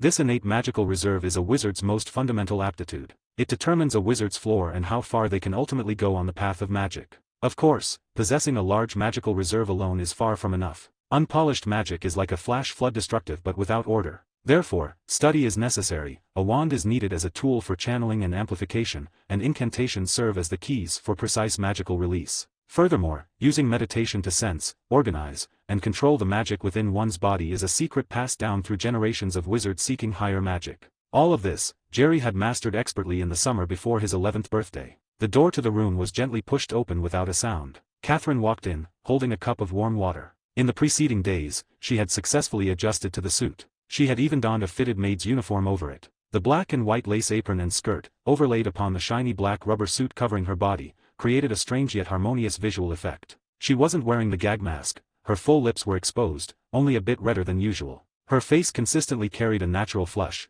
as if she had just finished exercising, giving her a strange, healthy vibrancy, and her usually cool eyes were perpetually misted over with a faint layer of moisture. The most peculiar feature was on her chest. 2 ordinary silver metal binder clips were biting tightly onto the most sensitive points of her breasts. The hard clips pierced through the thin rubber suit, gripping the garment along with the tender flesh underneath, creating 2 conspicuous, rectangular protrusions on the full curve outlined by the catsuit. As her body swayed slightly when she walked, the 2 long, silver metal handles wobbled, like a strange pair of antennae. This kept her body in a state of constant, slight agitation, and ensured her beautiful face maintained its alluring blush. Catherine walked up to Jerry, gently placed the water cup on the nearby side table, and then obediently lowered her head, her voice sounding soft due to the continuous stimulation on her body. "Good morning, master." Jerry's gaze swept across her face, finally resting on the 2 peculiar bumps on her chest. Catherine was unwilling to wear the mask that prevented her from speaking clearly, and Jerry, ever merciful, had substituted this innocuous little punishment that nonetheless served to constantly remind her of her place. He reached out, his fingers pinching the handle of one clip. Catherine's breathing hitched, and her body subconsciously leaned in, seeming to anticipate something. Jerry didn't hesitate, applying pressure to his fingertip and releasing the clip with a sharp snap. A potent rush, a blend of soreness and pleasure, radiated throughout her body from the nerves in her chest. An irrepressible groan escaped Catherine's throat. Her legs went weak, and she nearly dropped to her knees. Within the confines of the black rubber suit, the full mound of flesh sprung upward violently, as if liberated, before sinking back down heavily, creating a wave of motion. He repeated the process, removing the clip from the other side. Another slight spasm. Jerry acted as if he hadn't noticed her physical reaction. He naturally withdrew his hand, picked up the cup of warm water, and took a sip. "We leave for Hogwarts today." He set the cup down, his voice calm. "Do you need to go back and prepare any luggage?"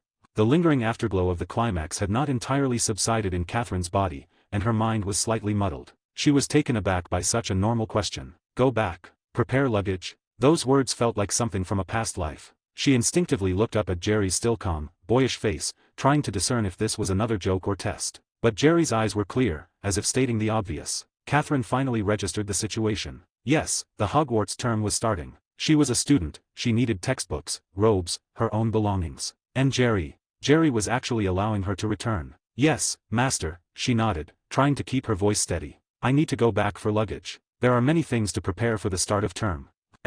Jerry responded, casually picking up a bulging leather pouch from the side table and tossing it by her feet. The bag landed on the floor with a heavy, crisp clinking sound of coins rubbing together. Then go back after breakfast. This is your salary for next month. He stood up, stretching his body after sitting all night. See you at the school. With that, he walked straight toward the dining room, as if the matter were concluded. Catherine watched his retreating back, then looked down at the cloth bag containing at least several hundred galleons by her feet. She was slightly stunned. He was just letting her go, alone, and giving her money. A massive, unbelievable feeling enveloped her. She opened her mouth, a dry word escaping her throat. Master. Before she could finish, the distinct sound of running water came from the nearby washroom. Oh, what are you doing? Hurry up and come clean me. Jerry's lazy voice was not loud, but it clearly reached Catherine's ears. The momentary, illusory surge of emotion vanished without a trace. Catherine's expression returned to its usual composure. She even subtly rolled her eyes, almost imperceptibly. She bent down, picked up the money bag, casually placed it on the table, and then walked toward the washroom. Coming, my little master. Jerry was standing in the washroom, his lower garments pulled down to his knees. The shaft, startlingly large for his age, was still healthily semi-erect, with a few glistening drops of liquid clinging to the tip. Catherine walked up skillfully and knelt before him. She picked up a small basin of water nearby, scooped some clear water, and carefully began to rinse the organ, starting from the base. The gentle flow of water washed over the shaft, removing the residual urine. Clearly, this was not the first day this routine had been performed. But when Catherine reached the tip, her movements paused. Without any warning, Catherine leaned forward slightly, opened her soft lips, and completely enveloped the entire large head. Her warm tongue darted out nimbly, carefully circling beneath the indented ridge of the glands. She licked away the last few drops of liquid remaining there, diluted by the fresh water, along with the scent of his skin itself, leaving nothing behind. From any observer's perspective, the scene was filled with a strange, dissonant beauty. Jerry was merely an 11-year-old boy. His body was slender, his shoulders undeveloped. His flat chest and delicate limbs lacked the muscle definition of an adult male. His skin was pale from lack of sunlight. He stood casually, barefoot, like a child from an ordinary family. Yet, kneeling before him was a woman with a fully mature physique. The black rubber suit acted like a second skin, delineating every curve of Catherine's body. As she knelt, her tightly encased, full, and perky buttocks formed a breathtaking arc against her slender waist, creating an exaggerated yet seductive contrast. Her high-set breasts remained full even in the kneeling position. One side was currently being squeezed in the palm of a small, slightly fleshy hand belonging to the boy, leaving clear indentations on the shiny black rubber. Jerry showed no expression upon hearing her answer, only increasing the force of his grip on her breast. He feigned anger, putting on a severe look with his boyish face, and said, "Insolence. I punish you by forbidding you from having breakfast today." Catherine was unfazed by his threat. Not only did she not stop, but she lowered her head, moving down the length of the shaft. Her lips and tongue bypassed the dense patch of hair, finally reaching the two heavy sacks below. She treated them like the finest delicacy, enveloping one with her soft lips, her tongue circling it, savoring it slowly. Hee. She chuckled indistinctly, her voice coming from between his legs, carrying a triumphant, playful challenge. "I've already eaten my fill, master." "Is that so? What did you eat?" She raised her eyes, looking at Jerry's slightly unsettled expression due to her actions. Then, she gently bit the egg-like sack with her teeth. The force was slight, but enough to make his body twitch. "I ate eggs and sausage. Delicious." September 1st, King's Cross Station, London. Jerry, alone, pushed a luggage cart full of trunks through the bustling crowd. He held the purple ticket, looking at the destination, Hogwarts, platform 9 3/4. Catherine had wanted to accompany him, but Jerry refused. After all, Catherine had a highly visible identity at Hogwarts: a 7th-year student, a Slytherin, and a prefect. What kind of stir would it cause if a graduating Slytherin senior were seen interacting intimately with an unknown first-year student on the platform? Furthermore, there was the matter of Jerry's identity. Jerry didn't need that kind of attention. The thoughts flashed through his mind quickly. Jerry pushed his cart, walking unhurriedly toward the brick wall between platforms 9 and 10. Just as he prepared to walk straight through, a family of 3 nearby caught his attention. It was a small girl who looked about his age, with excessively bushy, dark brown hair. She seemed utterly thrilled about her upcoming school life, already wearing a new Hogwarts uniform robe. Unusually, a pair of legs clad in white knee-high socks showed beneath her slightly short robe, tucked into small black leather shoes. She was looking at the wall with a mix of nervousness and excitement, seemingly muttering to herself, reciting the passing method she must have read in a book. Her parents stood behind her. Judging by their attire, they were clearly muggles with no understanding of the wizarding world. Their faces held the same nervousness as their daughter, mixed with a hint of pride and worry. Especially the mother, who maintained a graceful elegance even in the chaos of the station. She wore a fitted dark skirt suit, the hem just brushing her knees, revealing the beautifully contoured legs encased in smooth black stockings. A pair of high heels made her already slim figure appear taller. The father next to her looked more ordinary. He was leaning down, whispering something to his daughter, encouraging her to be brave. "Are you sure it's here, dear?" the attractive mother asked with some uncertainty. "Do we just walk right into it? The book says so." The little girl stubbornly puffed out her chest. "It's magic. You can't see it." Jerry paused with interest, deciding to let them go first. Just as the dark-haired girl took a deep breath, finally gathering the courage to charge, her attractive mother finally couldn't hold back. She noticed Jerry, standing calmly like a seasoned traveler, and seemed to find a savior. She walked over with elegant steps, her high heels clicking softly on the floor tiles. As she approached, a subtle, mature perfume scent wafted over. "Excuse me, may I trouble you for a moment?" Her voice was gentle with a hint of apology. "We're first-timers. Do you know, how to get in?" Before she could finish, the little girl rushed over, interjecting, "Mom, don't ask, I know what to do." She looked up at Jerry, her face radiating competitive stubbornness and student-like earnestness. "The book says you just walk straight through." "Hello, my name is Hermione Granger." Jerry looked at the small witch, who was half a head shorter but full of spirit, and offered a polite smile. "My name is Jerry. It's simple, don't worry." He reassured Hermione's mother, then told Hermione, "Watch." Without another word, he pushed his luggage cart with a steady and firm stride, walking directly toward the brick wall. Under the nervous gaze of the mother and daughter, he and his cart vanished into the wall as if it were merely a phantom. After less than half a minute, the wall rippled like water. Jerry stepped out, empty-handed. "My cart is through." He stood before Hermione, his smile still calm and polite. Then, he extended his hand toward the somewhat startled Hermione. "Now, it's your turn. Do you need help?" Hermione looked at Jerry's outstretched hand, her cheeks slightly warm. As a girl who liked to thoroughly research everything herself, she actually preferred to complete this first magical crossing on her own. But the boy's composed demeanor and his calm eyes, which seemed to see through everything, prevented her from refusing. She hesitated, but finally placed her small hand lightly in his palm. "Stick close to me. Don't let go."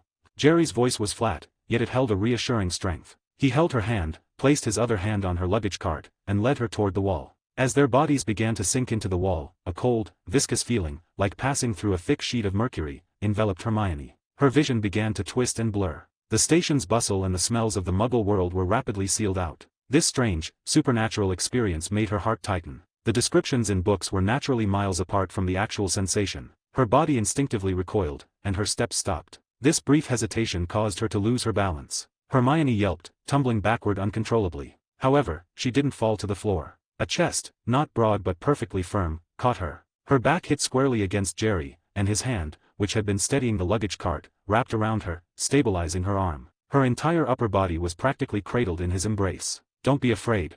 Jerry's voice was right by her ear, his warm breath brushing her earlobe. "One more step and we're there."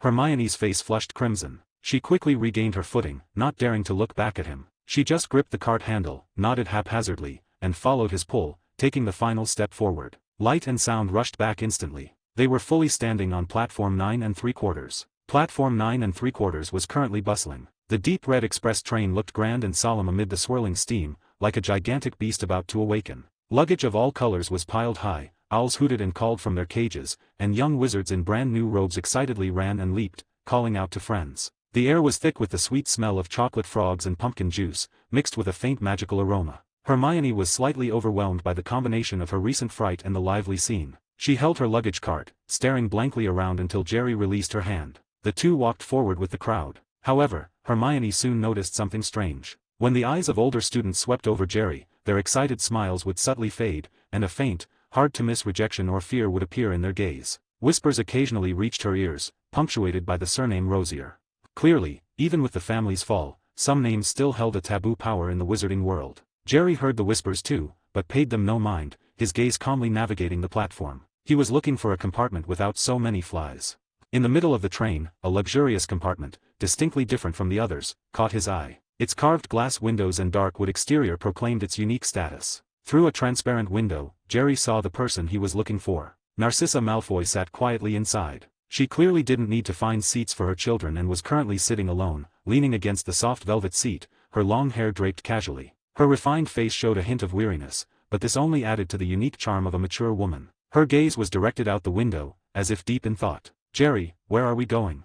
Hermione, pulling her luggage cart, looked somewhat bewildered by the surrounding scene, instinctively seeking guidance from the only familiar person beside her. Jerry didn't answer immediately. He merely shrugged helplessly, then subtly nudged his head toward a group of older students who were clustered together, chattering noisily. Their eyes were purposefully or unintentionally drifting toward them. Although their voices were kept low, the surname Rosier still reached their ears intermittently. Their gazes held a mix of curiosity, disdain, and a thread of fear rooted in the family's dark reputation. Hermione followed his hint. Although she didn't understand the reason, she sensed the unfriendly atmosphere. "I'm afraid." Jerry withdrew his gaze and looked at Hermione, stating calmly, "You'll have to find an empty seat on your own. Being with me isn't a good choice, at least not right now."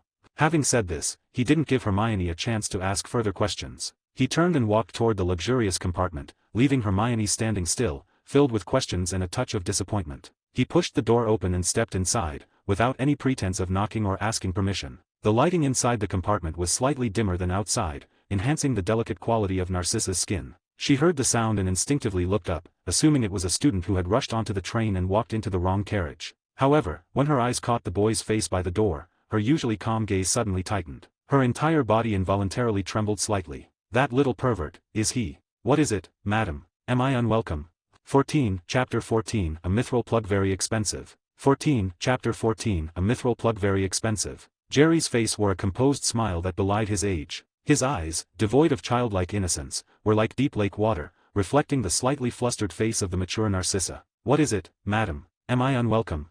he asked softly, his tone as familiar as if they were old acquaintances. Narcissa's breath hitched for a moment. She quickly suppressed the emotion that had briefly escaped, regaining the haughty indifference befitting the mistress of Malfoy Manor. She straightened her back, tilting her chin slightly, looking down at him with a condescending gaze. "This is a private compartment, Rosier boy. I don't recall inviting you." Her voice was cold as ice. "Please leave." Jerry, however, completely ignored her dismissal. He merely smiled easily, then effortlessly lifted the suitcase, which was quite heavy for a boy his age, and placed it on the overhead luggage rack with one hand. The soft clank of the case hitting the rack served as his silent proclamation. Having done this, he didn't spare Narcissa another glance, seating himself opposite her on the velvet bench, legs crossed, his posture as relaxed as if he were in his own living room. Narcissa's fingers, adorned with a meticulous manicure, silently clenched at her sides. She felt an unprecedented level of offense and a sense of powerlessness, a lack of control. The boy's gaze and behavior reminded her of the absurd and shameful Scribulus incident, which she had consciously buried deep in her memory. She wanted to speak again, to reprimand him, but looking at his unyielding composure, she found any words to be hollow. In the midst of this awkward and charged standoff, a cold, emotionless mechanical voice suddenly rang out in Jerry's mind. System notification, daily mission refreshed. Mission name, Train Guardian. Mission objective, ensure the Hogwarts Express is not destroyed by any external force and arrives safely at Hogsmeade Station. Mission reward, 1 random magical item, family prestige plus 100. Failure penalty, random physiological function of the host will be stripped for 30 days. Maid Catherine's pact will be invalidated, and her affection will be reset to hostile. Jerry's eyes narrowed slightly. The penalty made him frown. Both penalties were arguably severe. First, the physiological function. Did a heartbeat count as a physiological function? Did breathing count? Furthermore, even if it was just a random physiological function like, say, not growing hair, the invalidation of Catherine's loyalty mark and the reset to a hostile state was a grave punishment. It meant he would lose not just an obedient tool. It also meant he would likely face an enemy who knew him intimately. It seemed this journey would not be as peaceful as he'd imagined. The trigger for the penalty was the destruction of the entire train. He looked around the luxurious compartment, his gaze passing through the glass window at the rapidly receding scenery outside. The Hogwarts Express, running from London to Scotland, was nominally public transport, but it was essentially a closed, dedicated service. Although it made a few stops en route, its primary destination was ultimately Hogwarts. Therefore, few travelers other than a handful of adult wizards with close ties to the magical world would choose to ride such a train. After all, no sane adult would willingly share a carriage with hundreds of energetic, chattering, potentially wand-happy young witches and wizards. This enclosed environment made it an ideal location for a single event targeting numerous people. Jerry's gaze finally settled back on the woman opposite him, Narcissa Malfoy. He looked at her, and his expression changed. A pureblood noble, a core member of a Death Eater family. Her presence on this train alone was unusual. Was this impending accident connected to her? Was she a target, a participant, or just an unlucky person caught up in it, like him? Jerry's gaze, like the most precise instrument, slowly slid down from Narcissa's delicately furious face. Today, she wore a well-tailored dark green long-sleeved dress, the fabric a subtly patterned silk velvet, reflecting a faint sheen in the compartment's dim light. Her posture was impeccable, her legs elegantly crossed. The hem of the skirt gathered slightly with this movement, revealing more of her lower legs encased in stockings. Again, a pair of smooth black stockings clung tightly to her skin, outlining the contours of her calves and ankles almost perfectly, so sheer that no flaws were visible. On her finely shaped feet, encased in the black sheer, she wore a pair of black high heels with slender, pointed stilettos. The toe was a small circle, but the long, thin heel carried a dangerous yet graceful curve, resting lightly on the soft carpet, seemingly ready to transform into a weapon or to crush the dignity of any who dared offend her. Jerry's undisguised gaze, inspecting her as if she were property, finally broke Narcissa's composure. A genuine flash of anger tinged her icy tone. "What are you looking at?" Jerry didn't speak, merely withdrew his gaze, the faint smile on his face unchanged. He unhurriedly reached into the inner pocket of his wizarding robes, his movements calm. However, it was not a wand that Jerry produced. It was a neatly folded, slightly yellowed piece of parchment. He placed the parchment on the polished small table between them, then gently pushed it across to Narcissa with 2 fingers. Throughout the entire process, the compartment was so quiet that only the faint rocking sound of the train could be heard. Narcissa's brows furrowed. She looked down, her gaze falling on the ancient-looking paper. When her eyes caught the familiar, almost too familiar surname written in florid script at the end of the parchment, Malfoy, and the magical signature of her husband, Lucius, next to it, her beautiful blue eyes suddenly narrowed. The thin parchment now felt as heavy as 1,000 pounds in her eyes. It was not a simple IOU, but a promissory note documenting a secret family transaction. It was a contract signed when the Malfoy family sought help from the Rosier family for some illicit political goal years ago. A debt note that could cost the Malfoy family dearly. The Malfoy family had managed to escape consequences after the Wizarding War thanks to Lucius's narrative of acting under duress and his monetary influence within the Ministry of Magic. They had painstakingly cultivated an image of pure-blood decorum and nobility for years. This debt note, however, was like a bucket of the foulest sludge, enough to thoroughly stain everything they had carefully whitewashed. Should this document fall into the hands of those bastards at the ministry who were already gunning for the Malfoys, they wouldn't even need to verify the specifics of the transaction. The mere fact of secret dealings with the Rosier family was enough to plunge the Malfoy family into an abyss of perdition. Confiscation, trial, Azkaban. She could even imagine the humiliation Draco would face at school, even if he wasn't directly implicated. She slowly raised her head, shifting her gaze from the deadly parchment to the boy's face opposite her. This damned bastard, this little pervert, he actually possessed this debt note. He wasn't bluffing, he wasn't joking. Narcissa looked at Jerry's young face with its composed smile, his calm eyes reflecting her own face, which was subtly contorted by shock. A chilling, almost palpable killing intent resurfaced from the depths of her heart. With a long whistle, the train slowly started moving with a slight jolt. The scenery outside the window began to rush backward. London's familiar grey brick walls and gloomy sky blurred into indistinct color blocks within seconds, then completely disappeared. In their place was a vast, sprawling wasteland of strange, vibrant colors. This was contrary to reason. There could not be such a large wilderness north of London, at least not one appearing within minutes of the train's departure. In truth, although the wizarding world is closely linked to the real world, the two do not exist on the same plane, or rather, not entirely in the same world. Otherwise, how could a mere Earth suffice for generations of wizards to explore and expend their magic? Soon, colossal, sky-high mountains appeared on the distant horizon, their peaks shrouded in multicolored clouds, resembling the dwelling of gods. This extraordinary spectacle elicited gasps of astonishment from all the first-time riders in the other carriages, most of whom pressed their faces against the glass. Jerry's gaze was also fixed on the view outside the window, his calm eyes reflecting the shifting, fantastical celestial light. He seemed utterly oblivious to the growing killing intent emanating from the noble lady opposite him, an aura that threatened to freeze the air in the compartment. Narcissa silently held her breath. She hadn't forgotten the humiliating, uncontrollable feeling she experienced last time at Scribulus. This boy seemed to carry some kind of charm-repellent potion with him at all times. She absolutely could not give him another chance. Her other hand was tightly gripping a magical artifact that allowed for short-distance apparition within the carriage, a silver coin carved with a serpent rune. She had to deal with this damned, perverted little bastard in the darkness that was about to descend, before the trolley which arrived. A huge tunnel entrance appeared directly ahead of the train, like the mouth of an ancient behemoth about to swallow the entire train. The colossal mountain it was about to pierce was both strange and magnificent. The mountain was covered in countless crystalline columns that shimmered with a pink glow. The largest were like towers, and the smaller ones were still over a person's height, refracting dazzling and mesmerizing light in the sun. The moment the train was completely engulfed by darkness, Narcissa moved. With virtually no delay, her wand-wielding wrist gave a subtle flick, and a silent spell fluctuation spread out, enveloping the entire compartment. The roar of the train outside seemed to be blocked by a thick layer of cotton, forming a pocket of absolute Silencian illusionary domain. Without hesitation, the tip of her wand erupted with a thin but deadly purple lightning arc.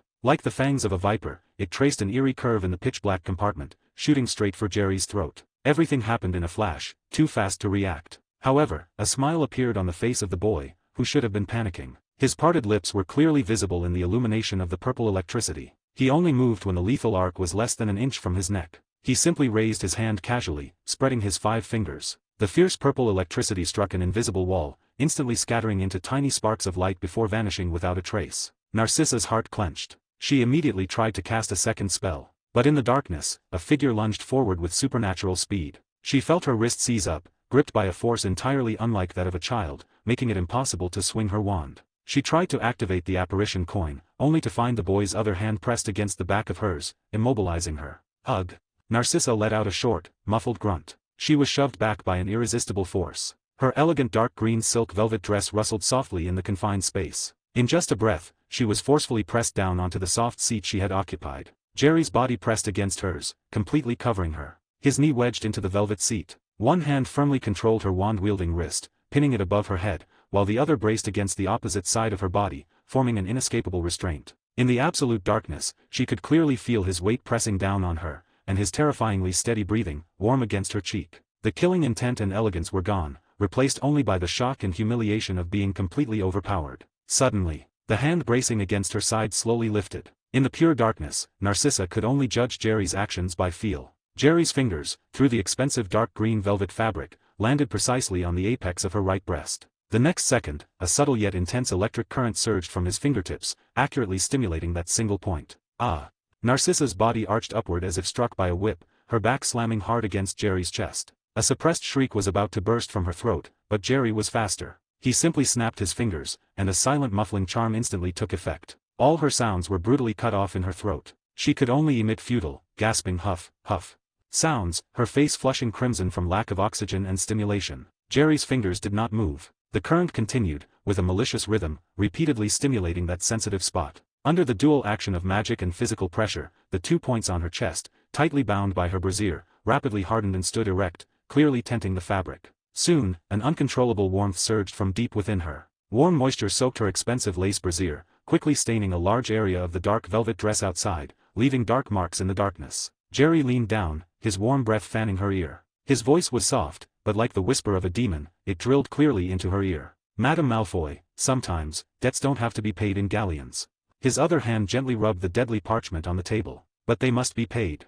Jerry's voice was close to her ear, every word like a cold anvil pounding on Narcissa's crumbling self-respect. Failing to pay a debt is an immoral act, he said, effortlessly grasping the neckline of her dress with one hand. And trying to kill your creditor to evade the debt is more than just immoral. Ryip. A harsh tearing sound of fabric echoed in the silent compartment. The expensive dark green velvet dress was ripped open like fragile paper, along with the delicate lace bra underneath. 2 full, snow-white masses were exposed nakedly in the darkness, their tips already hard and erect from the recent stimulation. Jerry's 2 small, boyish hands grabbed them without mercy, wantonly kneading the astonishing softness. His body was small, yet with a combination of skillful leverage and magically enhanced strength, he pinned the mature, tall, and soft body beneath him, rendering her immobile. Narcissa's body twisted weakly, her legs attempting to kick, but they were firmly suppressed by his knees. Any struggle was like a stone tossed into the ocean, generating only a negligible ripple. Are you inviting me, madam? His voice was laced with malicious laughter. Subtle purple electric sparks flowed from between his fingers, tracing patterns across her pale skin as he kneaded. With every flash, a small, distinct, bruised fingerprint was left upon the mound of white flesh. Treated with such roughness, the snow-white flesh once again uncontrollably ejaculated warm moisture. White fluid sprayed everywhere, some splashing onto Jerry's robes, some flowing down her body's curves, and more soaking into the velvet seat beneath her, quickly creating large, wet stains. Under the muffling charm, she couldn't make a sound. She could only open her mouth wide, emitting desperate, gasping sounds from her throat, her body violently heaving from the relentless stimulation. Her blue eyes, usually so haughty, now held nothing but humiliation and the watery haze of physiological response. If Jerry could see her mouth shape now, he would clearly see her repeatedly mouthing, "Let me go, let me go." Too bad, even seeing it wouldn't matter. But fortunately, this direct torture was not likely to last much longer. At that moment, the faint sound of wheels rolling and a woman's indistinct hawking could be heard from the other end of the carriage. It was the trolley witch. While the illusion charm could block sound and light and deceive those outside the door, it couldn't stop someone who simply pulled the compartment door open. Jerry had little time left to collect his interest.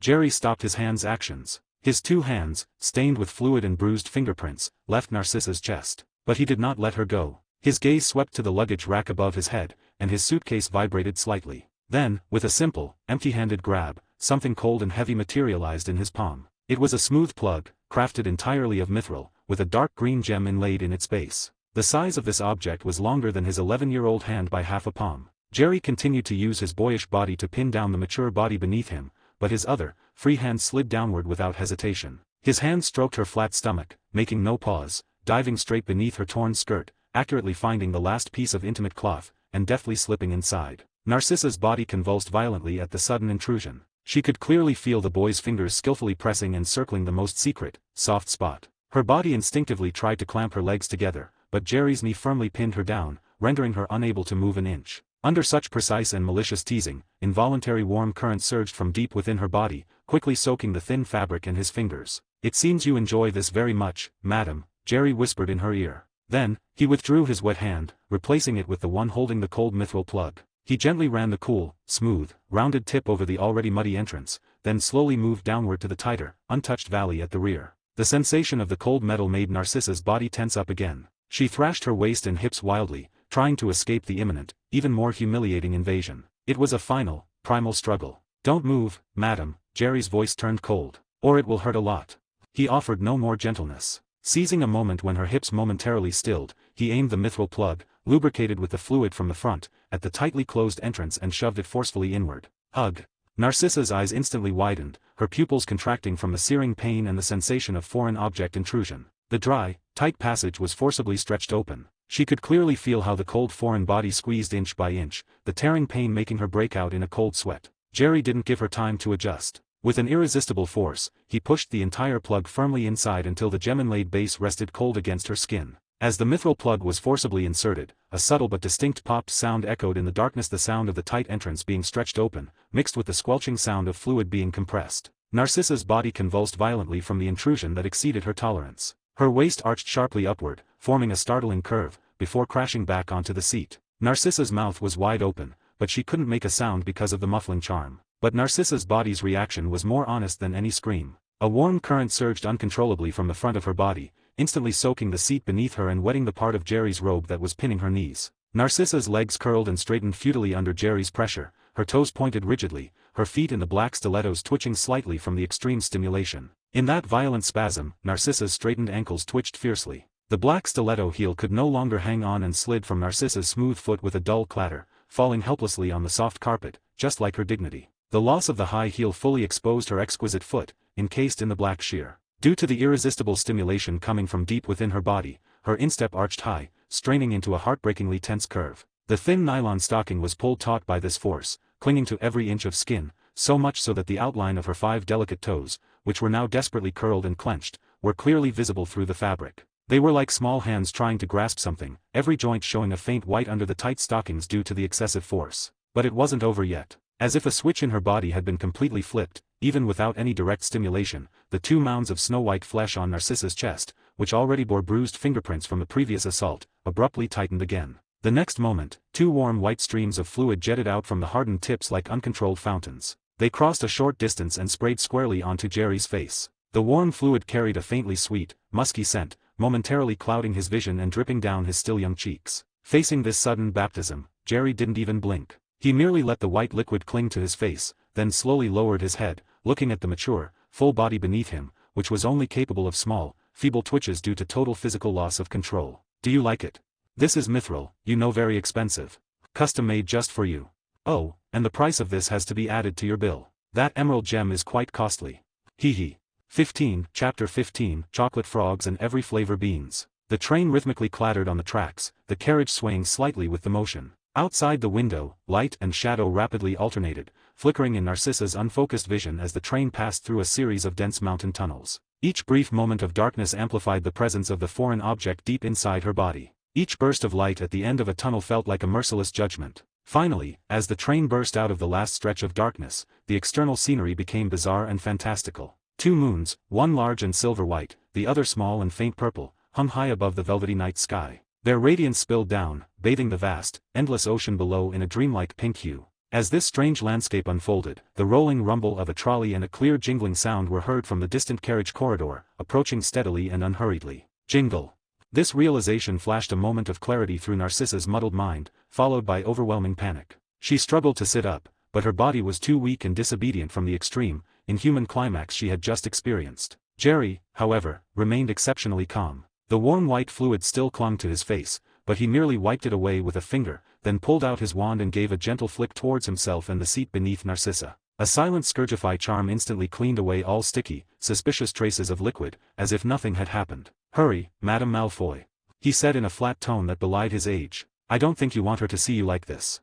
The sentence was like an injection of adrenaline into Narcissa's body. She fumbled desperately, pulling a conservatively styled dark green wizarding robe from her luggage. Her fingers were shaky, missing the slick fabric several times. She could vividly feel the mithril plug still deeply embedded in her rear. That cold, heavy, and alien presence was unmistakably rubbing against her most sensitive inner walls with every movement she made. There was no time. Narcissa knew it was absolutely impossible to remove the object before the witch pulled open the compartment door. She gritted her teeth, enduring the humiliation and the object's warmth-inducing presence, quickly pulling the clean robe over her body to cover the wreckage of her state. Narcissa didn't even bother to tidy her scattered blonde hair, merely ran a hand through it, then took several deep breaths, forcing herself to sit up straight and adopt a dignified posture. Only her eyes were filled with venomous hatred and all the fury of a trampled pure-blood noble. Narcissa wanted to flay him with her gaze, wanting Jerry to pay 1,000-fold for everything she was currently enduring. Yet, facing Narcissa's murderous stare, Jerry showed not the slightest fear. Instead, he curled his lips into a wicked smirk, utterly inappropriate for his age and full of malicious humor.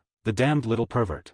By the time Narcissa had barely composed herself, Jerry was already leisurely seated by the window, appearing to be nothing more than an 11-year-old boy quietly enjoying the view. His profile looked soft and harmless in the light filtering through the window. With a rumbling sound, the train exited the last long tunnel. The view ahead opened up dramatically. The endless, pink crystal-covered mountains were gone, replaced by a vast, boundless pink ocean that shimmered with a soft glow. The water sparkled. Some wizards in waterproof robes stood on enormous, floating platforms resembling lily pads, waving wands, apparently cultivating some kind of marine plant life. Just then, with a shhh lack, the compartment door was slid open. "Would you like some snacks, dears?"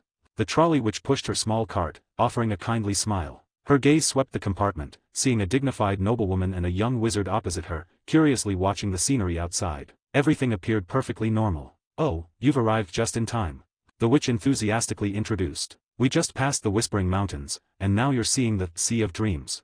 Those wizards are cultivating sweetheart seaweed, the main ingredient for the strawberry ice cream flavor of Bertie Bott's every flavor beans." Narcissa managed to force a polite smile, but only she knew the agony her body was in. The slight tremor of the moving train caused the cold mithril plug inside her to generate a subtle, persistent friction. This sensation made her fidget, her gluteal muscles instinctively tightening, which in turn squeezed the foreign object harder, triggering a new wave of stimulation that made her blush. She could feel her cheeks growing hot, and a shameful new dampness beginning to seep out from deep within her body. "I'll take a box of chocolate frogs."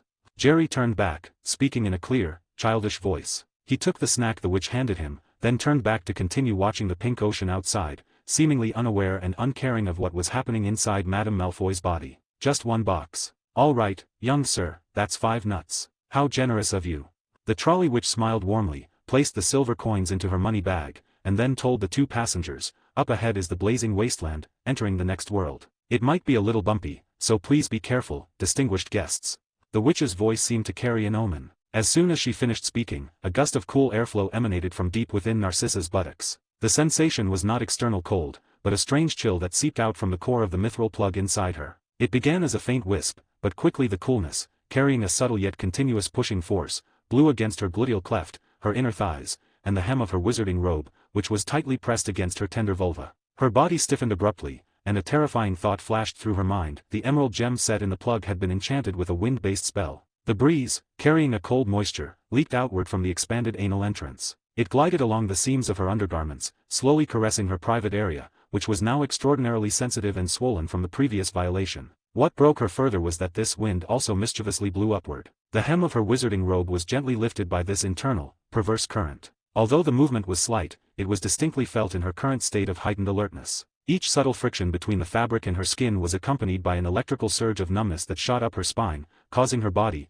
already trembling from the foreign object, to shiver uncontrollably. She could feel that the plug inside her body now possessed a life of its own. Driven by the breeze, every slight chill and rub was coaxing the residual desire deep within her body. Beneath the wind-lifted hem of her skirt, her hidden vulva stirred. Uncontrollable warm currents began to surge out again, re-wetting the seat below, which had just been cleaned, and her robes, which barely covered the critical area. Narcissa desperately clenched her fists, her nails digging deep into her palms, trying to use the pain to resist the humiliation and titillation coming from within her own body. Her cheeks were flushed unnaturally red with shame, yet they were slightly pale from the cold sensation. The witch finally closed the door and pushed her cart further away. The compartment door, which blocked the outside view, slid shut with a shhh lack, and the last chime of the bell faded down the corridor. This sound was like a signal. Narcissa could no longer tolerate the cold and restless airflow within her. She abandoned all pretense of aristocratic composure, anxiously shifting her body on the seat. One hand, slightly trembling, reached behind her, trying to reach out and touch,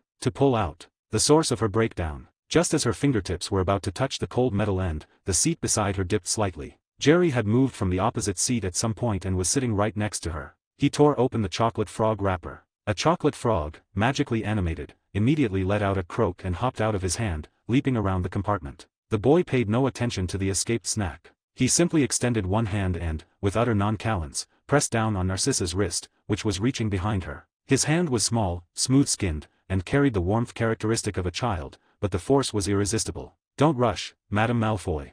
Jerry's voice was still flat, as if stating the most ordinary fact. "The real show is just beginning."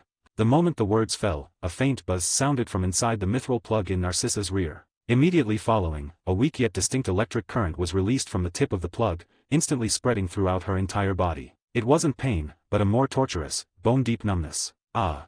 An irrepressible moan escaped her lips. Her body arched up uncontrollably, her back lifting off the seat. All her muscles contracted from the sudden electrocution. The current seemed to have a will of its own, precisely locating every sensitive nerve inside her. She felt her lower body was completely paralyzed, with only the pleasure brought by the current continuously accumulating and escalating. The wind charm inside her had not stopped. Instead, it became more active with the addition of the electricity. The cold breeze, mixed with the numb-inducing current, attacked her most vulnerable spots simultaneously, from both inside and out. The chocolate frog hopped wildly inside the compartment, each landing making a soft thump.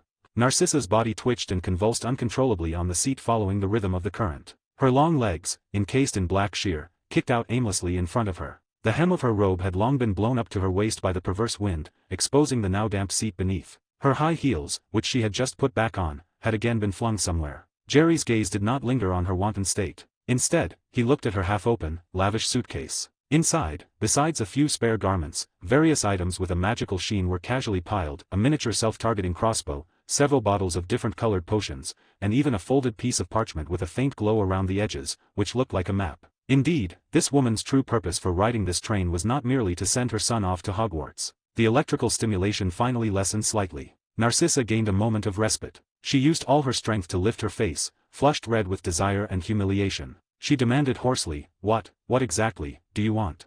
"What do I want?"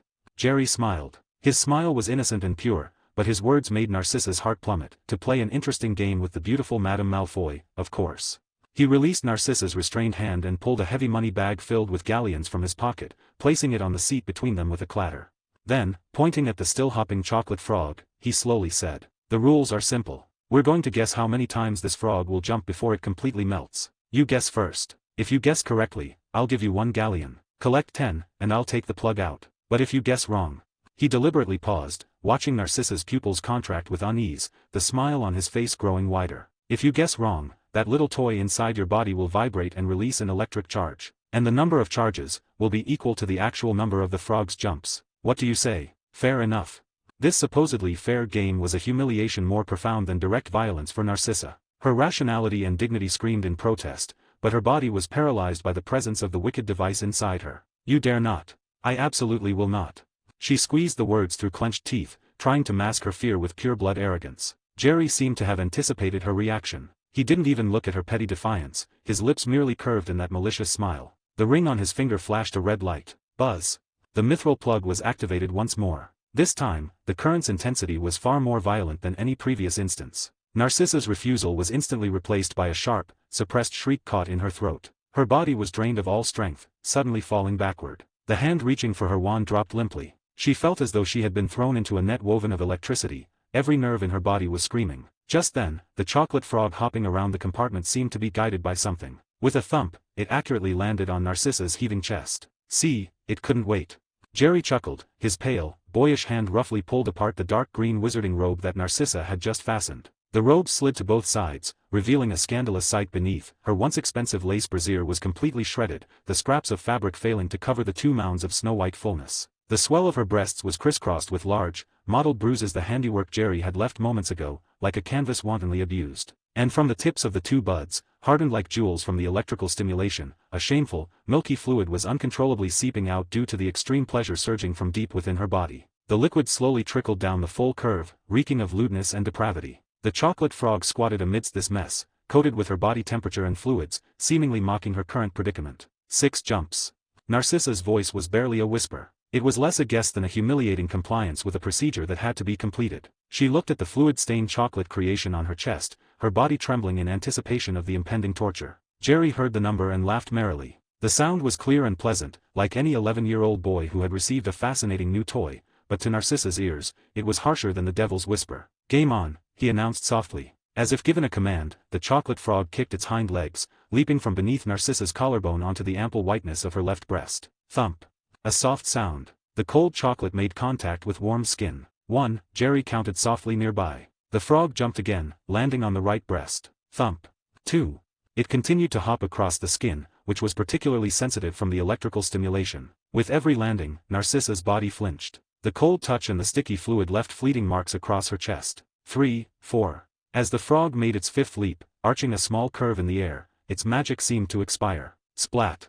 It was no longer a living creature. Mid-air, it dissolved into a pool of warm, semi-melted chocolate paste, landing squarely and unflatteringly on the still erect bud closer to Jerry's side. Narcissa looked at the dark brown smudge, then at Jerry's expression of "what a shame."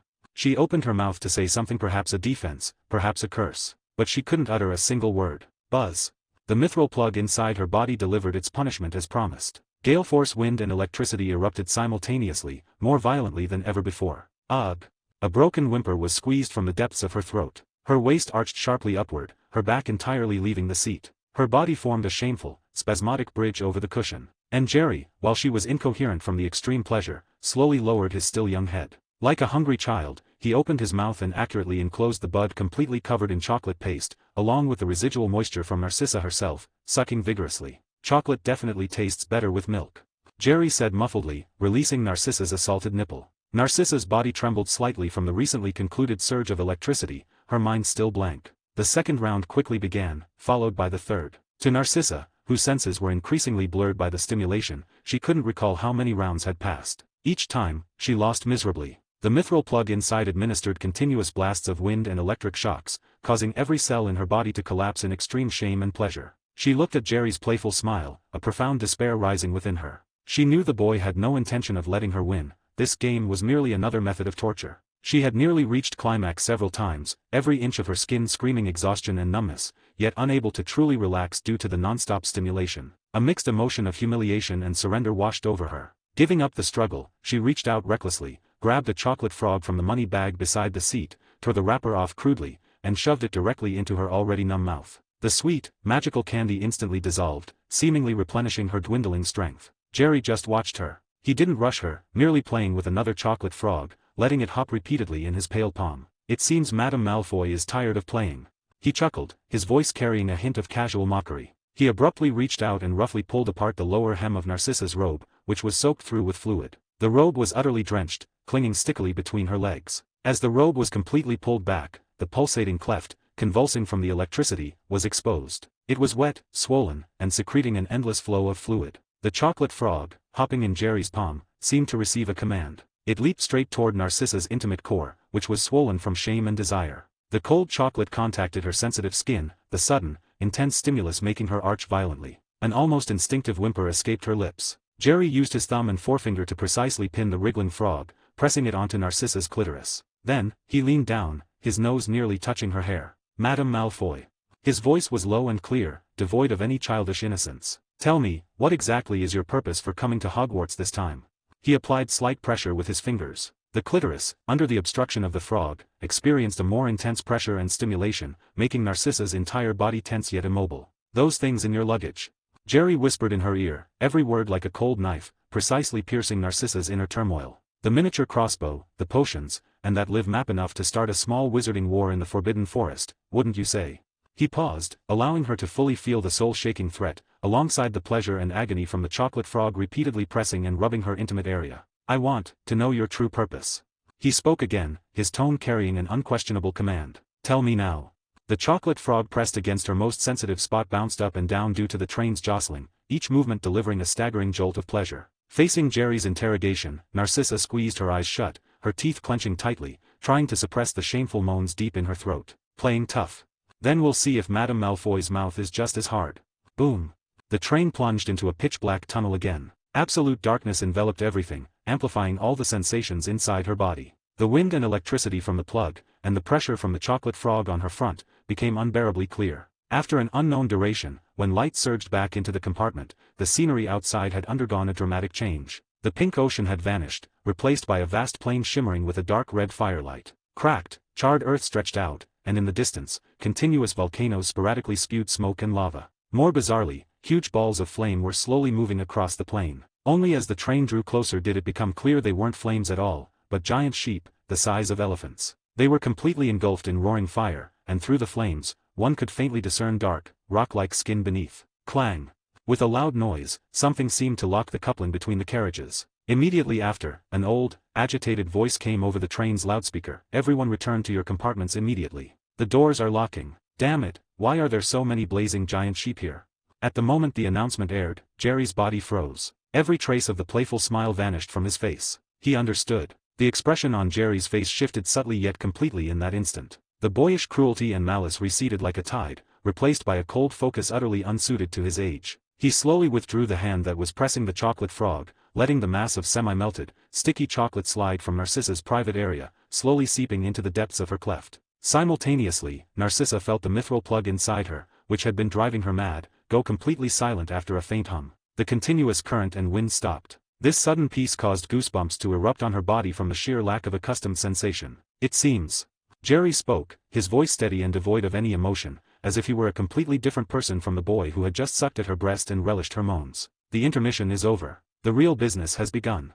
Jerry's gaze retracted from the burning giant sheep outside the window, settling on Narcissa. It was a new appraisal, devoid of any desire, only pure, cold calculation. His eyes swept over her ravaged chest and her fluid-soaked robes. Finally, they landed precisely on her suitcase containing various magical artifacts. "Your trip preparations are quite thorough, Madame Malfoy," Jerry said slowly, in a typically ironic British tone. "One might think you anticipated encountering some trouble." The moment he finished speaking, the entire train gave a sudden jolt. The violent bump sent Narcissa uncontrollably lunging forward, nearly colliding with Jerry. Outside the window, the blazing giant sheep, which had been leisurely wandering the plain, seemed enraged by the train's noise. They uniformly turned and, in the next second, transformed into burning torrents, charging toward the speeding train. These blazing giant sheep were unique magical creatures native to this wasteland. Their meat was exceptionally delicious and highly nutritious, but their living conditions were extremely harsh, allowing them to survive only in such hot, volcanic regions. Therefore, despite being a delicacy, few people had managed to successfully domesticate them. Jerry noticed that beneath the flickering flames, each giant sheep's skin was branded with a prominent, constantly shifting magical mark, clearly the sign of some large wizarding farm. They should not have been here, far from the farm fences. These creatures were known for being aggressive and extremely easily angered, and a high-speed, noisy steel creation was undoubtedly the perfect target for them to attack. Despite their inability to use complex magic, their immense, elephant-like bodies and the searing fire engulfing them were enough to pose a fatal threat to the train. Chapter 16, Sorry, you saw my face. Bang, bang, bang. A continuous barrage of impacts came from outside the window, accompanied by the screeching sound of twisting metal. The entire train shook violently. Beams of blue and white magical light shot out from the windows of other carriages, accurately hitting the charging blazing giant sheep. These were freezing charms and powerful water jet spells. The collision of cold magic with the flames engulfing the giant sheep produced loud sizzling sounds, releasing vast clouds of white steam that instantly obscured the view outside the window. The patrolling wizards' attacks were effective, successfully creating a temporary defensive line of ice walls and water screens around the train, preventing most of the giant sheep's direct impact. However, the shockwaves and high-temperature steam generated by the magical collision still left the inside and outside of the carriages in chaos. Inside the compartment, the wizarding apprentices shrieked one after another. Many were thrown off balance by the turbulence, and panic spread like a plague. It was in this chaos that Narcissa, holding onto the edge of the seat for support, managed to struggle to her feet. Her legs were shaky from the continuous stimulation she had endured. With every jolt, the now dormant plug deep inside her body shifted with gravity, causing a heavy, distinct friction. She didn't have time to deal with it. Narcissa's face was pale, but her eyes were intensely focused. She quickly pulled the wizarding robe that Jerry had ripped open tightly closed, concealing the mess on her chest. This movement strained the muscles in her rear, causing the head of the plug to press deeper against a sensitive point inside her. A subtle, tickling sensation crawled up her back. She unconsciously contracted her buttocks, a minor, almost imperceptible action that only heightened her sense of shame. She quickly opened her suitcase, waved a hand, and the miniature crossbow, potions, and the live map all flew into an undetectable extension pocket sewn inside her robes. Having done all this, she turned her head. She gave Jerry a complicated look. "Stay here. I'll be back soon." She only spoke those few words. Then, Narcissa's entire figure blurred where she stood, transforming into a barely visible wisp of shadow, preparing to silently vanish from the swaying compartment. Just before Narcissa's figure completely dissipated, Jerry moved. He didn't even stand up, merely waving his hand casually. An invisible magical barrier instantly formed around Narcissa. Her now blurry body hit an unseen wall, the teleportation spell was abruptly interrupted, and her body's outline instantly snapped back into focus. Before she could react, something even more bizarre happened. Countless pieces of jewelry, flashing with various colored lights, appeared out of thin air and swiftly flew into Jerry's robes. With the sound of metal buckles clashing, Jerry's magical presence surged. "Explain yourself. Where are you going?" Jerry's voice sounded close to her ear. The youthful flippancy was completely gone, replaced only by an undeniable coldness. Along with his words, a familiar, faint, cool breeze blew again from the depths of Narcissa's buttocks. The mithril plug, which had just fallen silent, was once again activated. The wind was gentle, but enough to cause the robe fabric against her skin to softly rub with the breeze. Furthermore, the feeling of pressure intensified. The anal plug actually had an expansion function. The cold metal, mixed with a subtle chill, relentlessly teased her already overburdened nerves. Narcissa's body tensed up under this dual torment. She finally fully realized that the 11-year-old boy before her was an unresisting, unfathomable monster. All her struggles and defiance seemed ridiculous and futile. She took a deep breath, suppressing the moan in her throat and the fear in her heart, clenching her teeth tightly. She turned her head, staring intently at Jerry with a dark, somewhat resigned look. "If you want to know so badly," her voice was low and hoarse, filled with suppressed emotion, "then follow me." The moment she finished speaking, Jerry flicked his wand, and an almost imperceptible ripple spread out. Two identical phantoms of them appeared in the compartment, sitting blankly in their original seats, maintaining the appearance of a standoff. Almost simultaneously, Narcissa reached out and grabbed Jerry's hand. Her palm was slightly cold and damp from tension, but the grip was firm. Without another word, she pulled him, activating sidelong apparition. Space violently twisted and compressed. In the next second, they reappeared in a completely different carriage. The moment they landed, Narcissa immediately released a dense cloud of black mist, tightly enveloping both their figures, silently concealing them in the shadow of a corner of the carriage. Bang! A violent impact immediately followed, accompanied by a rush of hot air. The side wall of this carriage had been violently breached, leaving a huge gap. The scorching air from the volcanic plain outside, mixed with sparks, continuously rushed inward. A ministry of magic wizard responsible for defending this carriage lay twisted at a bizarre angle nearby, a massive indentation in his chest clearly dead. This carriage should have held many wizarding apprentices, but it was now empty. There were no bodies on the floor, suggesting they had fled to other carriages the moment the attack began. In the center of the carriage, an intense battle was raging. 13, perhaps 14, mysterious figures clad in black robes, their heads and hands completely covered, were besieging the remaining defender. Saw few spontaneously fighting wizard passengers and 7 or 8 aurors in ministry uniforms. The battle was one-sided. The dark wizard's curses were vicious and precise, and their coordination was excellent. Just moments after Narcissa and Jerry concealed themselves, 2 blinding green lights flashed, striking the chests of 2 more aurors, who fell straight down, lifeless. The black mist, acting like a living creature, separated their figures from the brutal carnage inside the carriage. Narcissa half knelt in the shadows, her body lines stiff with alertness. Every tremor of the train, or the boy's silent scrutiny beside her, made the presence of the foreign object deep inside her body more pronounced. She avoided looking at Jerry, perhaps out of a complex caution, or perhaps simply believing it was far from the time she needed to personally enter the fray. Her movements were calm and efficient. She took out the delicate miniature crossbow from her undetectable extension pocket. The crossbow stock was made of some black wood, carved with intricate silver vine patterns. She dipped a feather into a small crystal vial containing a viscous dark green liquid, carefully coating the tip of each arrow. The potion gleamed oilily in the dim light, emitting a faint, sickly sweet, yet bloody smell. Having done this, she rested the crossbow across her knees, holding herself like a statue poised to strike, silently observing the battle through a gap in the mist. Jerry was completely different. He simply tilted his head, observing everything with an almost innocent curiosity. Deadly curses intertwined in the air, forming a dazzling light grid. Every hit on a human body was accompanied by the smell of scorched flesh and a dull thud. To him, the scene seemed no different from a spectacular fireworks display. If he wished, a single thought could instantly turn everyone in this carriage, both the dark wizards and the struggling oarers and passengers, into dust.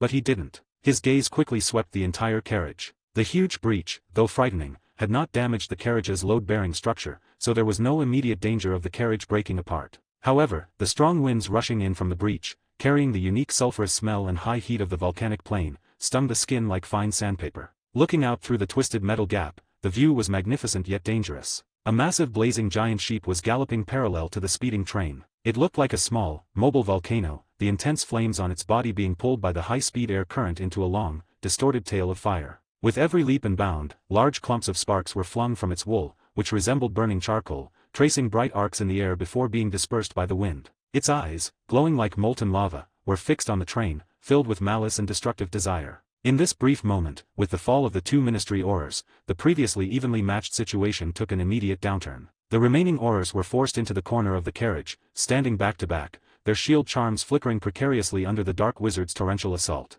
A look of grim determination flashed in the eyes of one elderly oarer. He roared something at his companions, then forcefully threw an old suitcase onto the floor. With a loud thump, the case sprang open. The next second, accompanied by a deafening, multi-toned roar, a colossal creature leaped out of the tiny suitcase. It was an infernal three-headed dog. Its massive body unfolded in the narrow carriage, its muscular form instantly ripping through and shattering the carriage ceiling. 3 enormous heads, 6 eyes glowing with savage red light, simultaneously scanned everyone in the carriage. Thick drool dripped from its sharp fangs, landing on the floor and corroding sizzling pits. The dark wizard's assault momentarily stalled, clearly stunned by the sudden monster. However, the moment everyone was paralyzed by the three-headed dog's might, Narcissa, hidden in the mist, acted. With almost no hesitation, she raised the preloaded magical crossbow in her right hand. Her left hand quickly glanced at the live map resting by her feet, which displayed the location and status of everyone in the carriage. Her gaze flickered across the pinpoint of light representing the three-headed dog on the map, and then she squeezed the trigger.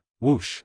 The crossbow bolt, coated with the dark green potion, became a silver streak. It shot precisely through the battlefield of interwoven magic and dust, accurately striking the underside of the three-headed dog's middle head. There was no blood, just a muffled impact. "Let's go," Narcissa immediately whispered, reaching out to grab Jerry's arm, ready to take advantage of the confusion and leave. But Jerry merely turned his wrist, lightly deflecting her hand. There was no surprise on his face, only a knowing smirk. The moment the crossbow bolt was fired, he had clearly discerned that the potion on the arrowhead was not a lethal poison, but a potent, deep-acting sedative specifically targeting large magical creatures. They knew about the Ministry Auror's last resort hidden in the suitcase and had prepared a countermeasure in advance. A cold smile curled Jerry's lips. It seemed there was a high-ranking mole within the Ministry of Magic. The sedative on the crossbow bolt immediately began to take effect. The massive three-headed dog let out a confused growl. All 3 heads drooped weakly, and its huge body began to sway, clearly about to topple over. The carriage floor groaned under its immense weight. Narcissa knew well that once this creature completely fell, the fragile carriage would be instantly crushed into 2 pieces. But so what? Her mission was complete. She just needed to retreat and leave the rest to the dark wizards. However, Jerry's objective was clearly different from hers. His task was to ensure the safety of the train's arrival, that no one should destroy it. He didn't even look at the collapsing beast. He simply waved a hand toward Narcissa. Narcissa's vision blurred, and the surrounding scenery instantly changed. The next second, she was back in the carriage filled with the scent of chocolate frogs and her own body fluids, with only the 2 motionless phantoms beside her. In the chaotic battle carriage, Jerry's figure vanished from his spot. The next moment, he appeared behind the group of dark wizards. No one noticed his arrival. All attention was focused on the three-headed dog, which was about to collapse. It was at that moment that Jerry struck. He didn't even use a wand, merely raising both hands. In that instant, he transformed into a forbidden magical artillery turret. Countless spells of various colors poured forth from his fingertips like a devastating flood of magic. Cutting curses, blasting curses, fire spells, piercing curses, various common and vicious spells were unleashed effortlessly at an astonishing speed, forming an airtight attack barrage. Truthfully, if it were a head-on fight, Jerry might not necessarily win against these dark wizards. But with the advantage of striking first and attacking from the rear, Jerry was confident he could take them down even if their numbers doubled. Some of the dark wizards were naturally quick to react. But clearly, losing the initiative in a wizard's duel was fatal. One dark wizard instinctively raised a Protogo shield, but a scarlet beam of light passed directly through the thin magical barrier as if it didn't exist, accurately piercing his heart. That was the 50% spell penetration effect. Another dark wizard tried to dodge, but 3 cutting curses from different angles arrived simultaneously. His body was dismembered in midair into several pieces, without a single drop of blood spilled. The cuts were smooth as glass, all life instantly drained from him. That was the 100% critical hit effect. The remaining wizards simply couldn't react that fast. Facing the onslaught of purely destructive magic, they didn't even have time to scream. Their bodies were either blasted into dust, incinerated into charcoal, or sliced into pieces. In just 2 seconds, the 13 dark wizards, along with the 3-headed dog that had just begun to fall, were completely and cleanly erased from the world in that dazzling yet deadly magical storm, leaving only tiny piles of fine black ash. The threat was neutralized. However, Jerry couldn't just leave quietly. Because the moment Narcissa was teleported away, the dense black mist that had enveloped Jerry also dissipated. The 2 surviving Aurors and the 3 passengers, leaning against the walls, were staring in shock at the fine black ash scattered on the floor, trying to comprehend the terrifying scene that had unfolded in less than 3 seconds. As the mist cleared, their gaze inevitably fell upon the boy standing alone in the center of the carriage. An 11-year-old child, wearing a Hogwarts first-year robe, his face still showing traces of baby fat. He stood atop the ashes of 13 dark wizards and an infernal 3-headed dog, looking utterly out of place and eerily unnatural. Just as the others stood dumbfounded, the blazing giant sheep that had been running alongside the train let out an angry roar. Its massive body leaped high, preparing to deliver the final blow to the already damaged carriage with its burning mass. Jerry merely glanced out the window. He raised his hand and lightly snapped his fingers toward the charging behemoth. Still no incantation, no light. Only an invisible, extreme cold instantly traversed the distance. Hiss! The burning beast froze in midair. The roaring flames on its body seemed to have been paused. The next second, it was completely encased in a thick layer of solid ice, glowing with a faint blue light. The flames and flesh, along with its savage expression, were sealed inside a crystal-clear ice sculpture. The massive block of ice crashed onto the charred plane with enormous momentum, shattering into pieces. Inside the carriage, the 2 surviving Aurors' mouths were slightly open, completely speechless. Jerry turned and looked at them. He wore an apologetic, age-appropriate smile, his tone even slightly shy. "My apologies," he said softly, his voice clear and pleasant. "You've seen my face." The moment the words left his mouth, all emotion vanished from his innocent eyes. He raised his hand again. This time, it wasn't ice. Golden red flames erupted from his palm, filling the entire carriage like a blooming lotus. The flames did not possess the temperature of ordinary fire but carried a will capable of directly annihilating the soul. The expressions on the faces of the 5 survivors froze in the transition from shock to terror. The simple incendio spell, enhanced by a 100% critical hit, possessed terrifying power. They didn't have a chance to scream, to resist, or even to feel any pain. After the golden red flame swept through, only 5 small piles of finer white ash remained on the spot, drifting away with the wind. Jerry clapped his hands and was about to leave when he suddenly stopped. He turned his head slightly, his gaze falling upon a pile of scorched luggage debris in the corner of the carriage. A tiny figure was curled up there, trembling uncontrollably. Pansy Parkinson looked utterly miserable. Her exquisite school robes were covered in dust and tears, her pretty face was drained of all color by fright, and her eyes, usually bearing a touch of arrogance, were now filled with tears and terror, like a startled fawn.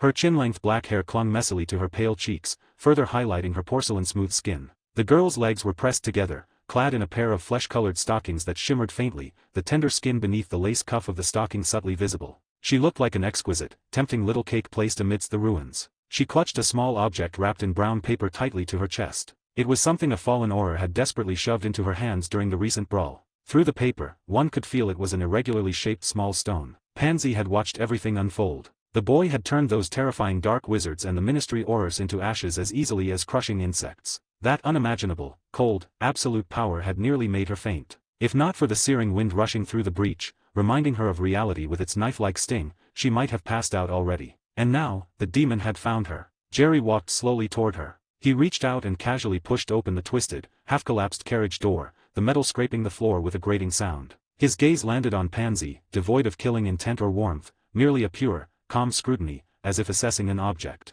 His eyes swept her from top to bottom, without any emotion. From her dusty mouth, slightly agape in terror, to her unusually slender neck due to her curled posture, and then to the small, brown paper-wrapped object she clutched to her chest. Finally, his gaze stopped at her feet. One of the girl's delicate leather shoes was missing in the chaos, leaving the other hanging loosely on her foot. The shoeless foot was exposed to the air. The thin, skin-hugging flesh-colored stocking clearly outlined her small, exquisite ankle and the slightly arched curve of her instep. 5 small toes, encased in the stocking, unconsciously curled inward from tension, appearing pale and helpless. A faint but clearly audible sound of footsteps came from a distance, rapidly approaching the severely damaged carriage. The sound was somewhat disorganized, clearly indicating more than one person, and was accompanied by strong magical fluctuations. It sounded as if they had just arrived via the train's fireplace network. Jerry's eyes flickered. He didn't turn around. He simply reached out toward Pansy and lightly pointed a finger at her. The girl had no time to react, feeling only an irresistible force envelop her. The next second, she lost her balance,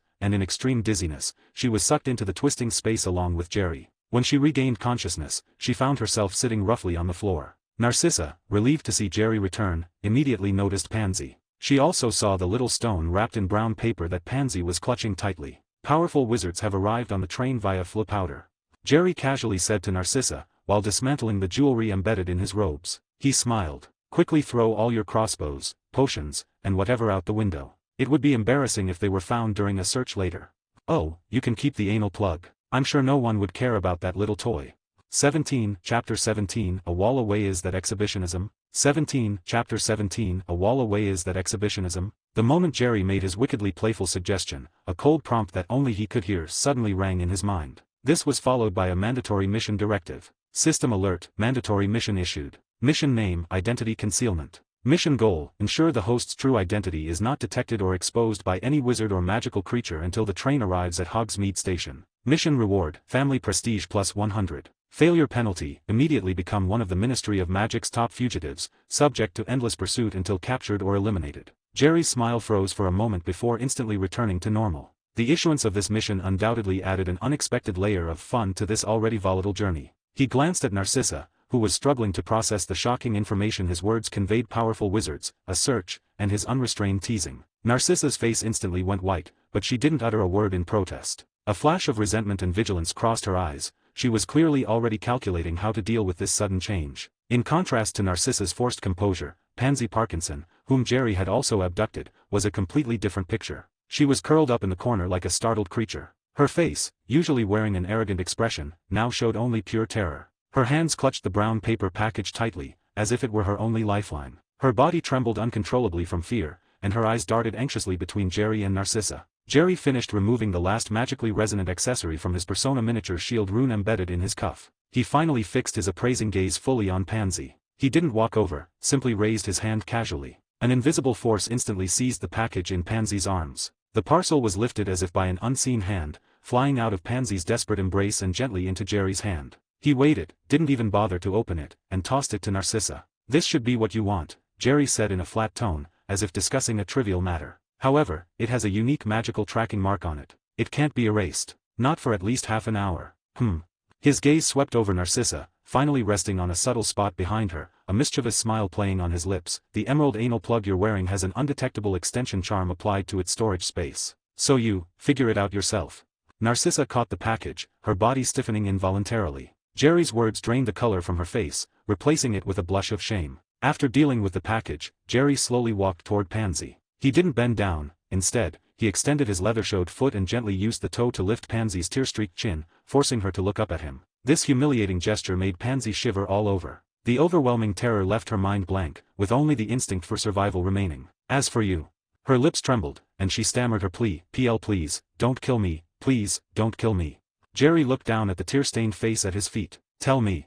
His voice was soft and cold, devoid of any emotional fluctuation. Every word cut Pansy's nerves like a small knife. "Why shouldn't I kill you? Give me one reason not to kill you."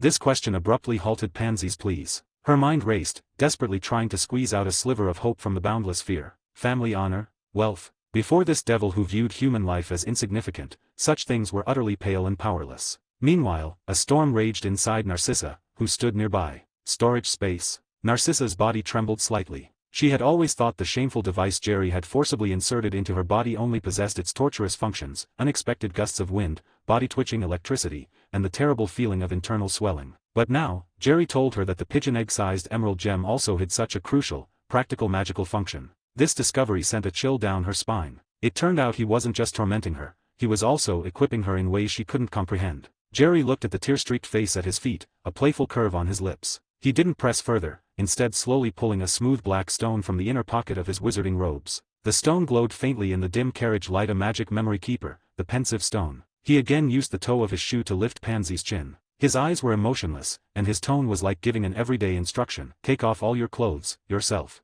He glanced at the stunned Narcissa nearby. If you don't know how to undress, or if you waste my patience by dawdling, it won't be as simple as just taking a picture. Pansy's pupils suddenly constricted, and her body froze solid. A sense of humiliation, like ice water, poured over her head, but more intense than the humiliation was the threat of death. She saw the unconcealed ruthlessness in Jerry's eyes and knew this was no joke. Trembling, she raised her hands almost mechanically, first unbuttoning her heavy wizarding robes. The black robes slid away, exposing her school uniform beneath. She didn't hesitate, awkwardly unbuttoning her sweater, then her white shirt. With every item she removed, a little more of her fair skin was exposed, and the air seemed to grow colder. Her bra and panties were cute, lace-trimmed styles. The patterns she had carefully chosen now seemed intensely ironic. With nearly contorted fingers, Pansy pulled them off, exposing her snow-white body to the dim light. She instinctively tried to close her legs and cover her chest, but under Jerry's warning gaze, she helplessly lowered her hands. Finally, the flesh-colored stockings. She bent down with difficulty, pulling off the thin wrapping. Her youthful legs were completely revealed. Her body was slender at the waist, her breasts only slightly budding, and her skin was like jade. Her unblemished face was now flushed unnaturally from extreme fear. Her eyes, usually holding a hint of aloofness, were now filled only with panic and pleading. Jerry smiled with satisfaction, not missing any part of her body. He held the pensive stone in one hand, letting it silently flash toward Pansy, recording everything. From the other pocket, he took out 2 small metal clips with fine chains attached. He walked up to Pansy. Without giving her time to react, his fingers, cold to the touch, brushed against her youthful, pink nipples. Pansy sharply inhaled, her body instantly rigid. The small, erotic nipple clamps precisely pinched her tender protuberances. The sudden tightening of the cold metal brought a mix of numbing, slightly painful stimulation. Pansy's breathing became rapid. Her mouth slightly open, a tiny, almost whispered moan escaped her throat. Her eyes were fixed on Jerry, tears blurring her vision once more. Jerry's young, slightly baby-fat-covered fingers gently hooked, pulling the fine chain. The metal clip on Pansy's chest tightened accordingly. Her tender, little buds were pulled upward by this sudden force, appearing taut and slightly distended. MMM. A low moan leaped from Pansy's throat, like a suppressed young animal, subtle yet clear. Her back involuntarily arched slightly backward. Her fair skin flushed a pale red due to the intertwined pain and unfamiliar stimulation. She instinctively twisted her body, trying to escape this strange pulling sensation, but found there was nowhere to run. The immense shame and fear left her feeling empty in her lower body. She tremblingly raised one hand, as if to cover something, her fingertips barely hovering over the area between her legs that had just been stripped of clothing. The movement carried a certain bewildered innocence, yet it subtly emphasized her youthful secret, like a flower forced open before fully blooming, displaying a passive, unblossomed allure. Pansy's eyes grew more panicked, seeking a shred of pity or relief. Tears blurred her vision again. Jerry's fingers released the small chain. Pansy's taut body relaxed slightly, but the continuous, shameful stimulation from the metallic foreign objects clamped onto her chest remained. He put away the pensive stone, as if the previous maneuvering was merely an idle gesture, and his gaze returned to Pansy's face. Name. His voice was calm and flat, yet carried an undeniable command. Pansy sobbed. Her voice was broken and tearful as the words escaped her lips. Pansy. Parkinson. Each breath pulled on the pain in her chest. Very good, Miss Parkinson. Jerry nodded slightly, as if confirming the details of a purchased item. Keep talking. Your family, your parents' names, everything I need to know that would be useful.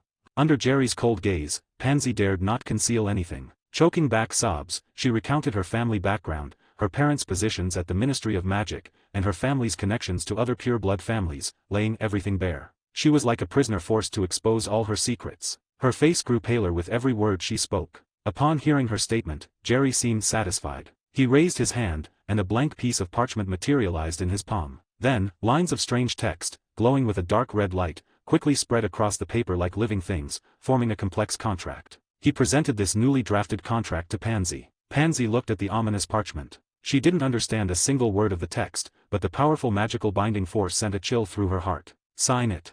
A hint of impatience entered Jerry's voice. The contract requires you to swear that everything you've seen and heard here today, including my existence, will not be revealed to anyone in any form. If you break this oath, even if you accidentally utter a single letter directly related to me. Jerry paused, a smile that was almost gentle spreading across his face. Then only one fate awaits you. As he spoke, Jerry's fingers suddenly tightened again, forcefully tugging the fine chain connected to the metal clip. Ah!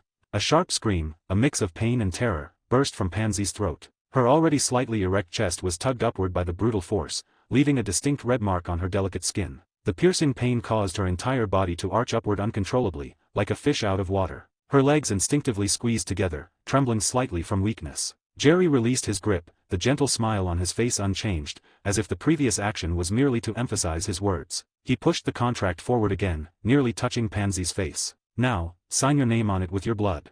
His voice was still soft, but to Pansy, it was more terrifying than any curse. Fear overpowered all reason. Pansy looked at the ominous parchment before her and then at Jerry's placid eyes. She knew she had no choice. She tremblingly raised her hand, put her thumb in her mouth, closed her eyes, and bit down hard. A rusty, stinging sensation came from her fingertip, and bright red blood immediately seeped out. With eyes full of tears, she extended her bleeding finger and, using all her strength, scrawled her name unevenly at the end of the contract, Pansy Parkinson. The moment the bloody signature was completed, the entire parchment instantly lit up with an eerie red glow. The strange characters seemed to come alive, scurrying across the paper, and then the entire contract silently dissolved into countless tiny motes of light. These motes split into two streams, one, like attracted fireflies, flew directly into Pansy's chest, leaving a cold sensation. The other flew toward Jerry, disappearing into his body. The contract was sealed. It was only then that Jerry seemed to lose interest, finally releasing the fine chain he had been pinching between his fingers. Without the external pull, Pansy's abused, bright red bud sprang back, resting softly on her chest. The small metal chain swung slightly from inertia, striking her sensitive skin. Jerry withdrew his gaze, casually waving his hand at Pansy, who was still trembling on the ground. "All right, put your clothes back on." Pansy felt an immense reprieve, clumsily trying to reach for the clothes on the floor, but Jerry's next words froze all her movements. "Keep that little toy on. Don't take it off." His tone was airy but held an undeniable command. "Also, you don't need to wear the bra and panties. They're a gift for me." A flush of humiliation rushed back to Pansy's cheeks, but she dared not voice any objection. Under Jerry's watch, she shamefully skipped those two intimate garments, pulling the cold shirt directly over her naked, clamp-adorned body. Just then, Narcissa, who had been standing by, wrestling with her internal turmoil, suddenly acted. She walked forward 2 steps, stopping in front of Jerry. Then, after a fierce internal struggle, she slowly bent over, turning her back to Jerry, and raised her buttocks high. This shameful posture made all the blood in her body feel as if it had solidified. "See, could you please help me put it in?" Her voice was as light as a mosquito's buzz, filled with shyness and a desperate plea. During the previous moments, Narcissa had secretly attempted several times, but she couldn't manage to store the brown paper-wrapped object into the emerald gem behind her. Jerry had only told her there was storage space but hadn't provided the activation phrase. And the contents of this package were simply too important to Narcissa. So much so that she was willing to utterly abandon her last shred of dignity and all her honors as a pureblood which to seek help from the boy who had toyed with her. "Of course, I can."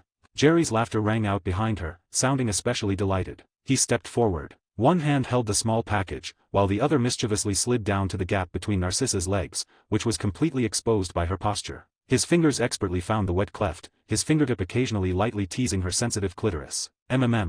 Narcissa's body trembled uncontrollably, a suppressed moan escaping her throat. Just as she grew weak from the sudden provocation, Jerry forcefully pressed the hard, brown paper-wrapped little stone against the cold gem behind her. While continuing the provocative action with his fingers, he used the edge of the parcel to harshly squeeze and manipulate the base of the anal plug. From the side, Narcissa's posture was both submissive and tense. She was kneeling on the cold floor, her upper body leaning forward, resting her forearms and palms on the opposite seat for support. This position created a soft, concave arch in her waistline. Her buttocks were high and completely exposed, forming the highest point of her body's curve. The dark wizarding robes had slipped from her back, bunching at her waist, exposing large swaths of her smooth back and round buttocks. Due to her posture, the hidden area between her legs was also fully exposed, facilitating Jerry's actions. His fingers roamed freely in the wet cleft. Every slight tease and pressure caused Narcissa's supporting arms to tremble uncontrollably, and her taut thigh muscles to quiver. She buried her face deep in her arms, her long hair spilling down, concealing her expression,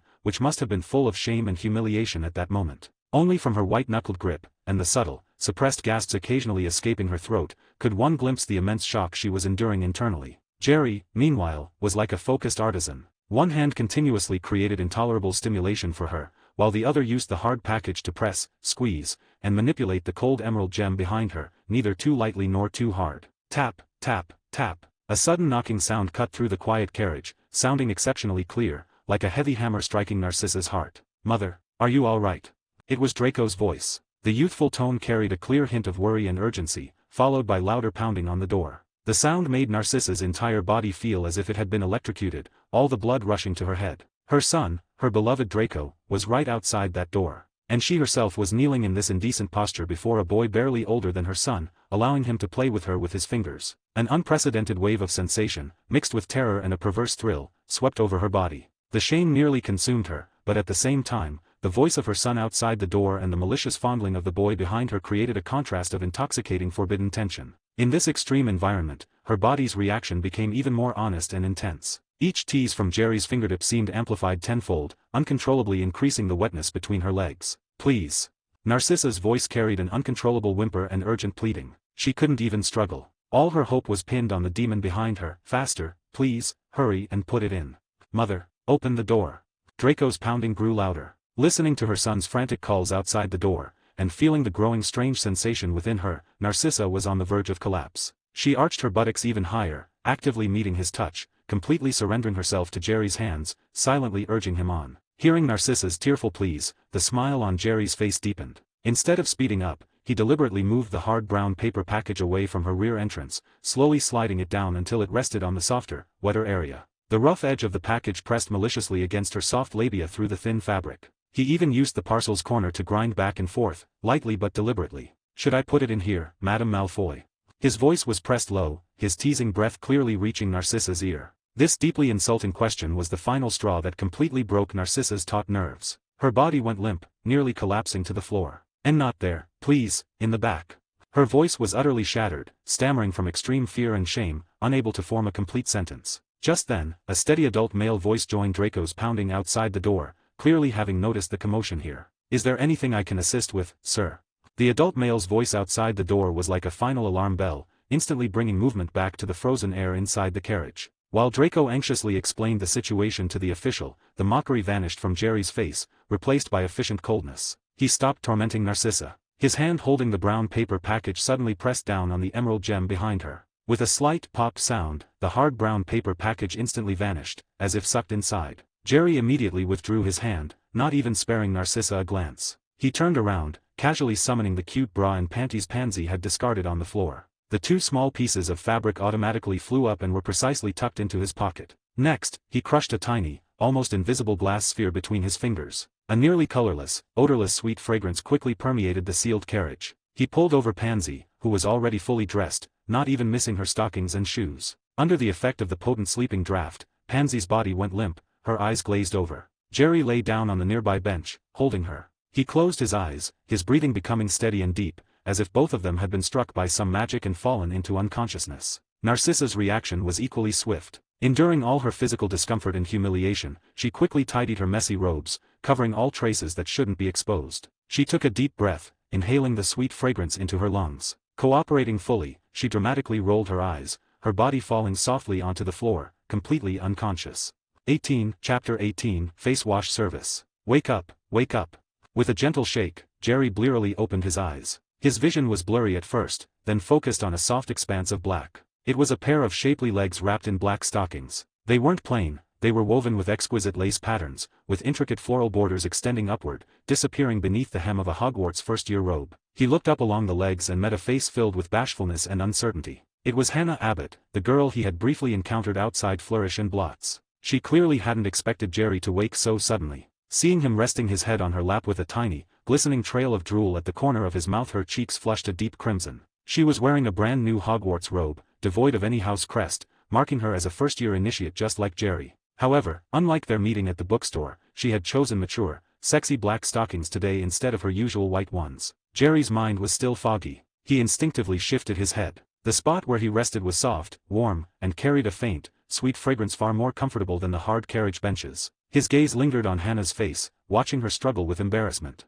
His eyes drifted downward again, past the new robes. Perhaps because of her sitting position or the way she had nudged him, the hem of her robe was slightly hiked up, reaching her mid-thigh. From Jerry's low-angle perspective, past the tempting black lace trim of the stockings, a flash of color completely inconsistent with the mature style caught his eye. It was the edge of cotton fabric printed with a bright Mickey Mouse head, grinning wide and cheerful. Jerry tried to sit up, but the lingering power of the sedative made his body feel like it was filled with lead-heavy and lethargic. Suddenly, a piercing gaze, like a cold blade, sliced through his consciousness, pinning him in place. In his peripheral vision, he caught a tall figure. She wore thin-rimmed glasses, her eyes behind the lenses cold as ice, scanning the room with unquestionable authority. She wore a perfectly tailored black suit that looked less like an Aura uniform and more like high-fashion evening wear. Her long, straight legs were encased in fine fishnet stockings, and her high heels made a soft click-clack sound on the floor. Her fingers drummed rhythmically against the window frame, a slow, powerful beat that felt like a warning of invisible boundaries. The innate arrogance and nobility she radiated made her seem entirely out of place in the somewhat disheveled carriage.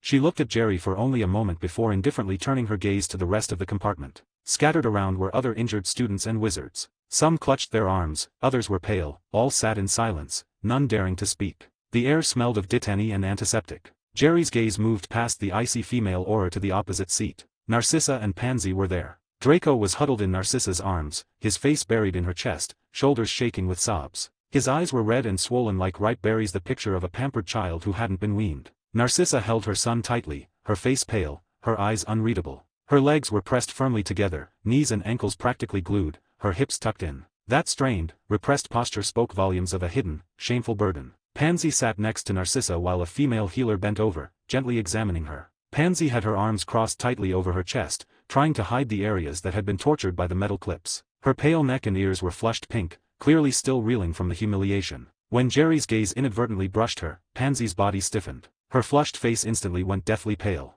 She squeezed her eyes shut, averted her gaze as if burned, and dared not look at him again. The compartment door swung open again, and a ministry official in dark robes hurried in. He looked grave, quickly locating the woman in glasses. They spoke in hushed tones. The official whispered in her ear, and though low, Jerry's enhanced hearing caught a few words: "Director, orders." The female aura's expression shifted instantly. Her cold eyes turned fierce and sharp, like a predator spotting prey. Her voice, clear and commanding, cut through the silence. "Which one?"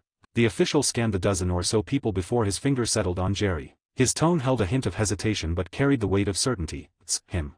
The glasses-wearing beauty marched straight toward Jerry, her heels clicking with intimidating precision. She stopped before him, looking down from her height, her gaze piercing through Jerry's sluggish mind like a dagger. Her voice was laced with frost. "So, you're the brat left over from the Rosier family." Jerry's pupils contracted at the word leftover. Although the sedative was still dragging at his nerves, the insulting tone was like a bucket of ice water, snapping him fully awake. He didn't answer immediately. Instead, he used his elbows to push himself up, moving slowly and politely but firmly away from Hannah's soft thighs. Only then did he look up, meeting the hawk-like gaze behind the lenses. Despite being a seemingly vulnerable boy, his eyes were unnervingly calm, devoid of the fear typical of his age. "Yes, ma'am," his voice was clear and steady. "My name is Rosier. But I am no leftover." The woman stared at him through her glasses for several seconds, weighing whether his calm was a facade or his nature. Without a word, she reached out a gloved hand and seized Jerry by the back of the neck, hoisting him up like a small animal. Jerry felt an irresistible force lift him from his seat. Next, the world twisted and stretched. A crushing sensation squeezed every pore as his eardrums rang. When the discomfort receded, Jerry found himself in a different carriage. It was a small, windowless, sealed space with a heavy door. The light was dim, provided only by a single flickering magical lamp. The air smelled of old dust. The aura let go, and Jerry stumbled before finding his footing. She stood over him, her black suit accentuating her imposing, tall figure. Jerry, standing there with thin shoulders barely reaching her waist, looked like a discarded object at her feet. She glanced at his collar with contempt, as if seeing a rag stained with dirt. "All right, Rosier," her voice grew even harsher. "Here, you can tell me everything you know." "What I know?" Jerry tilted his face up, looking perfectly bewildered and innocent. "Ma'am, I don't understand. I'm just a student going to Hogwarts. What could I possibly know?" Her eyes snapped shut behind the frames. A surge of suppressed, twisted hatred broke through her icy mask. "Stubborn brat." Without another word, her long leg encased in fishnets snapped upward. The sharp heel of her shoe whistled through the air and slammed into Jerry's abdomen. The massive force sent Jerry's small body flying back like a broken doll. He hit the cold floor hard, a muffled groan escaping his throat. Before he could catch his breath, a high-heeled foot descended. It wasn't heavy, but it carried the weight of absolute suppression as it stepped onto his chest. The sharp heel pressed precisely against his sternum through his robes, causing a sharp flare of pain. Forced to look up, Jerry's breath hitched. From his position on the floor, he saw her black suit skirt hiked up by her movements. The mesh of her fishnet stopped abruptly at her upper thigh, held in place by an exquisite garter belt. Above that was a sliver of pale, bare skin and the peak of a black lace panty line. The woman leaned forward, her shadow engulfing him. "Damn brat. A Rosier. Fine." Her voice hissed through her teeth. The hatred was no longer hidden, it filled the small space. The heel didn't pull away, instead, it began to grind slowly against his chest like she was trying to rub out a stubborn stain. "Bastard, the little bastard left of the Rosiers." Her voice was no longer a cold interrogation, it was a rasp of mixed pleasure and pain. She bent down, her face close to Jerry's. "You're just like your goddamn animal father. You have the same disgusting face." She tapped his sternum rhythmically with her toe. "I asked you a question. Are you mute? Or do the Rosiers only like to talk when they're being crushed underfoot?" She increased the pressure. Jerry could hear his ribs creaking. "Look at my shoe," she commanded, pressing down to focus his gaze. "Do you know these shoes were one of the few things my mother left behind? Every time I wear them, I remember how your bastard father broke their bones one by one. Now, it's stepping on his son's bones. Don't you think that's poetic justice?" Her words slithered into his ears like venom. She lifted her foot and, with the sound of leather scuffing fabric, she aimed her toe at Jerry's face, crudely rubbing the dusty leather against his cheek. "Why aren't you speaking? Use that mouth to tell me, where are the things your father hid?"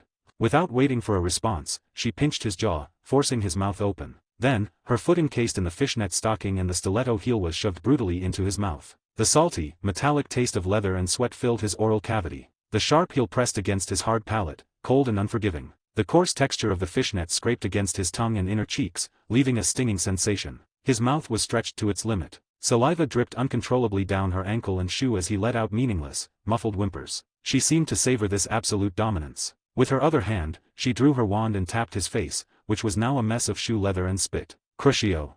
An invisible magic hit him. It wasn't the mind-shattering agony of the true unforgivable curse, but a more subtle, lingering torment. Jerry felt as if every inch of his skin was being pricked by thousands of tiny ice needles, twisting and turning inside him. His body twitched uncontrollably under the pain, but the foot in his mouth silenced his screams, leaving only frantic gargles from deep in his throat. Suddenly, a bright light sliced through the darkness, hitting the Auror's tall frame. Standing at the door was a woman in a deep blue uniform, her hair tied in a strict bun, radiating an aura of cold authority. It was Mina. Her gaze swept over the wreckage of the carriage, finally landing on the thin boy pinned under the Auror's foot with a stiletto shoved in his mouth. Her usually calm eyes were filled with shock and fury. Mina's face darkened. Without a word, she stepped into the room, her combat boots thudding with purpose. She grabbed the Auror's arm with a grip that brooked no argument. "What are you doing?" Her voice was thick with suppressed rage. "You've lost your mind." Mina yanked the Auror's arm aside, forcing her away from Jerry. As the heel was pulled from his mouth, air flooded into Jerry's lungs, making him cough violently. Mina stepped in front of Jerry like a mother leopard, shielding him completely with her body, her eyes blazing at the other woman. Selena Vane, director of the Auror office, stumbled back a few steps from Mina's shove. Her cold eyes flashed with a lethal light behind her glasses. "Mina, do you have any idea what you're doing?" Selena's voice was shrill with offense. "You dare interfere with an official investigation." Mina stood her ground. "Investigation? Selena, this isn't an investigation. You've let your impulses take over." Mina glanced at Jerry's wet mouth and the marks on his chest. "To you, he's just a Namia Rosier. But he's a child. Have you forgotten who you are? You are the director. You are responsible for the entire wizarding world." Selena's lips curled into a cold arc. She straightened her suit. "Responsible? To whom? You think I've forgotten? Mina, you saw my parents die at that madman's hands. They were tortured by your Rosier family for 3 days and nights until there wasn't enough left to bury." She pointed a trembling finger at Jerry. "Now he carries that blood. He carries that sin. I'm just asking him where the items are hidden. Is that so hard? Or do you think he deserves your sympathy? He wasn't even born then." Mina shouted back. "How can you be sure it's him? Just because of a surname? The Rosiers are fallen. He is an innocent victim of circumstance. I bought him those robes myself. Selena, it is over." Mina's words were like a slap to Selena's frayed nerves. Her eyes flickered wildly. The coldness radiating from her seemed to freeze the very air. "Innocent?" Selena hissed. "Mina, no Rosier is innocent. The filth in their blood can't be washed away."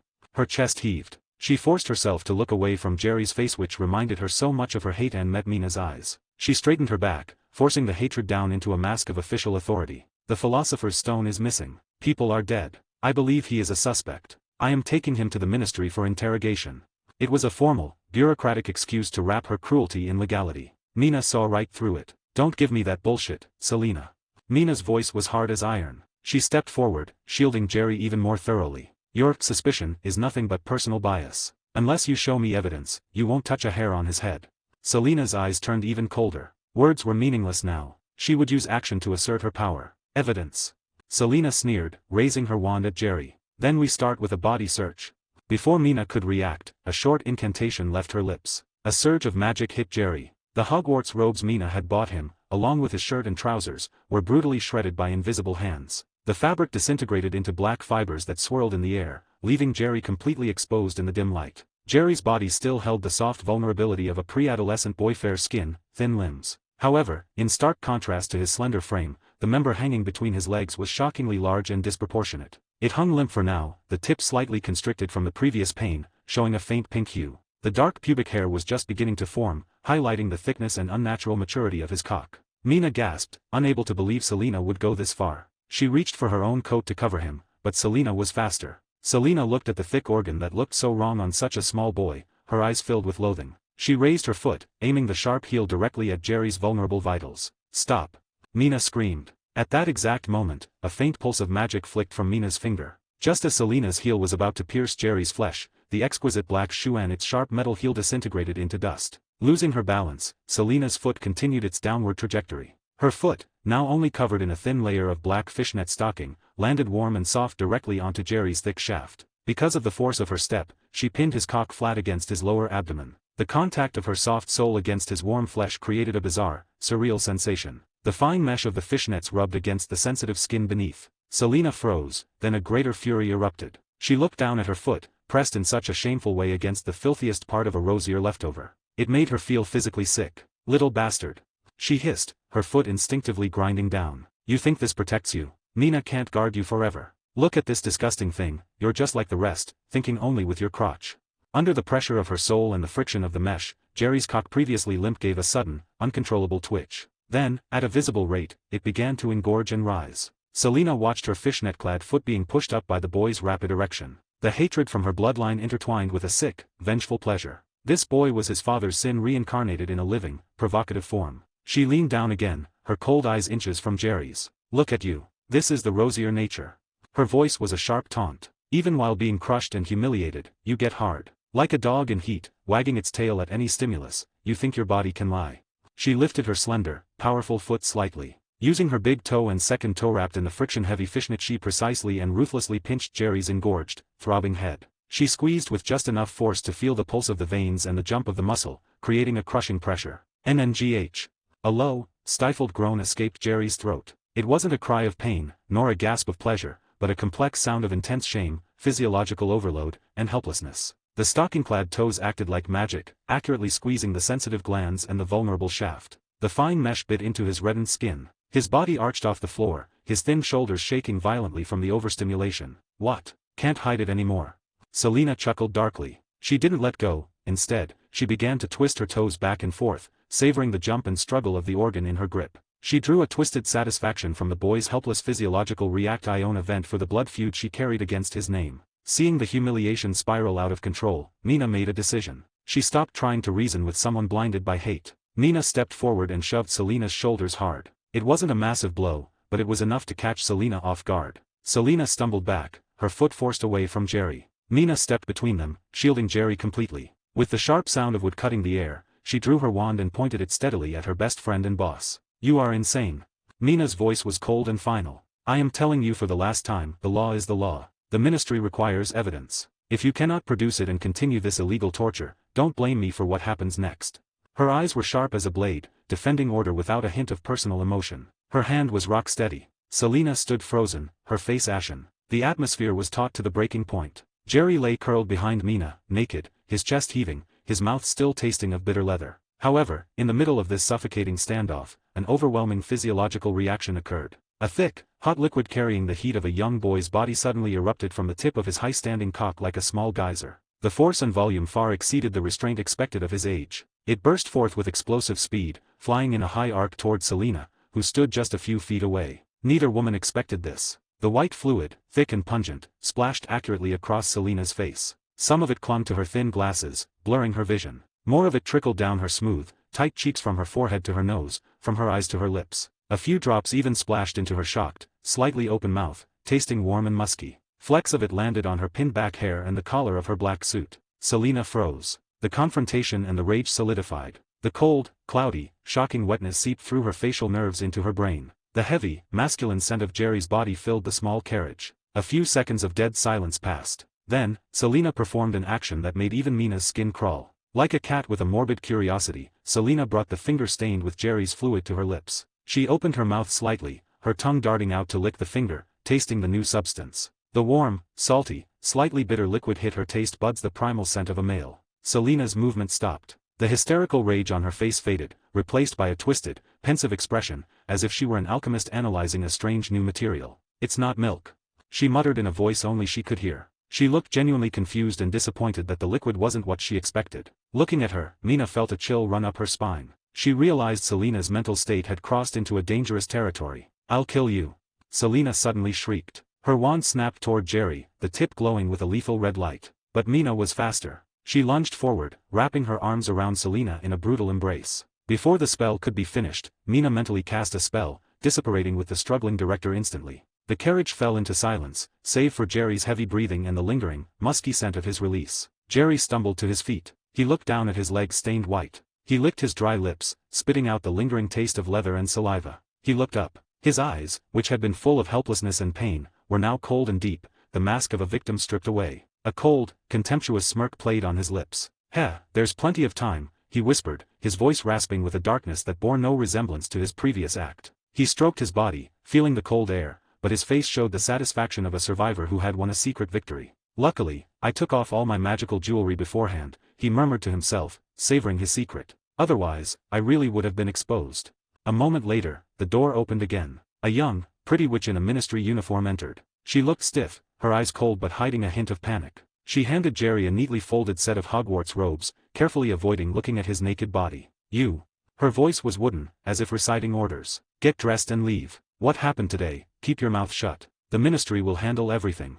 Jerry caught the flicker in her eyes and the tension in her jaw. She clearly knew very little about what had transpired. He dressed quickly and left the carriage, heading back to his original compartment. The train was moving again, the wheels rhythmically thudding on the tracks. Outside his compartment, he heard Narcissa's soft intake of breath. She was waiting for him. "Are you all right?"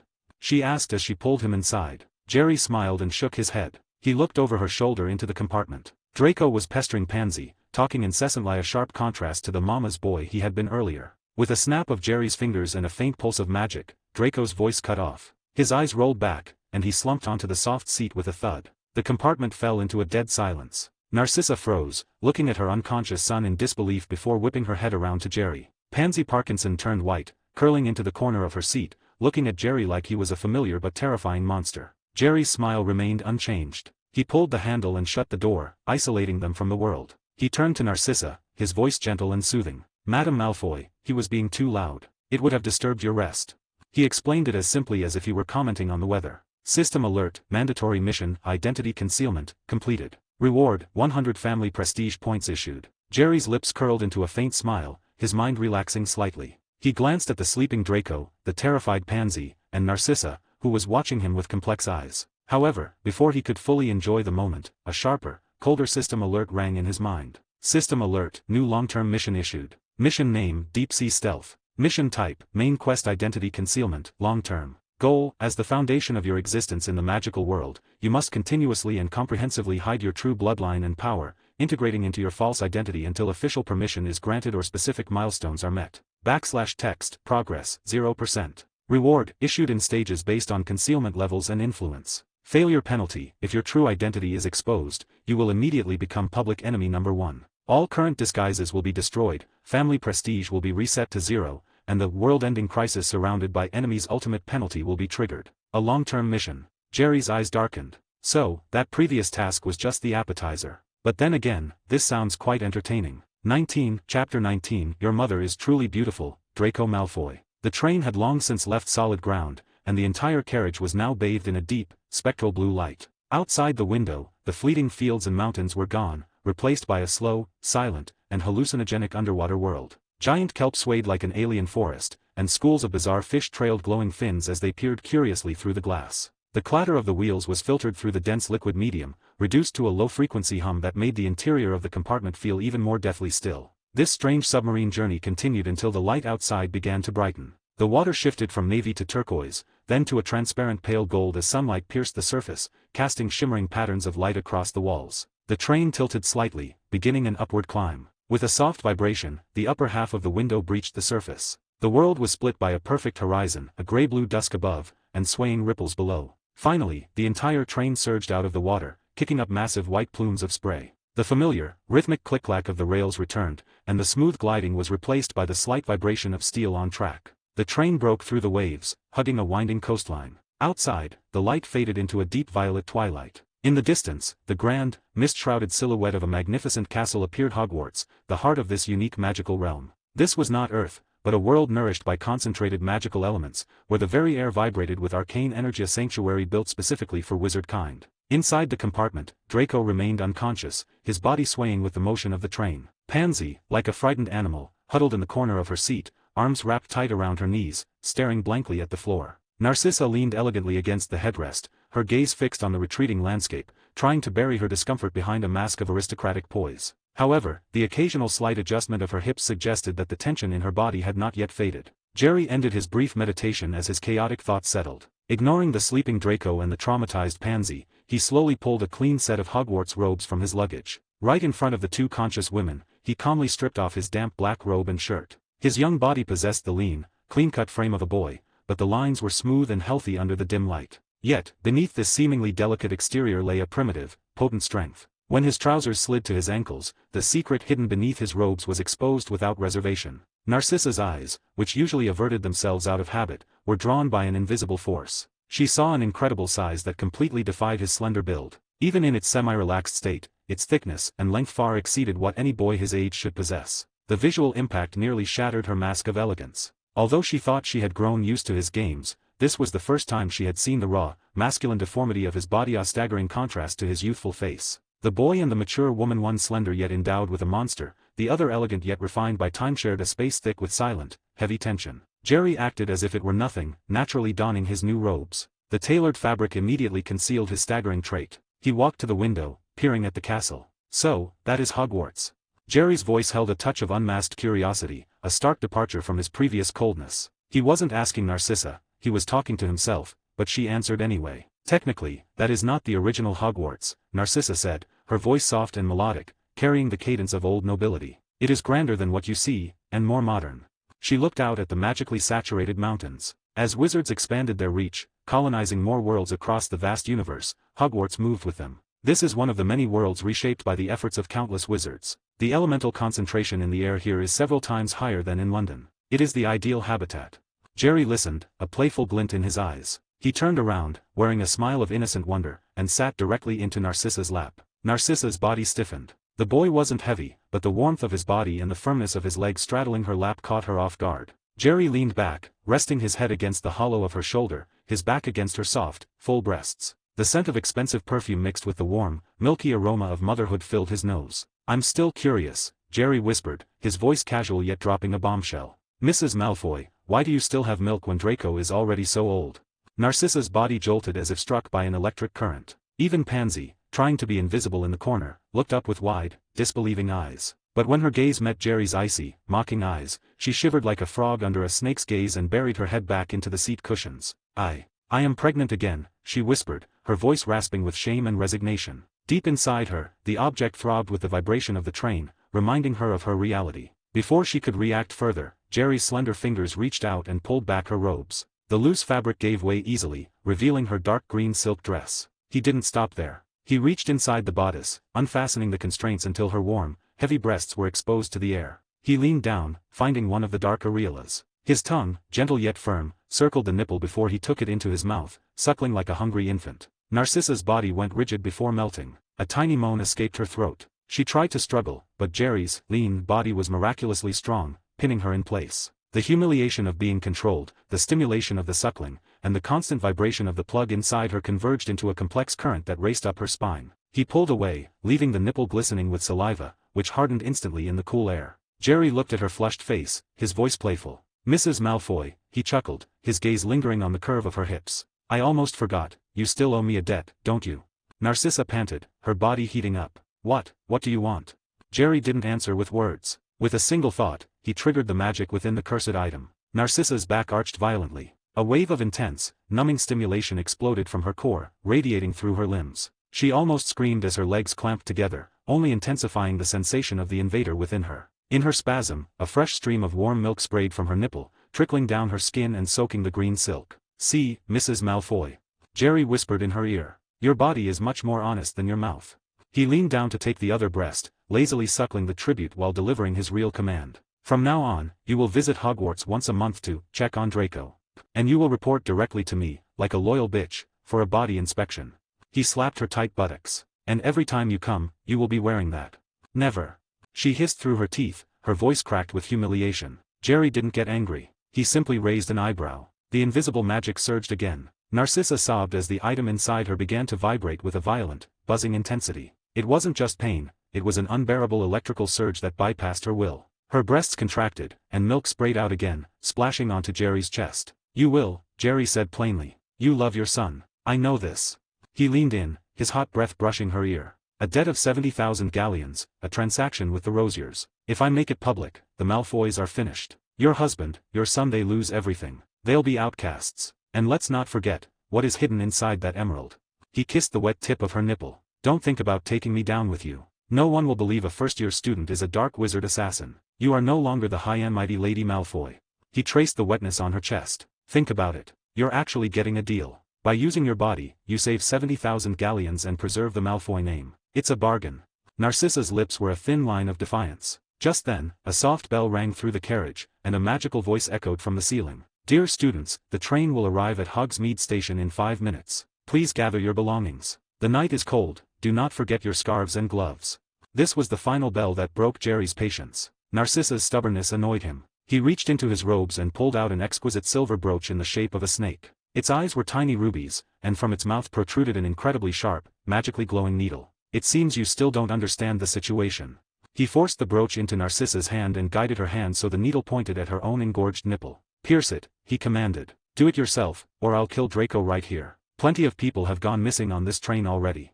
The needle pressed into her sensitive skin, creating a pale indentation. Narcissa looked at Jerry's calm eyes, then at her sleeping son. A sense of total powerlessness washed over her. He wasn't joking. Jerry increased the pressure on her hand. Narcissa felt the metal tip break the skin. Ah! A strangled cry left her. The needle sank inch by inch into the tissue of her breast. Her body arched like a bow. A single drop of crimson blood seeped out, followed by a squeeze of white milk. The blood and milk didn't mix immediately, they flowed like two distinct streams down her curves, soaking into the silk. Jerry let go, satisfied. He leaned down and licked the red and white trail. Now do you understand? You have no choice. Narcissa collapsed, her will shattered. She stared at the silver snake pinned through her breast, a mark of her new status. Jerry patted her other, unpierced breast, making it wobble like pudding. The vibration caused the needle on the other side to tug at her flesh, drawing a fresh wince. Now, answer me, Jerry whispered. Will you come to me every month? He squeezed her buttocks, feeling the shape of the plug. Her lips moved, and finally, a whisper escaped, yes. And, do you like the gift I gave you? I like it. Satisfied, Jerry stood up. He cleaned the milk from his robes with a quick spell. Narcissa remained slumped, shivering, pulling her robes over her exposed, bleeding chest. Jerry turned to Draco with a bright, innocent smile. Slap. The sound echoed in the carriage. Jerry delivered a heavy blow to Draco's pale cheek. Draco groaned and blearily opened his eyes. Draco, wake up. We're here. Jerry's voice was full of youthful energy. He straightened Draco's collar and turned to the deathly pale Narcissa. Also, he said loudly to the dazed Draco, your mother is truly beautiful. The platform was a chaotic mess of noise, damp earth, and magical lantern light. Older students headed toward the thistral-drawn carriages. The first-years huddled together like frightened animals. A giant of a man was shouting, first years. Oh, we're here. Narcissa whispered some platitudes to Draco about studying hard and then vanished into the crowd of parents without a second glance at Jerry. Draco joined Pansy and the other new students. Jerry remained at the back, calmly pushing his trunk. His small frame made him look lonely, but his eyes were sharp. He spotted Harry Potter, the boy with the messy hair and round glasses surrounded by curious students. Next to him was a freckled redhead. Jerry grinned. Hermione's eyes met his through the crowd. She nodded curtly, clearly disliking the noise. The redhead next to her, however, seemed to be enjoying the reflected glory of the boy who lived. Suddenly, a cold scent of mint and sweet roses wafted over him. Does my cute little junior need help? Jerry turned to find Catherine. She was no longer in rubber, she wore elegant Slytherin robes with the green and silver crest. She looked like an icy aristocrat, but her eyes burned with dark hunger. She leaned close, her nose twitching as she sniffed the air near his ear. It seems my dear little master had a very productive train ride, she whispered, her voice laced with jealousy. She didn't need details, she had smelled Narcissa's milk on him. Daily mission, Train Guardian, completed. Reward, random magic item X1, Rosier Prestige plus 100. In Jerry's mind, an item appeared, whispering snake cuff links. Passive, sense intense emotions, love, hate, lust, kill intent, within 10 meters. Active, send a 7-word suggestion directly into a target's subconscious via touch, 3x/day. Jerry looked at Catherine with pure, innocent eyes. What are you talking about, senior? He smiled shyly. Could you help me push this? It's heavy. Catherine reached for the handle. Of course, my cute junior, master. She led him toward the lake. Don't be fooled by the excitement. To get into Hogwarts, you must pass 3 trials. First is aptitude, which everyone here passes. Second is the pathfinding labyrinth test of mental strength. Cowards get lost and fail. They reached the lake, where Hagrid was loading students into boats. And the last is the mirror lake. The water reflects your deepest illusions, fear or desire. If you're weak, you drown or fail. Only then do you get to wear the sorting hat. As she finished, a hand slid into her robes. Jerry's small, warm hand found her rounded buttocks and gave the flesh a hard, ruthless pinch. Catherine gasped, her knuckles turning white on the luggage handle. A familiar surge of pleasure and pain raced up her spine. She flushed but couldn't react. Jerry pulled his hand back and walked to the end of the line, merging with the other children. Catherine rolled her eyes with a mix of annoyance and resignation. Little pervert, she sighed, before moving his luggage to the enchanted storage area. As Jerry stood in line, a timid figure approached him. It was Hannah Abbott. "Are you okay?" she whispered. "That ministry official was so rude to you." Jerry turned, his face shifting from coldness to gentle kindness. "I'm fine, thank you. He just asked some routine questions about my family. It was a bit scary, though." Hannah looked relieved. "I'm glad. But I'm worried about the labyrinth. I have a terrible sense of direction." She blushed. "If we're grouped together, can we stay together?" Jerry smiled warmly and nodded. "Of course. To be honest, I'm a little scared too. Two are better than one." Hannah's shoulders relaxed. "Thank you, Jerry." 20, Chapter 20, Are you sure? It's really that big? 20, Chapter 20, Are you sure? It's really that big? Thank you, Jerry. Jerry shook his head with a polite smile, indicating she needn't be so formal. His gaze swept calmly across the crowd of chattering first years. He saw Draco standing tall and arrogant, boasting to Goyle and Crabbe. He saw the golden trio Ron gesturing wildly with excitement, while Hermione followed hesitantly at the rear, arms crossed. "First years, follow me. Watch your step." A booming voice cut through the noise. The crowd began to descend a steep, narrow path. The ground was slick with mud, and dense trees on either side swallowed the moonlight. The only source of light was a single lantern swaying at the front of the line. The sound of shuffling feet, hushed whispers, and the occasional hoot of an owl filled the air. Hannah was clearly terrified of the pitch-black surroundings. She instinctively pressed closer to Jerry. Noticing her unease, Jerry slowed his pace to walk alongside her, subtly using his body to shield her from the jostling crowd. This small gesture made Hannah feel significantly safer, and she shot him a grateful smile. After a few minutes, the woods opened up to reveal a vast, black lake. The surface was like a sheet of polished obsidian, perfectly still, reflecting the star-studded sky. On the opposite shore, a magnificent castle perched atop a cliff. Countless towers and turrets pierced the heavens, and the warm lights from the windows sparkled like diamonds scattered on black velvet. "Wow!" A collective gasp of wonder escaped the first years. Even the pure-blood children, usually so poised, stared in awe at the legendary castle. No more than 4 to a boat.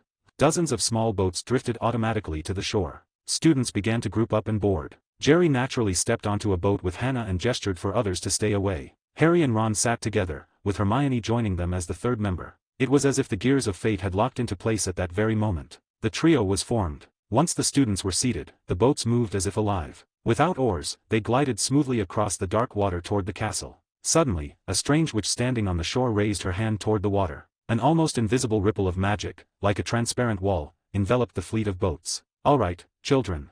Her voice, amplified by magic, rang clearly in everyone's ears, carrying an unquestionable authority. "The first trial aptitude begins now. Before you is an invisible barrier. Only those with sufficient magical potential can pass. Those without it will be left behind on this lake forever."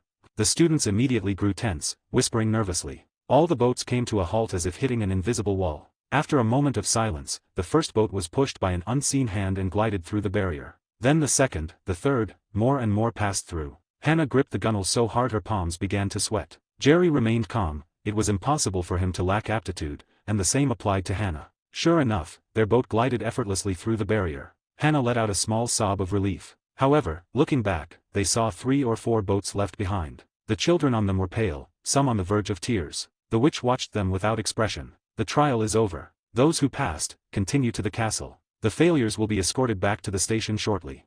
The boats docked in a damp underground cavern. The students followed the light up a winding stone staircase. After passing through a heavy oak door, they arrived at a massive courtyard. Facing them was the entrance to a labyrinth made of towering, dark green hedges. The entrance was pitch black, looking as though it could swallow light itself. The cold witch appeared again. "The second trial, the labyrinth of will. Your task is simple: enter and find the exit at the center. There will be small challenges within to test your courage and character. Now, line up and enter one by one." The excitement on the freshmen' faces was replaced by dread. Hannah turned pale and grabbed Jerry's sleeve. "Don't worry, stay close to me," Jerry said, patting her soft, warm hand. He led her forward, feeling her body tremble uncontrollably. As they stepped into the maze, the high hedges immediately cut off the light from behind. The sudden darkness and confinement made Hannah stiffen. Her breathing became fast and heavy. Pure physiological fear had her shaking from head to toe. She stumbled, leaning forward and pressing her body firmly against Jerry's back. her chest pressed into his spine. Despite the layers of their robes, Jerry could clearly feel the soft, elastic pressure of her budding breasts. Her small, firm mounds were compressed against his back, rubbing and sliding with every rhythmic breath she took. Hannah's face flushed with a mix of fear and bashfulness. She gripped his arms so hard her knuckles turned white. Jerry could feel the tremors vibrating through her. He moved forward through the winding paths with cold efficiency, while Hannah followed like a puppet on a string, her chest constantly rubbing and swaying against his back with every step. Her inner thighs occasionally brushed against the outside of his legs as they moved. She clung to him as if letting go would mean being swallowed by the maze. Her warm, frantic breath puffed against the back of his ear. At first, it seemed like an ordinary maze, but after 10 minutes, the environment changed. The temperature plummeted. A thick mist rolled in, smelling of decay. Black slime began to ooze from the walls, and the air was filled with malicious whispers. The remnant of the Rosiers. The Dark Lord's lapdog. Filthy bloodline. Distorted faces appeared in the hedges, staring at Jerry with hollow eyes and silent accusations. Boring tricks, Jerry muttered. He shielded Hannah and kept walking, his expression unchanged. The challenges escalated. The stone path ahead softened, cracking open to reveal a bubbling, rotting black swamp. Hannah shrieked, clutching Jerry's robe. Jerry didn't hesitate, he sidestepped the trap with a fluid motion. Then, the hedges came alive. Thick vines with sharp thorns lashed out like whips. The whistling wind and the crack of the thorns aimed for Jerry's vitals. Jerry's movements were minimal and efficient, leaning, ducking, always missing by a hair's breadth. Hannah remained perfectly protected, not even her robe was scratched. She could feel Jerry's muscles tensing and relaxing against her display of raw, youthful power. The scent of damp earth on his skin actually began to calm her. They stopped at a three-way junction where the fog was thickest. Suddenly, the hedges parted, and a massive shadow crashed down in front of them. It was a python as thick as a tree trunk, covered in shimmering moss-green scales. Its scarlet tongue flicked, and its triangular head reared up, fangs dripping with glowing green venom. The air reeked of rot and acid. Hannah screamed and collapsed against Jerry's back, her legs giving out as she sobbed into his clothes. Tisk! Jerry stopped, contemplating whether to just kill it. Oh my, what a splendid performance. A lazy, seductive female voice came from the side. A tall witch with striking curves leaned against the hedge. She wore a daringly tailored scarlet professor's robe with a plunging neckline. She wore heavy, smoky eye makeup, and her lips were painted a deep, lustful red. She held a long, slender pipe, watching the scene with amusement. The giant python vanished into smoke the moment she appeared. She walked toward them, her high heels clicking on the stone path. Ignoring the trembling Hannah, her flirtatious eyes locked onto Jerry like he was a rare, exquisite collectible. They really prepared quite the welcome gift for you, didn't they, little Mr. Rosier? She blew a perfect smoke ring. Jerry met her gaze in silence. The witch walked up and used a lace-gloved hand to tilt his chin up, examining his face. To remain unfazed under several times the mental pressure and traps designed specifically for you, while protecting a little girl, very impressive. She nodded and pointed her pipe toward the center of the maze. You've passed the second trial. Courage is one thing, but being bored by illusions that would break an adult wizard, that's something else. I'm starting to find you very interesting, little junior. Here, take this. She tossed Jerry a silver badge engraved with a special rune. The hedges parted, revealing a moonlit path to the finish. A trial from a senior must be taken seriously, Jerry said, his voice dropping into a low, intimate tone. He reached into his pocket and pulled out an exquisite gold bracelet set with small gems. He stepped forward and took her hand, placing the bracelet in her palm. A small gift from your junior. The witch raised an eyebrow, her eyes sparking with interest. As Jerry leaned in, his gaze drifted downward. Her scarlet robe had a high slit that, in her leaning position, exposed the pale skin of her thigh and the dark edge of her black lace panties in the shadows. Jerry's gaze lingered for a split second before he looked up with a polite smile. The witch felt the heavy gold in her palm and caught his glance. Her smile became genuine and predatory. She blew a kiss. You are far more interesting than these other shaking brats. Jerry bowed with perfect aristocratic grace, then turned and pulled the dazed Hannah down the moonlit path. When they reached the exit, they were among a crowd of students. Some were pale and sobbing, others were bragging. Hannah, however, was shivering for a different reason. As they moved into a shadowy corner, she whispered in a voice thick with shame, Jerry. I was so scared. I peed myself. Jerry paused. He looked down and saw her face was burning red, her legs clamped tightly together. Without a word, he pulled her into the deepest shadow and stood in front of her, shielding her from view with his body. Stand still, he commanded. He reached under the hem of her oversized robes. Jerry's hand was warm and steady. He slid his palm up her thigh, lifting her skirt. He felt the smooth silk of her white stockings, which were soaked through with warm, fresh urine. The wetness spread from the top of her thighs down. His fingers reached the lace of her garter belt. Hannah gasped, her body locking up as he touched her most private areas. A gentle flow of warm magic gathered at Jerry's fingertips. He didn't just touch, he found the soft slit between her legs through the thin, wet fabric. He traced the opening from bottom to top with his finger. Hannah let out a tiny, high-pitched whimper. Jerry, no. He didn't stop. His thumb pressed into her budding mound, rubbing in slow circles. The warm magic seeped into her core, instantly drying the urine and replacing the cold moisture with an intense, tingling heat. Jerry could feel that her body, stimulated by the magic and his touch, was beginning to secrete a different kind of wetness. Before finishing, he gave her clitoris a sharp, firm press. Hannah's waist buckled, and she slumped against him, barely able to stand. Within 30 minutes, her underwear and stockings were bone-dry and warm. "It's done," Jerry said calmly. Hannah couldn't look him in the eye, her gaze dazed and hazy. "Thank you, Jerry." After a while, the cold witch from the first trial led them through a deep corridor to an even larger underground cavern. A massive underground lake, as still as black crystal, lay before them. Dozens of small one-person canoes floated by the shore. The third and final trial, the Mirror Lake. The water will reflect your deepest illusions, fears or desires. Your goal is the lighthouse on the other side. If your will is weak, you will drown or lose your mind. Most importantly, you must cross alone. No help, no companions.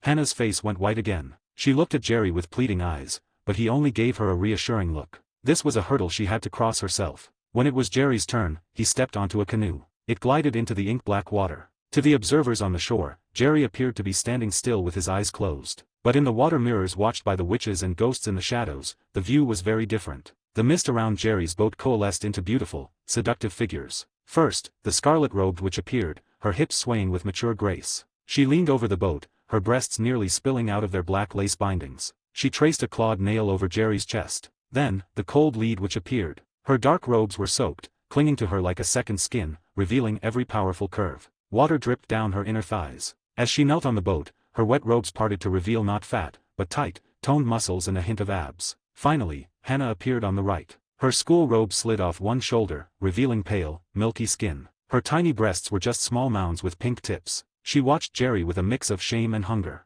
In the illusion, Jerry opened his eyes and smiled. He didn't resist. He reached out, pulled the Scarlet Witch into his arms, and unfastened his trousers. The watching witches and ghosts gasped. From Jerry's robes emerged a massive, pulsing cock that stood in terrifying contrast to his slender body. It was thick, veined, and leaking precum from its excited tip. The Scarlet Witch knelt and took the massive head into her mouth. The Cold Witch straddled his lap. Hannah shyly stroked his firm stomach. Gulp, gulp. The sound of deep swallowing echoed as the Scarlet Witch took the entire length into her throat. Her neck moved rhythmically as she struggled to accommodate the giant cock. Simultaneously, the Cold Witch on his lap shuddered. As Jerry thrust upward, entering her, her icy eyes clouded with lust. Jerry gripped her rounded waist and began to drive into her with powerful, deep thrusts. Ah, mmm.